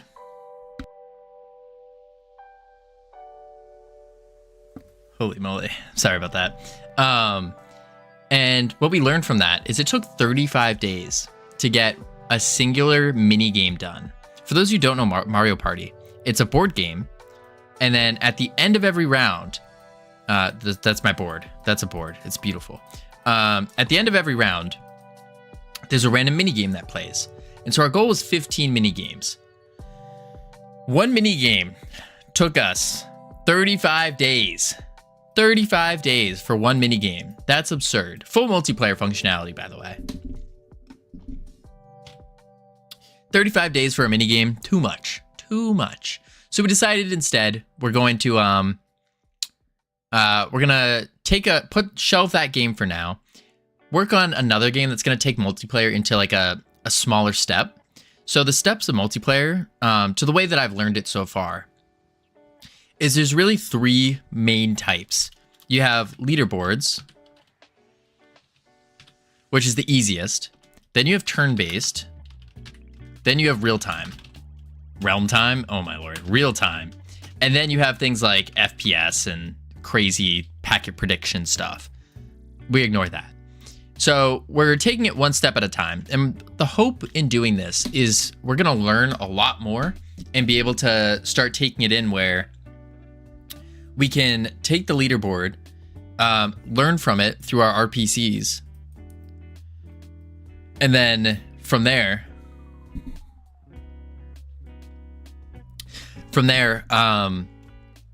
transfer that over to our mini games. And hopefully it will cut the time for the mini games down by at least 2 weeks, at least. Because the original hope was like 1 week per mini game. But yeah, 35 days per mini game, too much. Too much. All right, so crew margin. What we got to do here is we got to take into account the stat stuff. So here it is here. Very basic, crappy UI for now. We have our health H box. We need to show where are we going to put our health.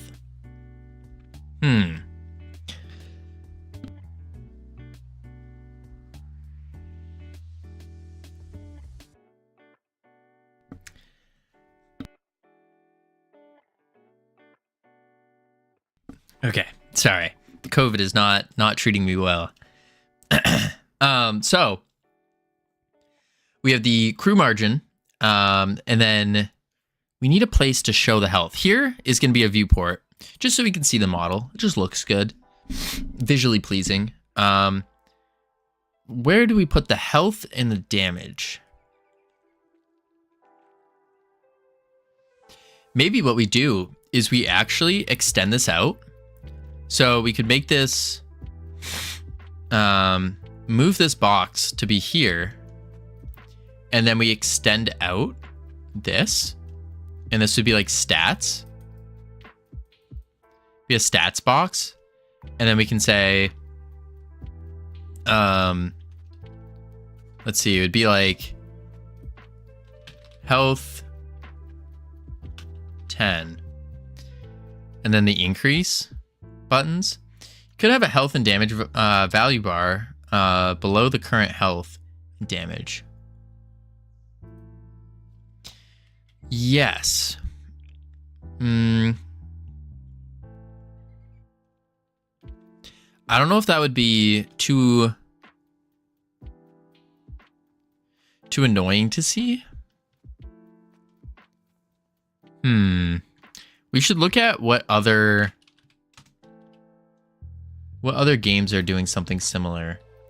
I wonder if there is like a stats screen. See what they do here. I don't know if stats screen's the play.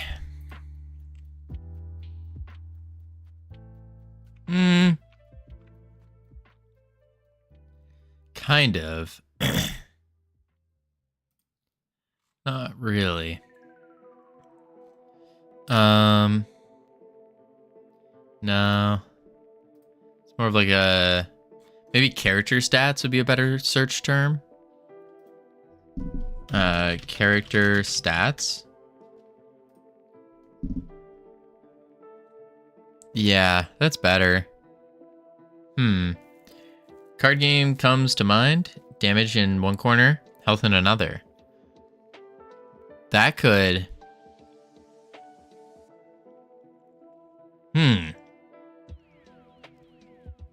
Damage in one, health in another. I could see that being something. What would that look like, though? That would be like here. Have like health and then damage.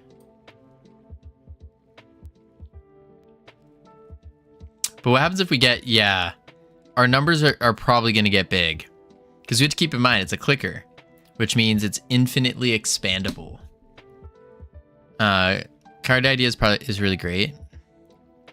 Yes. I guess we could use big number. So we use the big numbers here. And we could show big numbers. Yeah, show them in scientific. Yeah, that could be the play.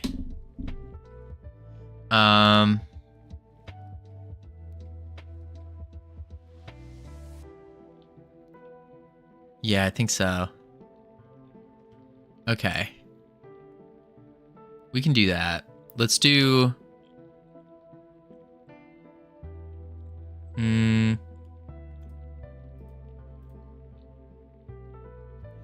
I guess here... What is the thing? Are they really going to have that high of numbers? Potentially. We can't say yes or no, just due to the nature of a clicker game. Just due to the nature of it. Like, sometimes, like, if someone's really playing the game and they're loving it, like, I want to make sure that we are keeping that into account, and we are helping them out, making it worthwhile. So I would assume so, because that's really what clicker games are all about. Big number get bigger.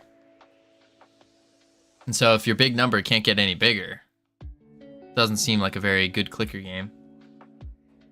Can you explain what a clicker game is? Sure. A clicker game is based off the premise of big number get bigger. A similar game would be Cookie Clicker. You've definitely heard of Cookie Clicker before. That one is this game.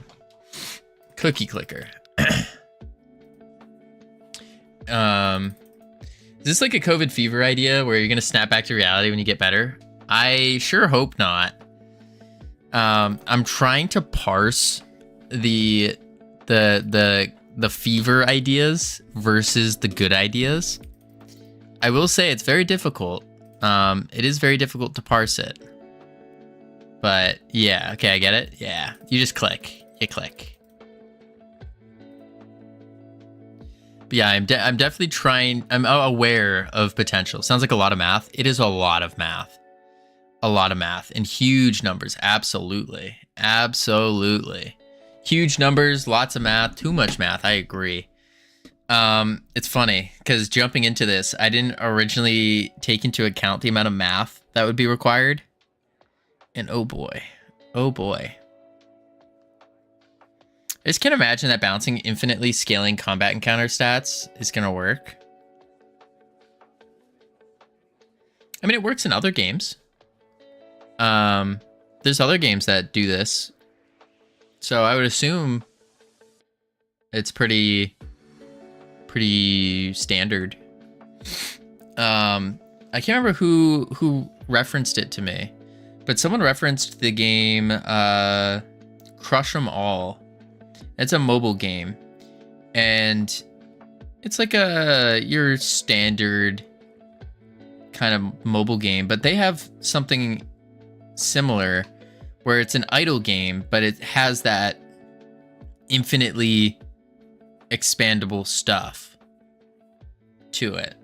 I played that years ago. Did you end up playing it? Yes, I did. I did indeed, Laquan.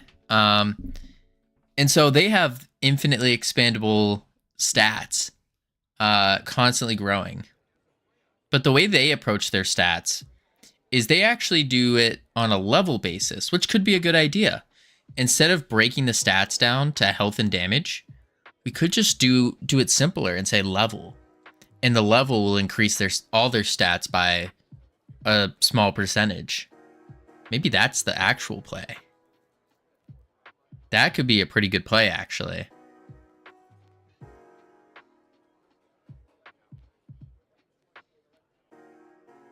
Yeah.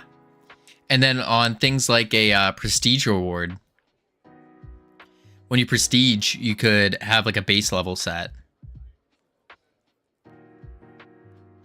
You can get an average level of all active crew. Matchmake, yeah. Sounds like a play. I think so. Maybe that's what we'll do. So we'll delete these. Easier to set up, yeah, absolutely. I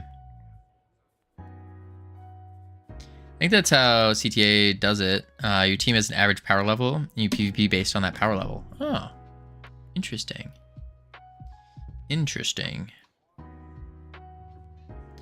I haven't dove into their PvP stuff yet, but I do wonder how that's gonna interact with like getting ranks and stuff, because we do want to have ranks, and maybe some kind of cosmetic reward for being top ranked or whatever, maybe some extra doubloons or something.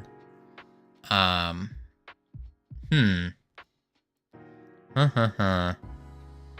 Okay, so let's do sub viewport, and then we can say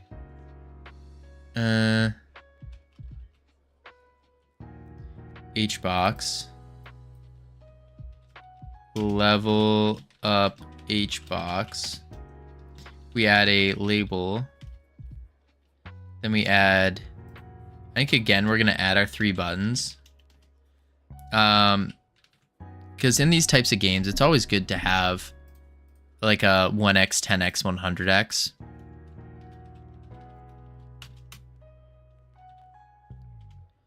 Level. Layout. We'll say something like that. I remember when I used to play it a lot, there were clan wars and the whole clan would get loot, upgrade materials, etc. for placement. If you win tournaments, there was seasonal skins you could unlock for your clan. Huh. That's sick. We could do something like that, but I don't think we're there yet. Not there yet. The other problem with that game is there's a lot of microtransactions, and I don't think we're trying to shoot for those.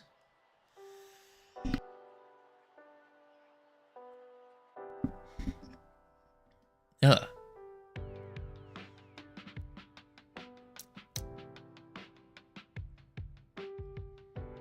That's weird. It's like a smell of burnt toast. Ow. Oh yeah, that's why I don't play it anymore. It's pretty pay to win. Yeah.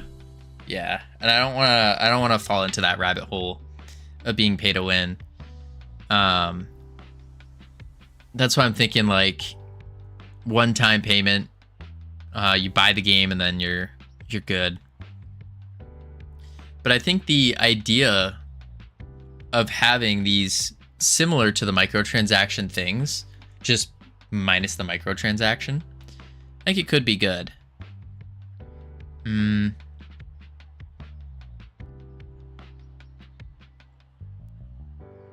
We'll see. Level up hbox. So this shows us our level. And then 1x, 10x, and 100x. Something like that.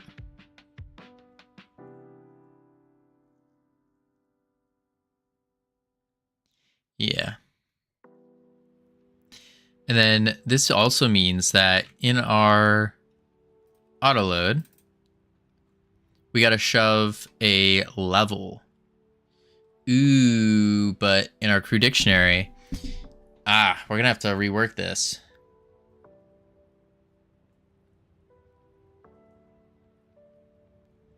Yeah.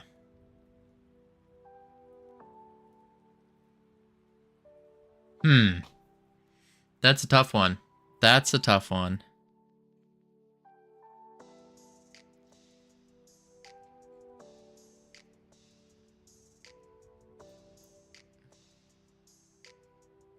Because the crew dictionary, what we originally had was how many of them you had, because we weren't doing a stat increase.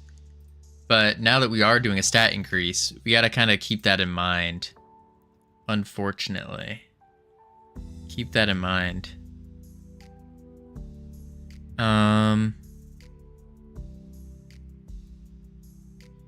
Mount health.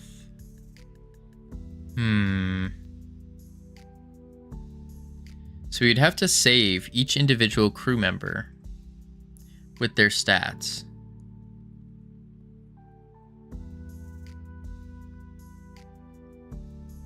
Yeah.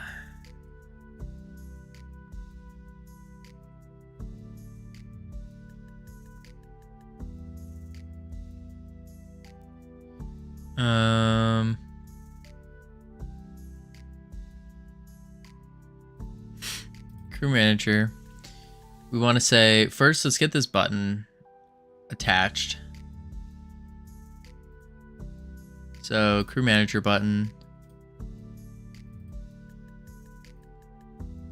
Oh, I just attached that to the wrong spot. Disconnect that. Go here. Save that. And then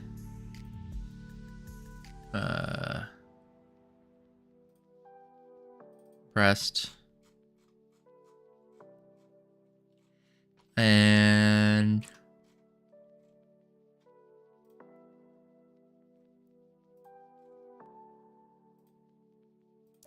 crew manager margin. And so we can say dot visible. I'll just show. So we set show. We need an escape button, of course.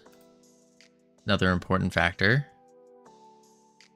So let's go crew manager. We are trying to keep everything to the right. So this margin then needs to shoot over by 80, 80, something like that.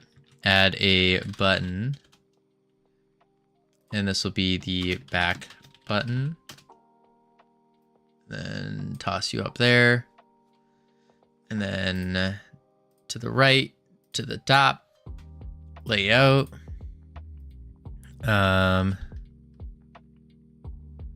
We'll do 100. Back. Then let's connect this.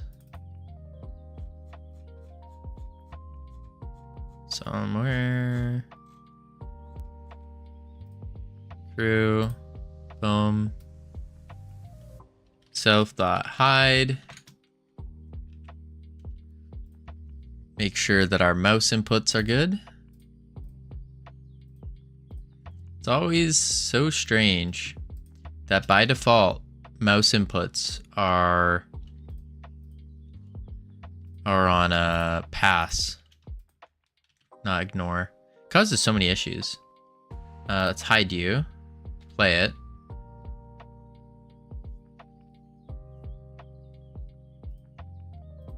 Cool. Excellent. And then what we can say is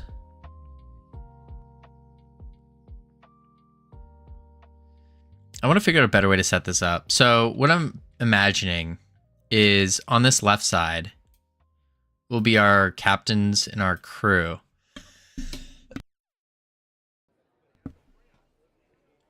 And then when you pick it, that's when they show up and you can level them up. But we should probably have like another section here. You can have multiple captains. You can buy, it's not like your personal captain unit. That would be a pretty good idea. The original thought was you can buy different captains and the different captains would give different benefits. So if you have, let's say you're making a crew of all undead, then you could get the undead captain and he will buff your undead units by 0.5x or something like that. And so it adds for like the synergies and that whole set of strategy to it. Because we can't have it too mindless. So I have a list of all your available units, some way to select a unit, and a way to upgrade the selected unit. Yes, yes.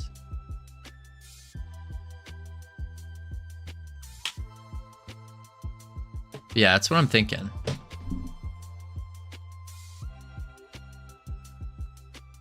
And so then you could do different builds as well, depending on what kind of captain you decide to go with. Like another captain could buff your ranged attacks by 0.5, but take away your melee ability by 0.25. Stuff like that, where you have to pick and choose what captain you're going with and then base your crew around that. And that gives you some build varieties as well.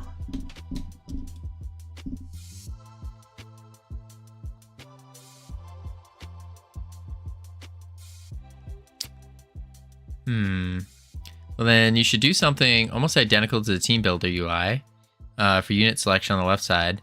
Then on the right side, we show the selected unit and the upgrade options. Yeah, that's what I'm leaning towards.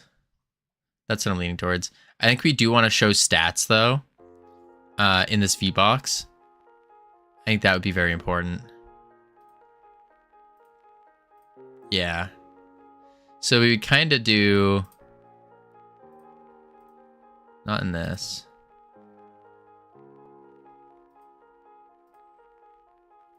Didn't I?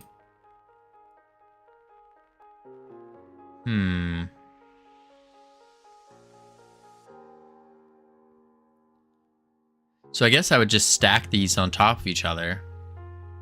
Push them over. Yeah. And then we have the show. Just so the player's immediately clear on what they're looking at. Same layout as the lower part of your crew builder. Good idea might be to put them in tabs.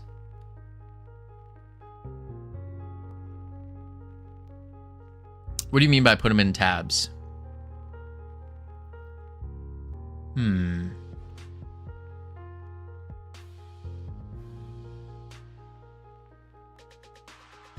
Put them in tabs.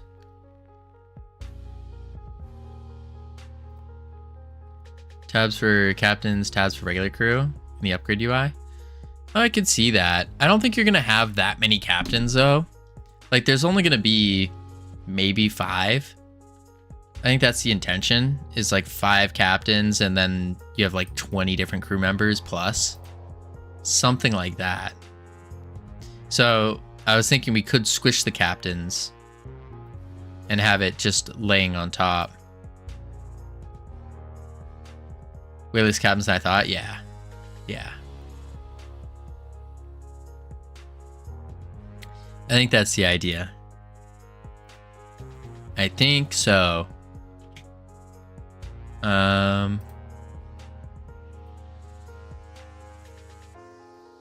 Yeah. But we got ads coming up in 6 seconds. So we're going to chuck on the words real quick. Heading to level 1. Our record's level 27. Maybe we can beat it. Maybe we can. And then when we come back, we're going to set up the rest of this UI. I think that's the goal. Set up the rest of this UI. Add some stats in there and kick butt, take names. But I need to get some more water. I'll be right back real quick. And then we'll do it. Beep, boop.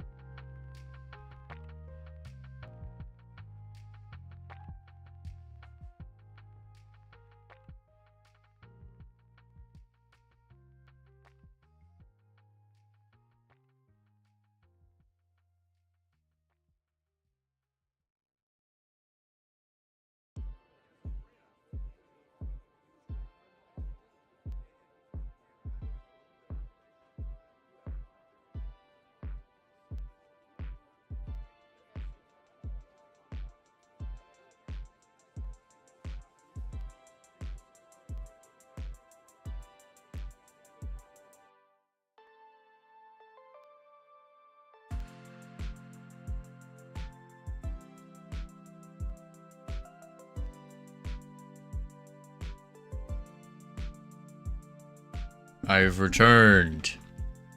Oh my lord, it's Covino. He's back. Whoa. Crazy. Boom, boom. Alright, let's turn off the autopilot and then finish up these words. Holy moly. Whew. Bum ba-dum. Bum ba-dum. Did I turn off autopilot? I did. Okay. We'll finish out this level. Bow, bow, down. Bow. Ba-bum. Bum ba-dum.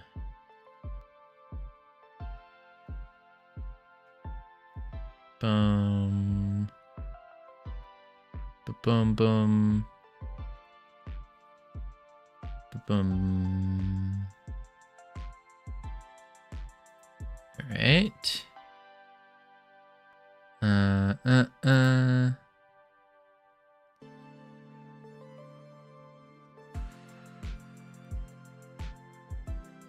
Yeah. Yeah. Yikes. That's weird. It didn't update for me I like had to look over at the actual stream to see it update. Wild. Didn't update on OBS. Very strange. All right. Back to work. Interesting combination of letters. Absolutely. Absolutely. There's quite some interesting ones out there for sure. For sure. All right, where was I? Let's do crew manager margin. And then we're going to add that's a margin. That's the V box. And I think what we want to do here is add a stats panel. So do another panel. Like so. Plop you in between. Within the panel, we need to have a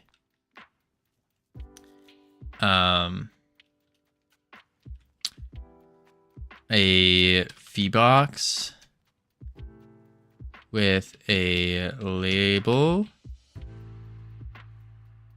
Well, actually, it'd be a V box with an H box. Yes. Covino, stop. Stop. What are you doing? What do you mean, Vongo? What am I doing? I have breaking news. Vongo has breaking news? Is it going to be actual breaking news or is it going to be a letdown? Because last time you had breaking news, it was kind of a letdown. But I'll hear you out. What is this breaking news, Vongo? Yeah, that's what I thought. And it was a letdown. Disappointed, Vongo. You can't come in screaming you got breaking news and then get me all excited for something awesome and then you hit me with that. That's some real some lame stuff. Lame, Vongo. Lame. This is my first breaking news. No, you said this before. How about I stuff 3 double cheeseburgers at 2 a.m.? Yo, typical fat guy. I could genuinely go for like some bacon cheeseburgers right now, but I don't think my body can handle those. I haven't been able to eat for the past couple of days. It's been terrible. I am pure vegetarian. You're a pure vegetarian, but you eat double... What? What? Oh, as in you eat vegetarians. That would make sense.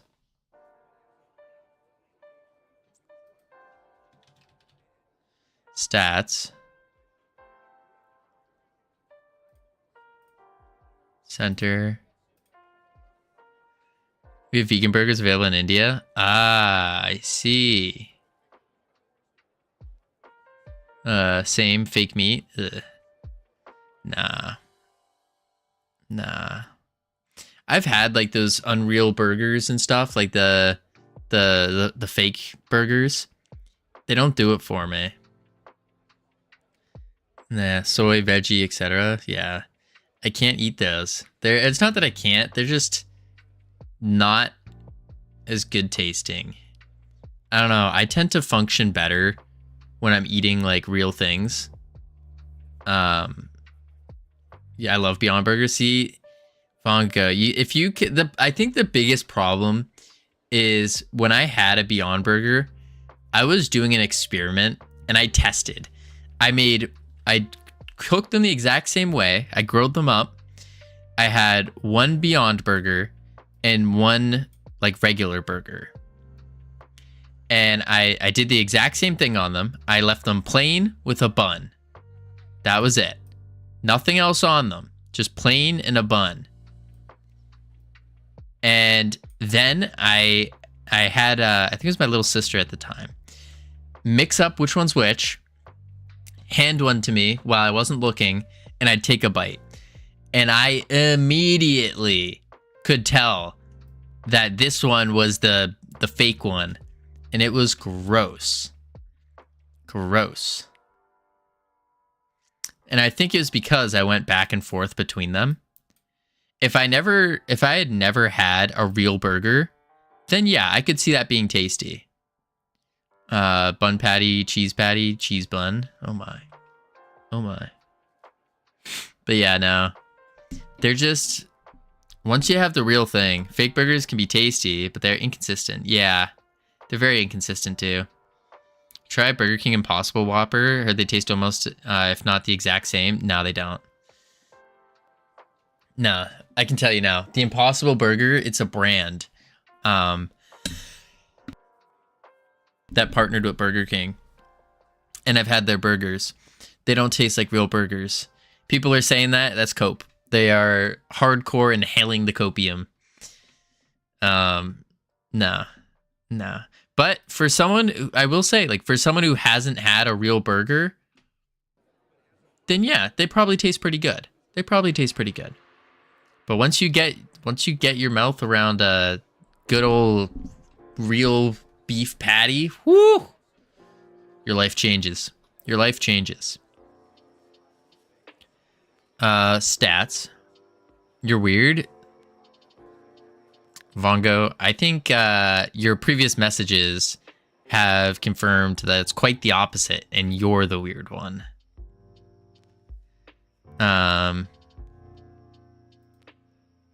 It's illegal to cut cows in India. That's true, yeah. That goes into a whole different set of things. A whole different set. It's like religion, culture. I know nothing about that. I just know what tastes good. To me.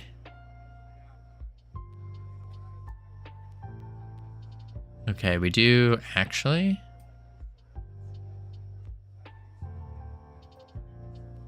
Then wait. Yeah, that's right. Yeah, but you got me there. You darn tootin', Vonga. You darn tootin'.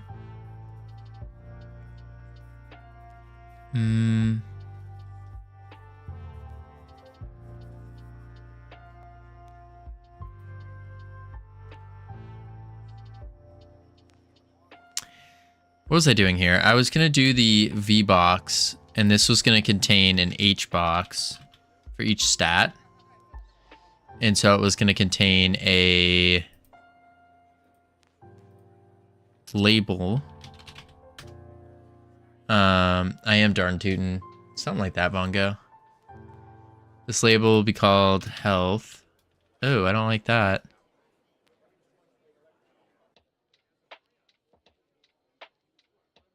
Huh. As you can see by my previous messages. Something like that, Bongo.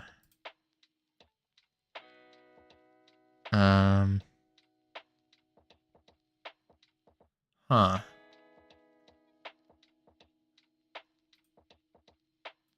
from the insane news segment. Such a disappointing segment, Bongo. You had me excited. I was like, something really cool happened. And I was pumped. And then you said that, and I was like, I get it. Not exciting. Let's do 100. Yeah. And then in this panel, we have the label, which should get centered. Stats. HBox. Really? I actually do this. And then slap it. Ooh.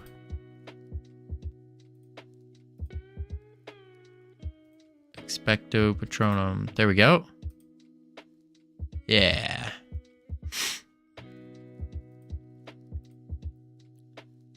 Covino. I'm thinking about making a bunch more polished and complete versions of my Jiggle Jam game. Since you played it, is there anything that was weird for you while playing, or something specific that you think I should do more of?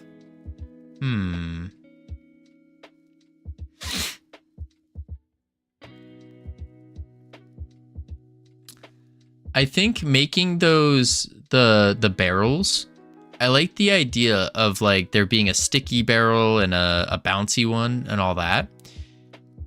But they're not very prominent. Like I haven't once paid attention to the type of barrel that I was grabbing. I think that would be interesting, is working on that more. Because I think that's a cool concept. Yeah, I mean, basically nothing in the jam game. Yeah. I think working on that more would be really cool.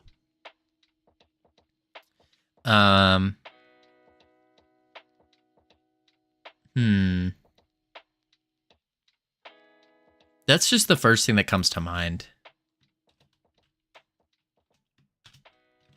Health label.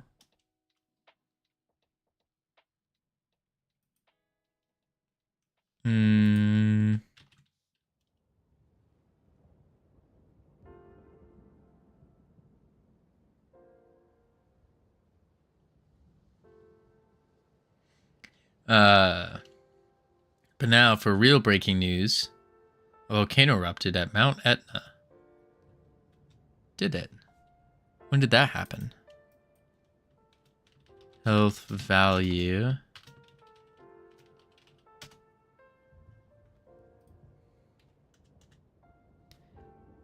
All right. And this will be health H box.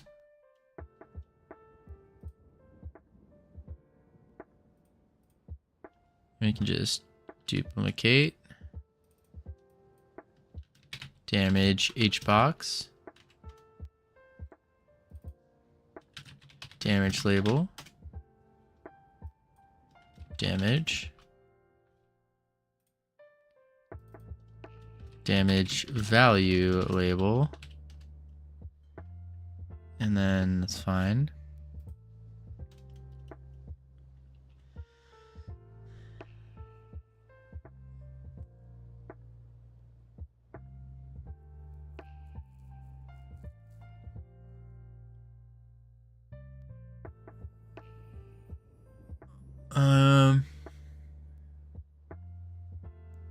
I also need a way to show this morning. Oh, interesting.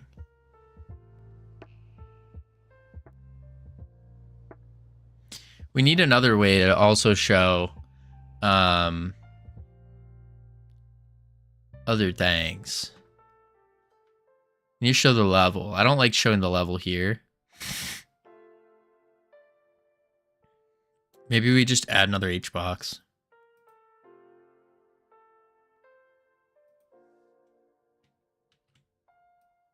Pull you up. Call you level H box. Level label.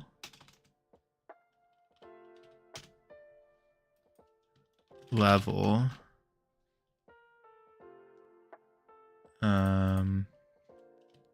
Level value label.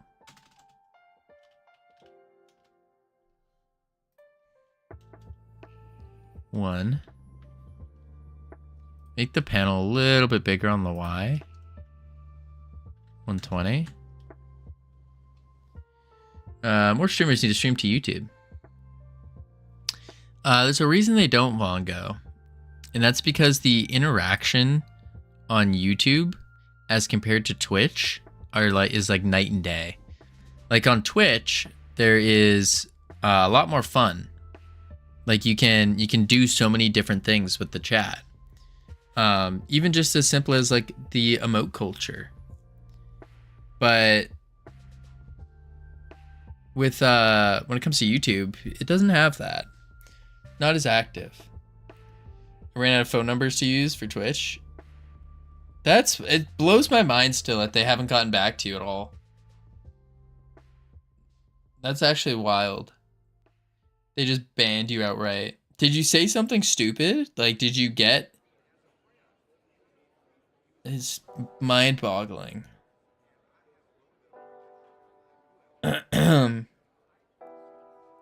Level. Alright. Level up box.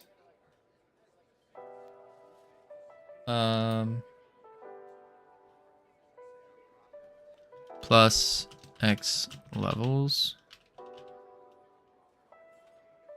Or maybe for Twitch now. Wild. Absolutely wild. Just in the middle of streaming and boom, stream ends and I'm banned. Wait, that happened in the middle of streaming too?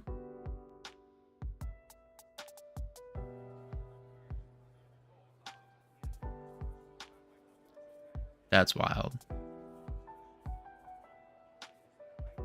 Wild.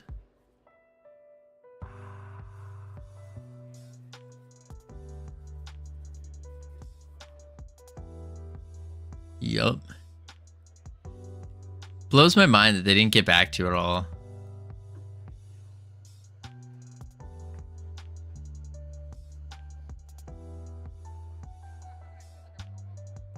Level up each box.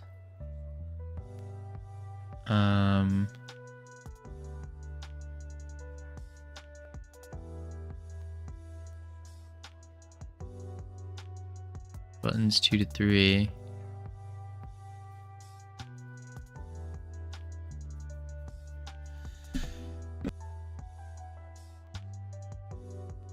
Man, oh man. All right, now we have to do the crew. There's no other way to contact them besides Twitter, which is dumb. Yeah, that does sound quite dumb, I will say. I will say. Quite dumb indeed.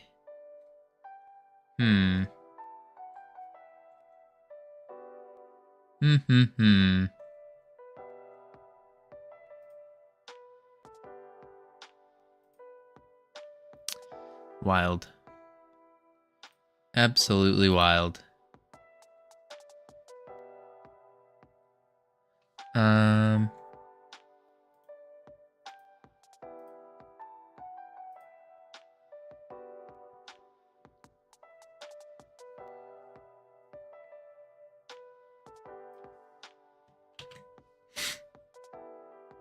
Yeah. I think I regret to say, but I think this is where we call it today, folks. My brain is so fried. I am hearing sounds in my head. It's not good.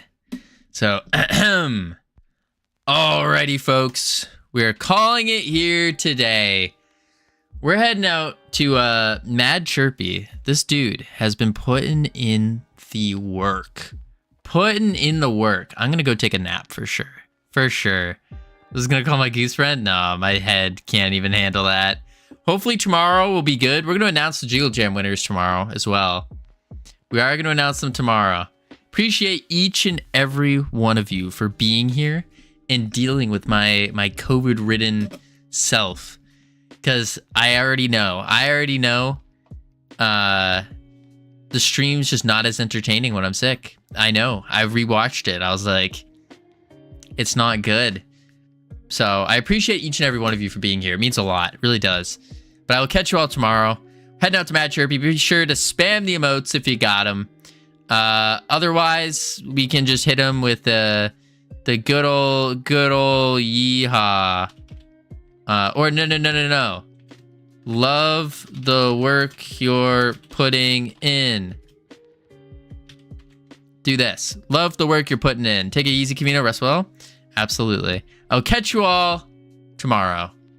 Adios. Boop. All right, YouTube, one moment. Literally just because I decided to try